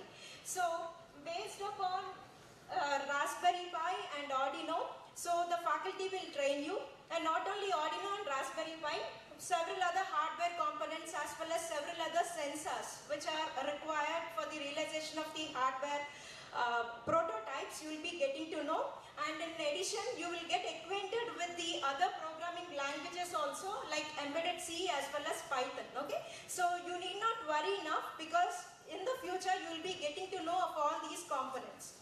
And so let us see quickly the step-by-step procedure. So once the course registration is done, we will be giving you a chance for you to form into groups. So one group will consist of 6 students, and these 6 students should belong to all the engineering schools. Like we have 3 engineering schools here: School of Electronic Engineering, School of Computer Science Engineering, and then School of Mechanical Engineering. So all these 3 schools together will be comprising a team of 6 members. And these 6 members are having a chance to choose their own guide. Okay? So the faculty members from all the engineering schools will be acting as your guide. And in addition to it, VIT AP University also provides a platform, provides a certain funding for you, so that you can purchase the components which are required for the execution of the project. So it comes under seed funding. Anyways, we shall see how the seed funding will be maintained and all. And then the students can utilize, like you can carry out your real-time prototype implementation at 2 places. Like Engineering Clinics Lab is situated in Academic Building 1, AB1, in the room number 319, and in the central block at 218. The labs remain open from 9 AM to 6 PM during all the working days. And now, even there in the labs, there are some locker facilities available for you to store all the components as well as to store all the prototypes which you have implemented. And so coming to the evaluation. So as I told you, you will be completing the course registration, you will be choosing your guide, and now you will be evaluated in some process. So firstly, in the internal evaluation, you will be having certain reviews. Like 3 reviews will be conducted every semester, and these 3 reviews you will be supposed to present to your guide. So in the first review, it will be just in the beginning of the semester. Like you should roughly present the idea of your project, what you are going to do and so on. And in the second review will be in the middle of the semester, where you will be at least showing half of the prototype which you are supposed to make. And in the final review, you will be completing the entire prototype. Along with that, you will be able to submit even the project report also. Okay, so for all this process, you will be evaluated by your guide, and your guide will be submitting all the marks to the Engineering Clinics team. And thereon, what what the engineering clinics team will do is that they will form an internal review committee. And this internal review committee comprises of the faculty members from all the engineering schools and even from the humanities section also. Because in addition to reviewing your technical skills, even your communication skills also somebody should monitor. So that's what we will be setting the panels. Like the reviewers will be from all the schools where they will be evaluating your projects. And then suppose per semester if we receive some 600 or 500 plus projects, so among all those 600 and 500 projects, we will be nominating maybe top 10 or top 12 or top 15 for the final engineering clinics expo day. And generally this engineering clinics expo will be conducted every semester. At the end of every semester, there will be definitely an engineering clinics expo. Okay, so out of 600 projects which are received per semester, okay, so one project will be comprising of 6 students. You can just imagine, so how many projects, how many students will be executing, okay. So then only top 10 or top 12 will be nominated for the final day. And those top 10 or top 12 projects will be evaluated by the people or by the experts from industries. Okay, so finally, among those top 12 or top 10, only 3 or 5 projects will be receiving the appreciation. Okay, so it is all about the step-by-step procedure about the project registration, the evaluation and so on. So I was just stating about the seed funding. So as I told you, VIT University will be offering a funding of 1,000 rupees for each project in order to purchase some components, and however those bills should be submitted to your guide. Okay, so those bills and everything should be maintained by you as well as by your guide. And so let's get introduced to this engineering clinics team. So as the deputy director, we have Dr. Harikishan Kondaviti sir, and the other members of this engineering clinics team are Dr. Udit sir from SCO, and myself, Dr. Mahesh sir from SENSE, Dr. Kishore sir from Mechanical Engineering, and Dr. Balram Murthy from SCO. Okay, so we all of us will work together as a team, and we will be providing an atmosphere for you so that you can think in an innovative manner. You can really formulate very useful prototypes which are very much important to the society. And if any issue or if any problem is there, you can meet any one of us. Okay, and so what is the role of you? As I told you, what is the role of you? So you should be regularly meeting your guide. You should be regularly presenting yourself for all the reviews. Okay, so if your guide instructs you to do anything, you should definitely implement that. And so I'm just again repeating, so definitely Engineering Clinics Expo will be there at the end of every semester. So how many semesters you're having? I think all the sessions are finished in the morning. How many sessions, how many semesters you're having? How many? 8 or 3? 3 or 8? So you are not listening properly then. Okay, so get to know. So how many semesters you are having? Okay, so definitely at the end of each fall semester, at the end of each winter semester, at the end of the fast track semester, we will be organizing the Engineering Clinics Expo. Okay, so that day we will be having experts visiting from the industries. Okay, and so as I told you, the evaluation rubrics also, I hope it is clear. Okay, so internal evaluation by your guide and by all the internal faculty members from all the schools, engineering school, even sometimes law school also will be coming for monitoring your progress. Okay, and then only the top projects will be nominated, and those will be definitely evaluated by the external experts. And as I told you, so among those top 10 or top 12, the first, second and third prizes will be issued. In addition to it, we will be having the most socially relevant projects and the most contemporary relevant projects also will be issued some certificates of appreciation. Okay, so any doubts are there? No doubts? Okay, so I can understand you are saturated by the end of this day, right? Okay, so once again, all the best everyone. So see you soon in this engineering clinics labs. Okay, so all the best, and once again welcome to VIT AP University. Thank you all. Thank you so much, ma'am. Next to talk about email, which is important part of your academic career here, we have with us Dr. Deepshika Mishra, ma'am.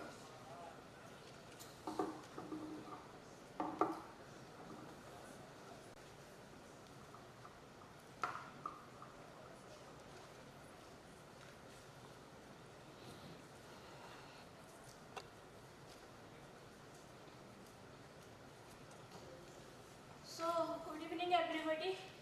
Hope I am audible to you, although my voice is not okay today.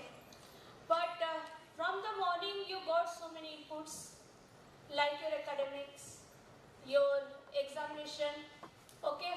Then madam told about you about the engineering clinics. Then sir will tell about placement and all, okay. In these 4 years of duration, why you are coming to VITAP? Why you are coming to VITAP? Huh? Can anybody tell? Be honest. For a good package, isn't it? You should get a good package job, right? So you need to complete all of your academic activities.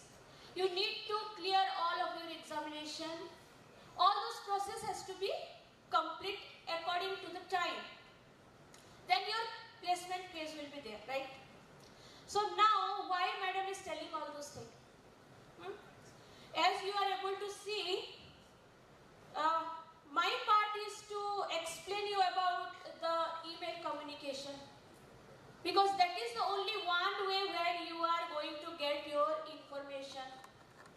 So this is a sincere request now, that you should read all your mails on time.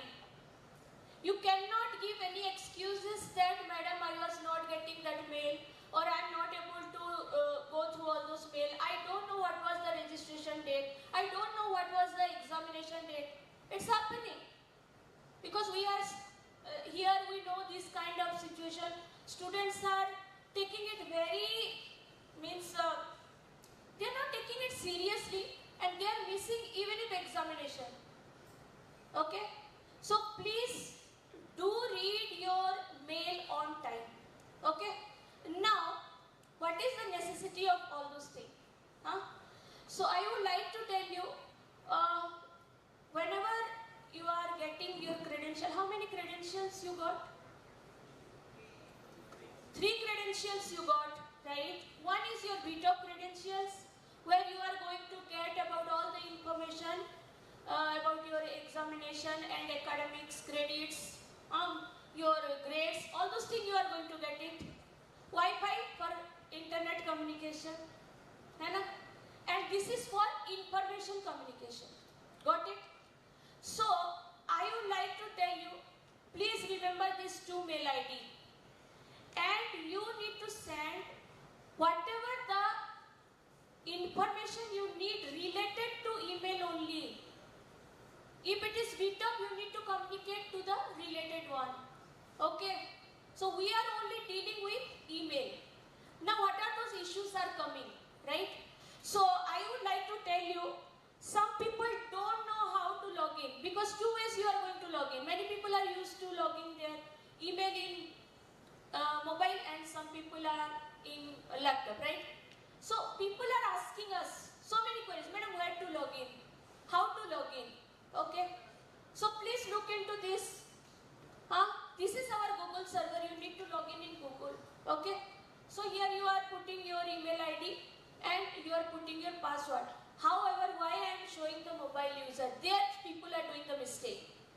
Here I am telling you to help you out, whatever you are going to face the issue. Okay? So now, if you will see, are you able to see the next one? The leftmost one? What they are doing? They are just putting Google on their mobile. There they are writing Gmail login. There they are logging. Because of that, that error is coming. That is wrong. You need to go to your app. You need to select the Gmail app. After that, you need to select Google. Okay? Then you will able to log in like this. Certain people are telling, madam, I am not able to log into my Gmail. Sometimes they are putting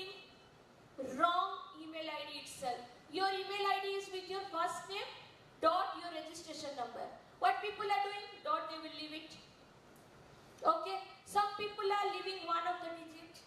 Okay, so now you could have asked, madam, why this mail ID nomenclature is like that? It is to identify you with respect to your registration number. Got it, everybody? Okay, and now certain things you need to be very careful about your password. Do not keep default password. Okay, many people are keeping the default password. Always. There will be a problem later. Don't keep. Change your password. Okay. Then keep your password as strong. All the rules and regulations exactly like Gmail only. Okay. But you need to understand, sometimes everything is fine. Students are telling, during the very sensitive time, let it be engineering clinics review, let it be SDP review, let it be capstone review, let it be examination time. They are telling, madam, I am not receiving any mail. Sometime what happened, your mobile storage will be, means limit will be over, or sometime your app, your browser is not updated. That time also you may not get mail. So please keep your browser and your app updated. Okay. Now coming to the next part. It is very, very important. Anyway, English faculties are going to tell you, but this is a sincere request from my side. It is going to give how you are representing yourself in front of somebody. As being a techie, you are going to be software engineer. Some people may do another kind of job, but you people are techies. We are techies. So be mental formal way. Hi, I'm not able to log in. This is not the way. You should write. Achha, you are not able to log in. I don't know anything about you. Not even your registration number, your mail ID. How can I help you out? Are you getting what kind of issue we are facing? Because of that only this session has been happening. Got it? And now, coming to the next part. Some rules and regulations. These are the rules and regulations. Some people are telling, madam, I am not receiving any mail. Sometimes some mails are going to spam also. Please do check your spam and inbox regularly. Okay? Then coming to the next part. Do not share your email ID password. Madam, we will share. How do you know? We will able to know. Okay? So don't do that kind of things. Next part is, do not register any non-academic site like website or app, gaming site, marketing site, different kind of entertainment site. You people are registering and many spam mails are coming and account will be blocked by Google because it is Google server, it is not under our control. So be careful for this. Do not register in gaming or entertainment site. Please, it is a sincere request. Then coming to the next part. Madam, if I will forget my password, what to do? If you are forgetting your password, two ways are there. One way is you need to reset it. Another way is I need to reset it. Okay? So try to understand my point of concern. I am handling 17K users, including students, staff, academic, non-academic, designated, all kind of mail IDs. Try to understand my point of view. So try to reset from your side. How to do it? If you are putting your recovery option as your mobile, which mobile number? Which is being in regular use. Don't give your parents' number. Madam, my father number is there. OTP is going there. What I will do? Please give your number. Got it? Now coming to the next part. It is very, very important. Next part is two-step verification. It is very, very important. Many people are struggling with this thing. Please do two-step verification. There will be a particular time I am going to send you mail. If you are not going to do in that particular duration, your account will be blocked. You will not able to get any mail, any information. Okay? Let it be your COE from COE examination, or your class faculties are also going to conduct quizzes and class tests. They are going to communicate in email only. Okay? So hope you are understanding the sensitivity of it. Then coming to the last part, maintain storage limit is 3 GB. Maintain storage limit is 3 GB. I told you what is the number of accounts I'm handling. Try to understand. So now all the circulars, whatever circulars are coming from PATCEL or COE or academic, please keep it. All those important circulars, keep it with you. Other, if it is unnecessary mail, please delete it. Okay? Not from mail but also from your drive. So maintain 3 GB, less than 3 GB. Okay? Do not send any mail to any group. Do not send. Okay? Do not unsubscribe the group ever. Why I am telling this? It is very important because many people are unsubscribed the group.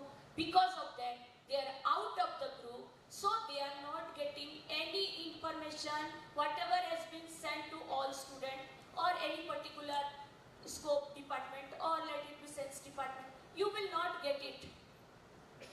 So please do not unsubscribe. Okay? Now, coming to the next part. Some people are claiming, madam, all my mails are going to spam. So do one thing, just go select that mails and not spam. It's okay. Report not spam. It will be in your inbox. Now coming to the next part. Where people are doing. Many people are coming. Madam, I am not getting mails. Are you in the group? You have left the group. No, ma'am. Then we are checking, we are finding out that fellow has been left the group. Okay? How? They are clicking on it. So I am not telling you to do this kind of mistake. Rather than don't do.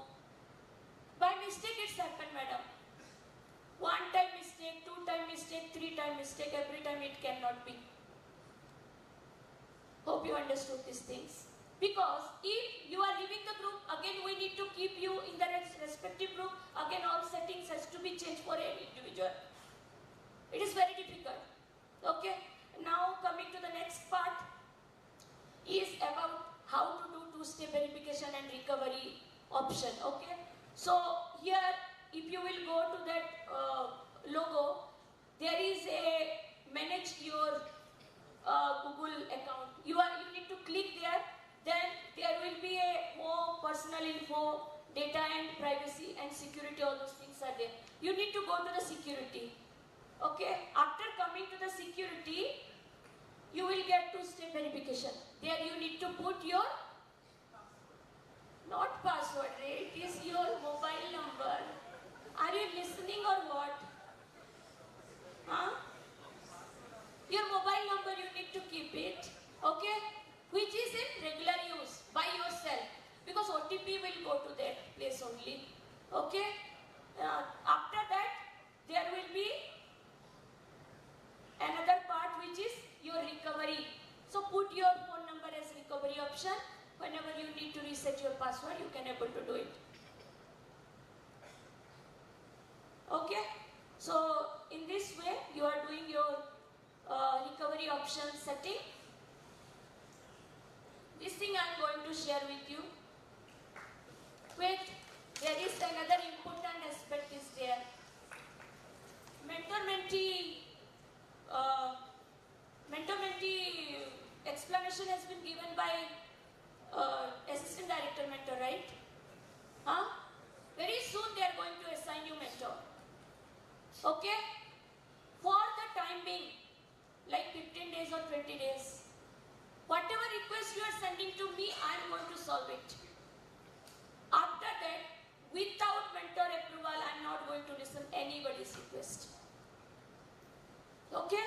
So what you need to do, if you are facing any issue, write a mail to your mentor, share the screenshot of that particular error, they need to forward it to us, we will solve it out.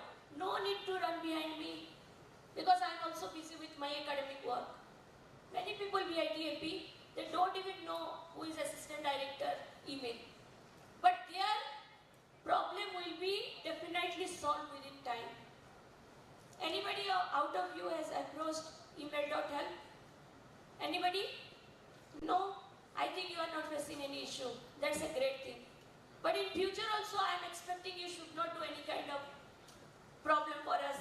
Okay? Your support is highly required. Thank you so much. All the best.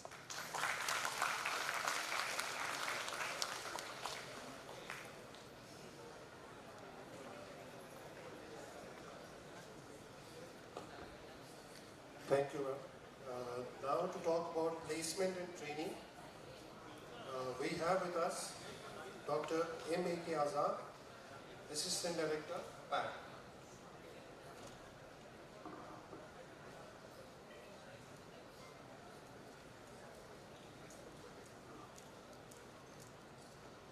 Thank you, sir. So, really I thank ma'am because whatever the consequences madam has told, I cannot say that many of the issues has been done with placement side, because if you are doing a mistake in your class for anything issues like sending a mail and all, that's okay, that can be rectified, but the same thing is going to be done during your placements. You are going to miss your opportunity. That's all. So as madam told that dot is not there, you may not receive a link from the company and you are unable to write a test. Opportunity loss. You are giving him a wrong phone number, or sometimes your phone is not ringing because many of you are having a WhatsApp number, but it is not a mobile number for calling. So the company will call you for interview, you are not picking the phone, opportunity is lost. So I just mentioned this point because though it looks like a normal things, but it's all very crucial when the situation comes in an emergency. Right? So to begin with, so let us go with the Career Development Center of VIT AP University. So Career Development Center, so which deals with all sorts of career, what we can provide you for higher education, placements, internships, etc. Right? So let me see that how many of you are interested for higher education here. Please raise your hands. That's great. Then I think this session is fine. So anyway, I will just include all the points. So as it's an orientation, you should know. Right? So it's a good thing that many of you are interested for higher education. So our office, a Career Development Center, includes the placement and training for the placement and the career path for your higher education, and also the industrial certifications, industrial internships, etc. Right? And also, summer internships. So though you might be thinking that this is a part which will come in a final year, so we can sleep for 3 years. Not sleep, of course, we can, casually we'll go there. So it will come in a very faster way. Once you complete your first year, second year onwards, you will be involved in summer internships, industrial certifications, Otherwise, your profile is not going to be up to the mark in the market of the company, where in the final year, your profile may not be shortlisted for the further rounds of your placement. So anyway, let us see that what are the points we have without wasting the time. So placement calendar. So we'll start with the placement calendar from company side. So we are going to contact the companies, then we'll send the invitations to the company. Once the dates are finalized from the company, we'll provide the logistic, then we'll take the registrations. Here the registration is nothing but your concern, that whether you are interested for that particular company based upon their requirement, eligibility, etc., and all. And then we will share the profiles with the company, facilitating the selection process. Then the offers will get if you are going to select it. So coming to the placement calendar from the student point of view. So basically we'll take the registration, that is the registration to the PAT office or the Career Development Center for placements is going to start in the month of January, February, depends upon your course. So here, of course, we'll discuss the points later. So in February and March, we'll give a basic training right, which is required for the placements. Then July, August, you will get Dream, Super Dream company requirements. Okay, what is the Super Dream and Dream we will discuss. In the month of September, IT service companies recruitment will be done. And again, September, October, November, we will have a Dream, Super Dream campus recruitments. Again, from January to April, we will have a campus recruitment of all categories. So this is a calendar which we have given so that every student at different stages can get an opportunity to attend all kind of categories of the placements. That you will come to know what is the logic inside that. So coming to the placement calendar category wise. So I think placements has been taken in the next level now in every institute for which we are going for a study actually. So definitely there is a category wise divisions here. For MTech internships, if the stipend ranges from 10K to 45K per month, such kind of companies is going to start from our placement calendar first in the month of June, July. Then Super Dream companies enters with a package of 10 lakhs and above in the month of July and August. Then IT service companies will come to 3 to 5.5 lakhs per annum in the month of September. Then the Dream companies with the 5.5 and above in the month of August to May. Then the Dream companies core, which is 3 and above lakhs per annum in the month of August to May. Now, this is the important slide, but of course the importance of this particular slide you may not be understanding 100%, but try to understand, right? Meanwhile, we are going to explain you in coming semesters also. Policy and guidelines. So, basically we think that taking an admission in a very good university will give us a placement. So it's not like that. Correct. So once you have entered here, again you have to struggle in terms of maintaining your CGPAs, right? Maintaining or updating your skills as per the market, like for example Java, C, C++. If the market goes with the Python, so you have to upgrade, okay, your knowledge. Then only you will be compatible. Okay, don't think that once you got into VIT, then you will get job somewhere else. Yes, you will get, provided if you are going to have some of the constraints which you are going to follow during these 3 years. Why I am telling 3 years is by the 4th year is completely of your placements, right? Now, so we are having a policy and guidelines here like 6 and above should be there, both if you are from UG or PG, whatever it is, and there should not be no current arrears. 6 CGPA is a minimum and there should not be no arrears.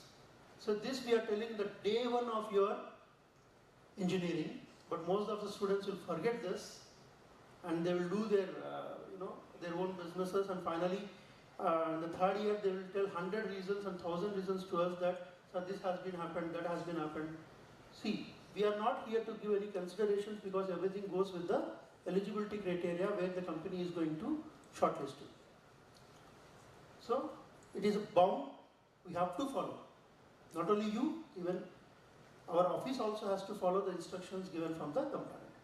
So, there will be no relaxation even 0.1% or 0.1 CGPA also.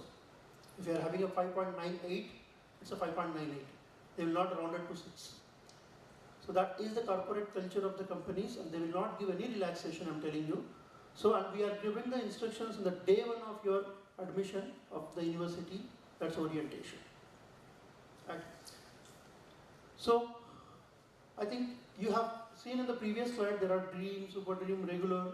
So, we will have a little bit clarity of these categories in this particular slide. So, basically this category is based upon the package, the CTC which is offered from the company to you if you are going to select it. Right. 9 and above will be considered as a Super Dream. I mean up to 6, more than like up to 6 is Dream Core, and regulars it will come from 3 to 6, right? So if you see here, if a particular student is selected in the Super Dream company for placement, not eligible for any further internship or placements. That means we have categorized the placements in such a way that every student should get a placement. Once he has got the better placement, he is not eligible for the further placements. Because as category wise, super dream is the highest priority. So once a student got a super dream placement, he will be not allowed for the further placements. Hope the first point is clear. Next, second point, if a student is selected by the super dream company for only internship, so there is a slight difference between an internship and the full-time placement. Internship is nothing but a 3 months to 6 months training kind of thing which is given by the company, and if you are performing well in the internship, they will convert that into a full-time placement. So there is a category of only internship, internship plus full-time, right? So the first case is a placement. If you are getting a full-time placement, you are not eligible for the further placement. The second point is if you are selected in only internship, right? Only internship, then you are still eligible for dream company placements, both IT based as well as the core, and IT services like TCS, CTS, so there is a regular, we will call it as a regular company placements. Because you are not getting a full-time placement in the first offer, so you are still eligible to get another offer. Hope you understood. So it's also clear. So finally our priority is we have to give the best opportunity to you. Once you reach the best one, we'll stop from the other placements. Right? Next, the third is selected by the Dream IT company for the placement. So there is a slight difference between internship and placements. Hope you understood now. So whenever we are writing here placement, it's nothing but your full time, which is a placement, not for a 3 months and 6 months internship. Right? So now you have selected for the placement, you are eligible for still further super dream companies because it's only dream. That means you can still eligible and you can attend the companies which are super dream category, and you can get another offer also in hand. So similarly, you can have a non-CS and IT students, UG and PG will be eligible for dream core placements, and CS and IT students, both UG and PG, core or IT status considered as the same status. Right. All these points are there in the website of Career Development Center and VIT AP. So nothing to write and nothing to remember. You just go through the site. All these points are there again. You can make it into a reference whenever you want. And if a student selected with a dream core company for placement, again it comes under dream, though it is a core, not an IT. So again we are giving in a choice.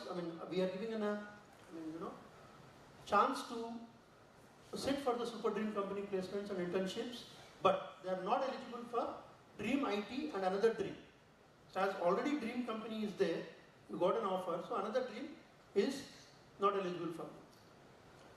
So I think these 3 points is clear now. Coming to the dream IT company, more or less this rule is same, eligible for super dream companies, only placements, because it's already you got an internship. So already you got an internship, so you are eligible for placements. That is full time. Dream core company, only placements, and IT service companies. That means you are not eligible for internships further. Next point is, if you are selected by the dream core, again, I think the same rule applicable here. And last is selected by IT service company, that is a regular offer. You are eligible for dream as well as the super dream. Right? So this is the basic idea of the category of the things. And registration process, as I already told you that in the calendar, registration basically will start for the placement in the month of January, February every year. That means how many semesters you will complete by that time? Yes, please. 7, 6, January. So that is what I would like to make you very clear, that when you are just entering into 6th semester, correct? That means almost ending of your 5th semester. So the crucial point is, by the end of the 5th semester, you should complete the minimum credits with no backlogs. So that is the very crucial point where your seniors are facing now, because of which they are not eligible to register for the placement. So automatically they are losing the offers. Because once the calendar starts, the first category of the super dreams starts coming in the month of July and August. By that time, if you are short by any credits or if they are having any backlog, then they are losing the opportunity. In another semester, if they are clearing the subjects and coming, by the time super dreams are going to be closed. See how difficult it is. So that's the reason the first question I asked that, don't think that getting an admission into VIT will get you the placement. So you have to be very alert from the first semester onwards that how to complete the credits and clear your backlogs. Got it? Yeah. So the registration process, definitely we will give again and again whenever the registration opens. Just let me complete very fast it is. There will be a registration fees for the placement. So of course it's very minimal cost like 7,080 and all. It's very less cost, and you will be benefited a lot of things. Okay, that you will come to know. Registration in campus interaction portal. That means we are going to maintain a portal where your profiles will be managed. Not only our AP campus, all the 4 campuses of VIT profiles will be there in the portal. So for maintaining that portal, we are paying third party, right? So updating your CGPs, maintaining your resumes, and that portal profiles will be given to the companies to shortlist. Right? So we are spending much on the portal again. Next is Google Groups. As Madam told that if you are going to unsubscribe the group, basically at the time of registration, we will add your email leads into one particular group called PAT or something else. So if you are unsubscribing that, you will be not getting a mails from our PAT office, and again you will be the loser. So that's what in the beginning itself I told that email is very important point. Then registration schedules, you should be more specific with the timelines, because the company will give, for example, they will give a mail today evening 4 o'clock. They will tell that you have to register for this company by end of the day, like night 11 p.m. So you will have only 5 hours of time to register for that particular company. That means you should be alert in checking the mails continuously, regularly. Whatever the consequences, nobody will listen here. I forgot the password, I have not got the link, there is no internet, but once the deadline gone, you will be losing the opportunity in applying for the best company. Right? So that's the reason the 5th point, again, they read the mails carefully and apply for interested and eligible companies.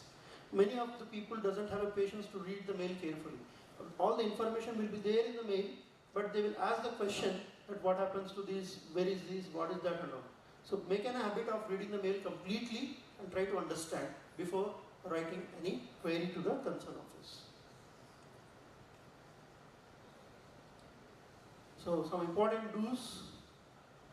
So anytime international company comes, so they will give an offer if you are going to select it there. So you have to be reporting to the company if it is somewhere else abroad, somewhere else outside India. So there is an every chance of asking you the passport and PAN card, etc., etc. So if you are not having, please apply and make it ready. And always you should have a resume, passport size photograph, certificates in a folder when you attend the placement reports. Of course, for this you have a time, we will circulate the points. All your queries should be sent to only PAT queries. So we will give a particular email ID. Any query regarding the placement, you have to write to that particular ID only. So writing to assistant director, writing to somebody else in the placement will not get a reply from them. Right? And moreover, that will be taken as a disciplinary action, and we are going to suspend from the placement for 2 weeks. So it looks like very common sentence, but what I will tell you in a scenario. Per day we will get 5 to 6 companies. If you are going to suspend it from 2 weeks, how many companies you are losing? More than 100 companies. Or approximately 50 you take it. So, as Banerjee sir told that, this disciplinary action is also one of the most important points, right? Which everything affects your career here. So be patient. Okay, log in for the placement process before 15 minutes of the prescribed time for your giving your attendance. So whenever the company exam or interview comes, you should be available 15 minutes before, and you should be patient if there is any delay in the start of the selection process. Keep checking your emails regularly. Of course. So this actually happens because we are working with all other 3 campuses of VIT. Sometimes it will be delayed. Like for example, one person is going to be interviewed, the interview may go for half an hour or 1 hour, you should be patient and you should be staying back and waiting for that particular next turn. So visit the website of the company before applying for the selection process. Whatever the company comes to apply, first of all you check that what is the company for which it is working. If you are happy with that, then only you apply. Once you apply, you should not say that, sir, after applying I have seen this company is not fit for my core, or I'm not interested for that, I will come back from the registration. That will not be going to be happening. Okay. So everything you should act very smartly whenever you are going to choose your career from the side of company. So don't ask for additional registrations or extensions of update time for registration, as it is not accepted by the recruiting companies. As I already told you that the deadline went, then you cannot apply for that. And you should not ask us to do the same thing. Students who decline a super dream or dream offer should do one additional academic course to complete their degree requirements. This is the most important point. If you have already got an offer of super dream or dream, but if you are not interested to join it, then a penalty of one particular course additionally you have to do. That is, it looks like very simple now, but at the end of the degree, that is almost in final year, if you want to do some course, it will delay your course.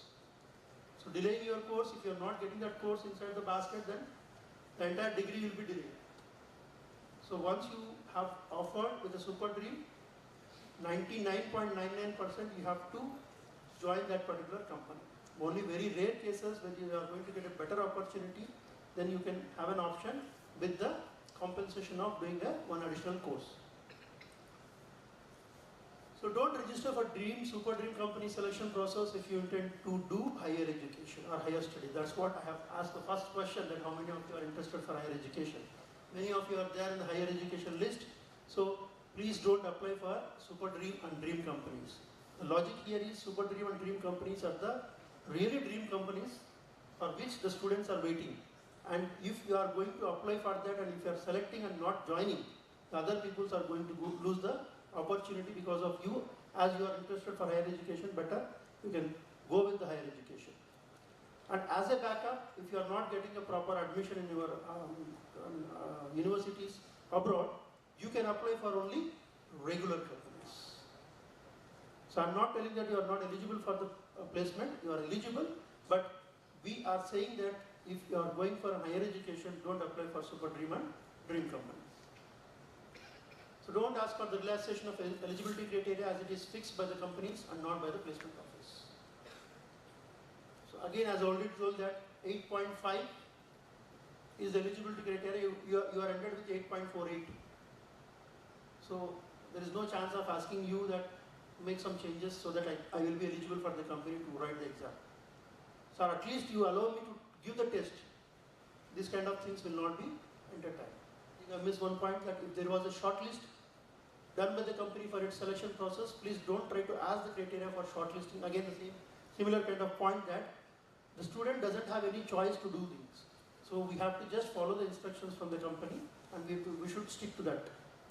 Some important don'ts. Don't indulge in any malpractice during the selection process, and it would certainly lead to the cancellation of your placement registration and disciplinary action by the university.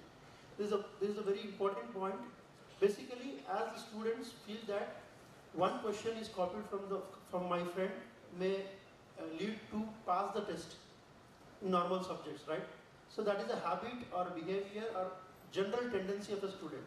But whenever you register for the placement, you should feel that you are dealing with something, a legal act of corporate field. Though it looks like a very simple thing for faculty and student, but for company it's a very big thing. So if you have found in doing so, like copying a particular code of the question and attending the test, because all the placement activities will be proctored through CC camera. So if it is found like that, so definitely you will be removed from the placement process, registration, and also additionally it will be taken to the disciplinary committee. So don't talk to the recruiters unnecessarily. When you are getting a chance to talk with them, like interview and all, so don't discuss unnecessary things. Some students will request that, sir, please give me, what is the possibility of getting me that job? Such kind of questions or asking the phone numbers is not at all allowed. Don't think that we should not get that kind of information. Immediately the panel will inform that so-and-so student has done this. which will create a bad reputation of university, and of course definitely the penalty or some action will be taken against to the student. So don't attend the pre-placement talk of those companies for which you are not eligible. So almost all the companies will conduct the pre-placement talk before going to conduct a placement.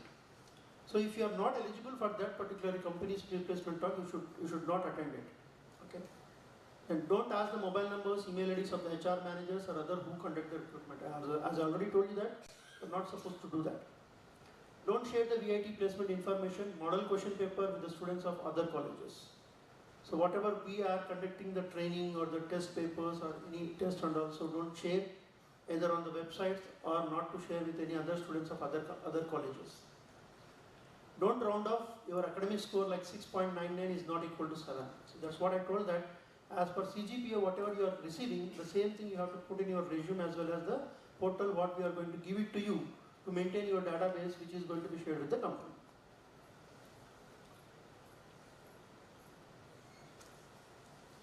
So some other information which is important for you, for interpreting and clarification of academic regulations, you must consult the Dean Academics.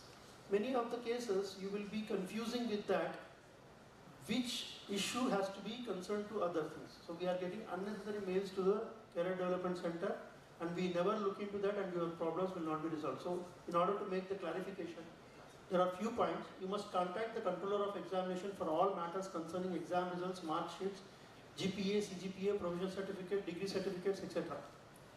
And not the CDC office. Why? Because basically people will say that our results are out when the registration for placement will start. So results are not out. Sir, I have only one subject of backlog. Please do something. So those things don't come to the CDC. If you are completely eligible for the placement, then only we will take care of your profiles. And LOR, letter of recommendation. Now this is the most important point for you because many of you are going for higher education. Letter of recommendations. I think many of the foreign universities are asking 2 to 3 letter of recommendations from the institute, and you have to request your faculty if you are going for higher education. They will write a mail to us, Career Development Center, whether the student is eligible for issuing the LOR or not. We will cross-check whether you are placed either in Super Dream or Dream. If yes, we will reply them that not to issue an LOR. If you have not selected in Super Dream or Dream, but you are registered for the PAT, we will give a reply that yes, you can issue the LOR and we will make a note of your registration number so that you should not attend the Super Dream and Dream once the LOR is issued. Because this is the point which we have already discussed that you are not eligible for Dream and Super Dream if you are going for higher education. And you must contact the corresponding program chief for no objection or bona fide certificate needed for industrial internships, both Career Development Center side or non-CDC side. So this basically what happens, in your course curriculum there is one course which is of 10 credits, a senior design project or an industrial internship. So there we prefer the industrial internships where you will get a real-time exposure. So if you are not getting an industrial internship through Career Development Center, you can get industrial internships through your relatives or brothers or references, but that should be routed through the program check. Okay? Yeah. So in order to have a successful placement, we are going to give a training to you. Again, training is going to have a different types of trainings, and not only the placement in the final year, we are going to give a summer internship which starts from second year, third year, because we are making you ready for the placements from the second year onwards. And one more important point that under this CDC training, we will have a soft skills, right? So which we have not mentioned here, but soft skills is one of the part of curriculum. We made mandatory for some of the courses so that it will be helpful for your placements. For example, there will be an aptitude, competition, competitive coding, right? And verbal. These are the courses you can find in first semester, second semester, third and fourth semesters. and competitive coding will come in 5th and 6th semesters. So don't neglect as it is a soft skills. Basically what we will do is soft skills means okay, just we'll do something and we'll pass it. So just pass is really makes you more strained when you comes to the placement. There you will doesn't have any time to practice much. So better whenever you are getting an opportunity from the semester 1 onwards, concentrate it and do your best in this type of courses like as I told you that aptitude, verbal, reasoning, competitive coding, communication skills, etc. which has been distributed among first 6 semesters. Semester 1, 2, 3, 4, 5 and 6. So don't neglect it actually because that will definitely reflect on your placements record. So as a training from Career Development Center, we are going to give a mock interviews which is scheduled for pre-final year students, and students should utilize this opportunity sincerely to understand their pros and cons. Because as I already told you that the student mentality has to be changed. Don't take it as a normal course because everything comes into a reality which will make you to get the opportunity. So opportunity knocks only once. You might have heard or seen the advertisement that last year Vellore campus got 1.02 crore per year as a package. This year 90 lakhs is already achieved in the first 2 months itself. So once you are going to get such a kind of package, your life is going to be settled. For that you have to start preparing, or at least you should have an eye and efforts from the first year onwards. Because everything cannot be happen in a day or 2 or 1 month. So don't think that everything will be done in the 3rd year. So do the things. If you have a skills towards the coding, enhance the skills and participate in more hackathons, codathons and do the practice. Whenever they get the opportunity, utilize it. Sometimes what happens in 2nd year, 3rd year, whenever the Amazon or some companies are conducting the hackathons, they will give the prize, and when you reach to the 3rd year and final year, they'll convert into a offer also. This thing happened recently the Microsoft. Last year summer internship students who have taken by the Microsoft, this year they have converted into full-time with a package of 52 lakhs per annum as a CTC. So the students who are having an inherent skills, they attended just for a summer internship, now they are enjoying their life. Then you need to register for the PAT also.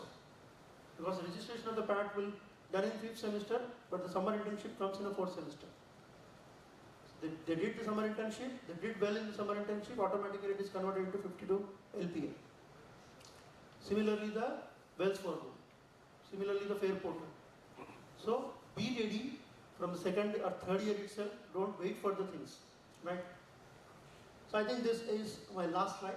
Thank you very much and all the best for you. Thank you so much, sir. Now just few sessions more, so I will request you to be patient. Next we have Dr. Ilakia L. with us to talk about counseling and mental health and related stuff. Okay, all of you, where are you running away?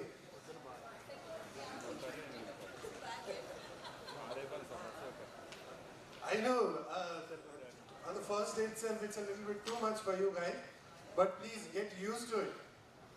You're here to do something, right? To be successful, to get a good job.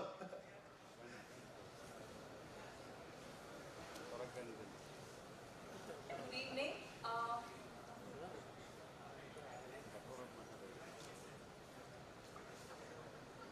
So, welcome everyone to VIT University. Here, they spoke so much about academic thriving and how academically you can perform and how to get placed and all of that.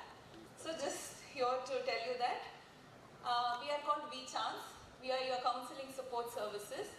So we aim at providing you a space where you can academically thrive and also personally, have a balanced life at college. So when I say we are VChance, we are Center for Healing, Awareness and Nurturing through Counseling and Empowerment. We focus on helping people with any sorts of academic problem or personal issue, and if you want that to be resolved, we are there to help you with it.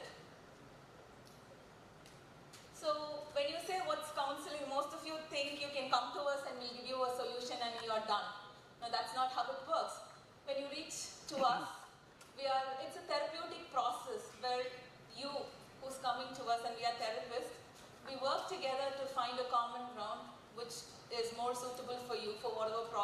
you have in hand.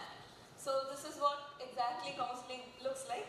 So when I said we are here definitely to ensure that your journey is both academically thriving and personally fulfilling. And one major thing is most of us think that to ask for help is some sort of weakness. To go tell someone that I need help, or can someone help me with this, or how do I do this? We all think, oh, that will make me look weak in front of people. But that's not how it works. Accepting help is a kind of strength that all of us should possess in order for us to thrive. What you have as a skill, I might need some support from there. What I have as a skill, you might need. So it works two ways. So it's better to ask for help when there is difficulty rather than just bottling it up and just being there. So what are the things you can come to us with counseling? Any academic difficulties, any adjustment issues that you have? We understand that the environment is completely new and most of you might come from a different state totally, right? So any sort of adjustment issue, anxiety and stress, if you have any anger issues that you want us to help manage, behavioral issues, career and college pathway, you need help with your career development as well, right? So for that also we do help you. Any sorts of drug and addiction issues, addictions, your mobile addiction, your social media addiction, gaming, everything, which could definitely hinder your academics. Like we just had a long talk. From morning you've been having talks where they talk about how you need to thrive better to have a better future. So, to any difficulties relating to that, and also if there's a grief and there's a loss of someone or any relationship issues, both personal, family-wise, anything that you're having difficulty with, whichever is hindering your academic performance, we will definitely be there to help you with it. Homesickness, yes, we are 5. With me, it is 6 in number at VChance. The other 5 counselors stay in the hostel. So anytime, unless it's not midnight and then you want to wake them up and ask for help, the rest of the time is good for them to seek help. So along with it,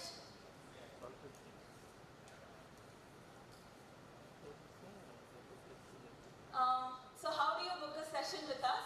It's not that you can randomly walk in and have a session with us. We have a step-wise way in which you can reach out to us. So when you log into our website, on campus live, we are called VChance there. If you go there, the steps are provided on how you can take a session, but still I will just go through it.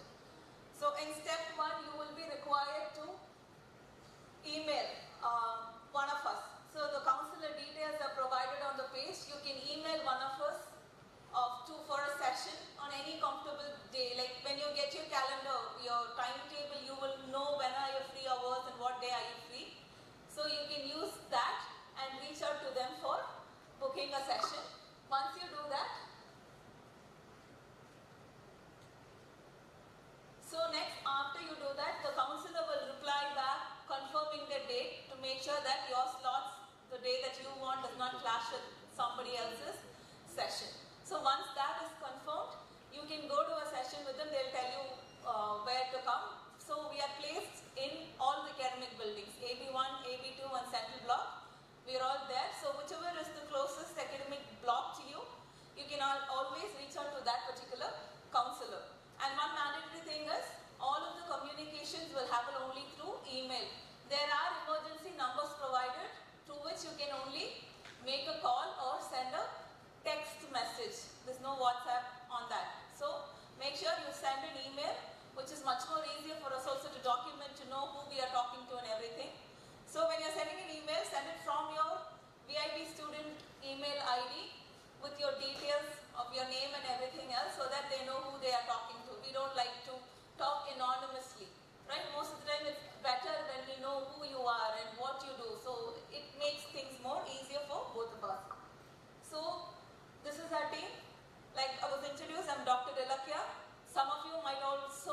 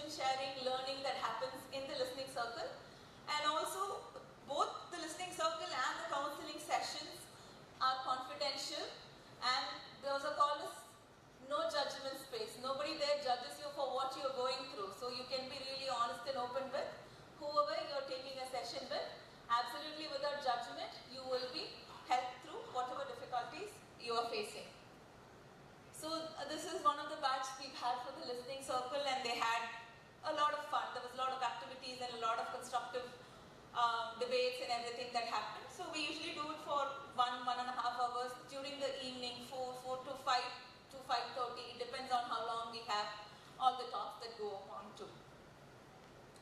And also there's something that we do, researches. We want to know, to help you, in order to help better, in order to provide you better of services or better counseling or better other workshops and seminars. There are a lot of things that we would like to know, and we like numbers. As much as we are from humanities and we all ran away from numbers, we are back to square one, that we are going to see numbers for us to give you better workshops and seminars. We don't want to still do workshops on stress management, sleep management and time management. I think we're all way beyond it. We're all adult enough to manage our times, and you do not need our help. I'm not saying don't come to us with that difficulty. Yes, we are. But there are a lot of other enriching ways in which you can have workshops and seminars for your career and your personal life. So we have such researches going on. One of this is exclusively for the first years to assess a lot of different things. Once the study is complete, we'll probably share the whole research details with you. We are keeping it confidential just to reduce bias in our study. So if you can scan the QR code that's there from your camera, the team will also be bringing their QR codes on a printed paper. If you can just scan it and answer, there are almost 20 questions, isn't it, guys? Okay, 20? 25. Okay, that's almost 20-25 questions there. If you can scan and just answer them quickly for us, it'll be really helpful. If you're not able to scan there are people walking amongst you with a paper.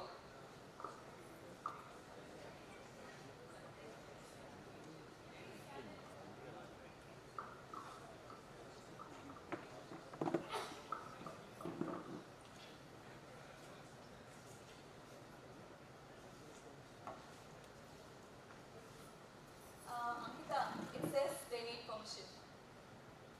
You have to make it, they still don't have their university email ID, I presume.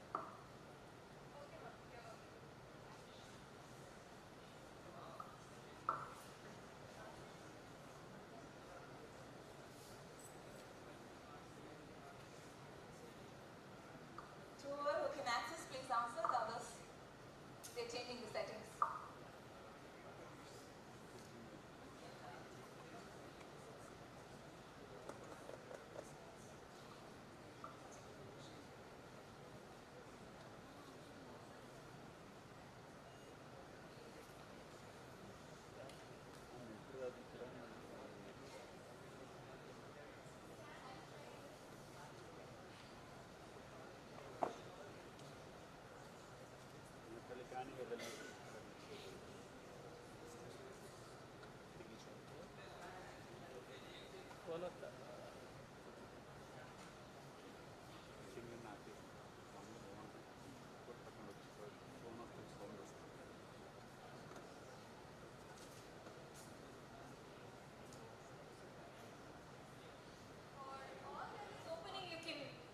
For everyone who is opening and you don't need the permission, please start filling out the forms. If you have any questions, ask us. Ma'am, do it fast, ma'am. 6 o'clock bus is leaving. 2 more minutes, sir. Once they are done, we are done. And next attempt also is there. Sir is there.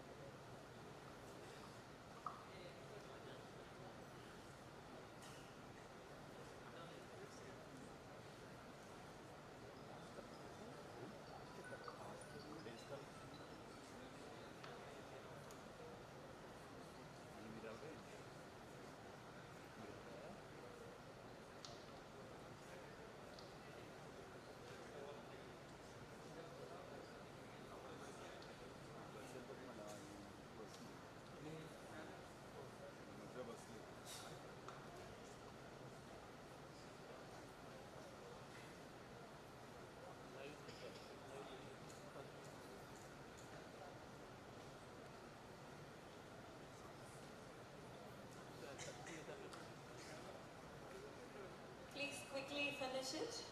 Thank you so much.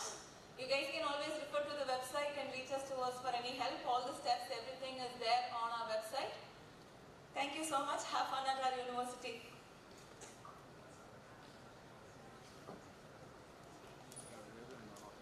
Thank you so much, ma'am. Now we have come to almost the end of the, today's session. So please bear with us as I call upon Dr. Devajit Goswami, who is the Director for International Relations in the university. So especially those of you who want to go abroad for your master's or semester abroad program, he is the person that you should get hold of.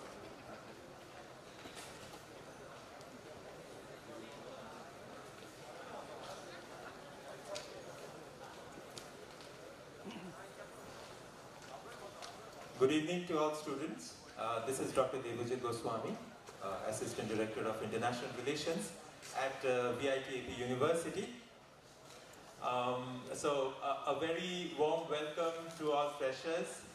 A very good evening to all students here present here, and welcome to VIT. So I'll try to keep it short, and I'm here to talk about the international relations and the study abroad opportunities that are available to you at VIT. So the international study opportunities at VIT for students come under two broad categories. So the first is the international transfer programs, the ITPs in short, and the second is the semester abroad program, what we call the SAP in short. Along with that comes benefits such as short-term courses, projects, or immersion study programs that you can do via partner universities of VIT. So the most important thing to keep in mind is that international relation opportunities across all the VIT group of institutions is common. So whatever agreements VIT Vellore has signed upon, all the VITs, that is VIT AP, Bhopal, Chennai, and Vellore, they can avail those opportunities, whether it be ITP or whether it be SAP. Okay. So let's quickly discuss about what ITPs are all about. So ITPs are these programs, these transfer program opportunities called international transfer programs, wherein you as VIT students have the opportunity to transfer to a VIT partner university abroad to obtain your respective degree from the partner university. Okay. So I'll be talking about the various transfer options available to you. So you as BTech students will be typically doing a 4-year course here, right? So the ITP gives you an opportunity to move to a partner university abroad, in the UK, in the US, in Australia, and so on, that VIT has partnered with. And you can get your degree, your BTech degree, from the partner university. After this process for you will start in fall 2025. Okay. So what happens is the credits that you earn at VIT AP during your first 2 years of BTech program gets transferred to the partner university, and then you continue your respective study in your discipline abroad.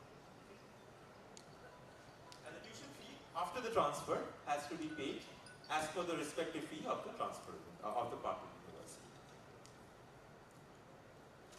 Now, why would you like to go for ITP or the International Transfer Program at all? So they offer you an opportunity to study in India for the first 2 years, that is at VIT, and you can choose to be in a foreign country overseas for your undergraduate or for your graduate program. It enables you to study in some of the most prestigious global universities. So there are quite a few universities in the US and UK which are very highly ranked, which VIT has partnered with. And it further reduces the cost of overseas education because you'll be moving from VIT after 2 years. So you won't be paying the entire 4-year fee at a partner university abroad, and hence the effective reduction of fee is about 45%. So the overseas admission process is streamlined through the partnership agreement that VIT has with these global universities. The global partner universities would provide the same provisions for you to work and to engage in various industry level exposures and work experience. So be it the US, be it the UK, you have equal opportunities everywhere. And by this program, you further have the provision to continue your studies beyond your undergraduate degree towards your master's or doctoral programs. Now here are the various transfer options that are available. So the most popular one for BTechs is the 2+2 transfer program, wherein you study, for BTechs as well as for BBA students, wherein you study 2 years at VIT or VIT, and then move to a partner university for your BS degree in maybe computer science, maybe electronics, maybe mechanical, or as the case may be for BBA. Then there is this 3+2 transfer program, which is for the integrated master's students, the 5-year integrated programs that we have at VIT. So for that, the only partner as of now is the University of Missouri, Kansas City in the US. These 5-year integrated students can move for their BS degree in computer science. There is a pathway which is the 3.5 plus 1.5 pathway, wherein you can move to the university, to the State University of New York, Binghamton, during your 8th semester of study, that is, during your final year, 8th semester, which is typically the SDP semester, as Dr. Azad was mentioning in his presentation. The final semester project work or internship that you'll be doing is called the senior design project. So that senior design project you can accomplish at Binghamton, right, and get the degree, the BTech degree from VIT-AP, and simultaneously continue on to your master's program in your respective discipline, be it computer science or electronics, from Binghamton University. Okay, so that's the 3.5 plus 1.5 track. And then there is a counterpart in the data science program that we have, the BSc Data Science program. That's the 2.5 plus 1.5 program. So it follows the same pathway like the 3.5 program for BTechs, but herein you get a BSc degree in data science from VIT-AP and move on to get an MS degree in system science from Binghamton University, New York. So here are some of the ITP partner universities of VIT. Remember, the internationalization is common across all VIT groups of institutions. So these universities that you see here are the same that you find listed in the VIT Vellore International Relations webpage. So in the US you have these many universities. In Europe and UK, these are the transfer partners. In Australia and New Zealand, these are the transfer partners. You can look in for the details at the vit.ac.in International Relations webpage.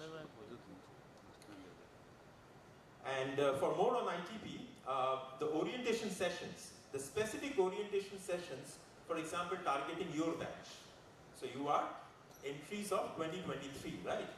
So you will be eligible as BTechs for the 2+2 transfer programs in fall 2025. So the respective orientation session targeting your batch will be 1 year hence, that is in fall 2024. Okay. We'll be sending around emails for your batch, wherein we'll have exclusive sessions, ITP sessions, conducted by the International Relations Office for you and you only. Okay, therein you'll get to know about more details as to how these transfers are to be done, and what's the process, what's the protocol to be followed, along with the fee structure and all. So you should be vigilant of IR office emails if you're interested in transfer programs. Not miss out on those emails and hence on the opportunity. And you could always reach out to the IR office, and the details of the IR office members will be sent to you separately by me.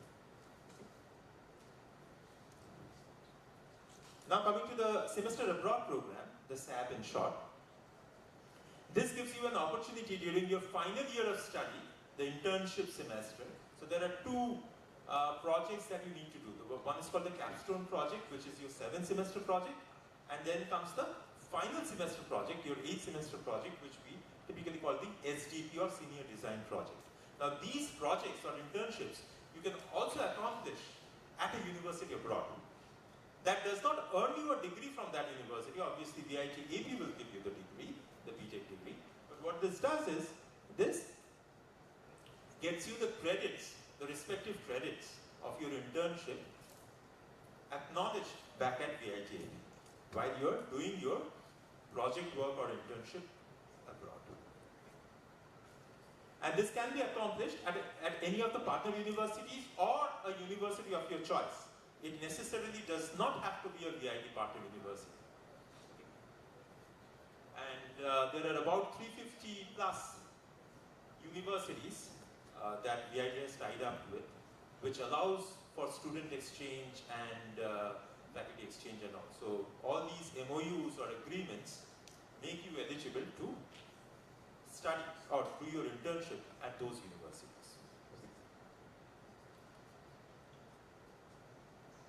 So similar to ITP, why at all go for SAP? So this gives you a foreign country and university exposure, which helps you ultimately in your academic growth. And the experience would definitely help you in a master's program admission at that respective university. And if you land up getting publications, that's wonderful. And you should always strive for that during your BTech program. So we have lots of opportunities here, engineering clinics and innovation incubation center, and all those things are there. So once you are into the system, you'll get to know more about it. So try to get into research and publication during your bachelor's. Okay, that aids you a lot if you're aiming for a master's program abroad. So some of the SAP destinations where VIT students have been over the years, over the past few years. So you see it's all across Europe, US, Australia, Europe, and so on. But two of the top universities in Asia, in US and NTU are also in here where VIT students have been to. So you have wonderful opportunities that you should explore to be at those places and experience what top level education is all about. And for more on SAP, well, do understand that it's a self-financed program wherein you have to really be yourself sponsored. VIT does provide travel scholarships upon successful completion of the SAP program. And if you're interested, you should watch out for orientation session emails coming from me. But that would be almost 3 years from now, because SAP, as I told you, is a final year activity for you. Okay. So for any queries you have, you can please contact me. You can note down my email ID. I'll shortly send around an email briefing you about the IR office members. I'm one of the assistant directors, but there are 2 more assistant directors along with coordinators from each and every school. The 7 schools that we have here. Okay. Okay. Thanks a lot. Thank you for your time.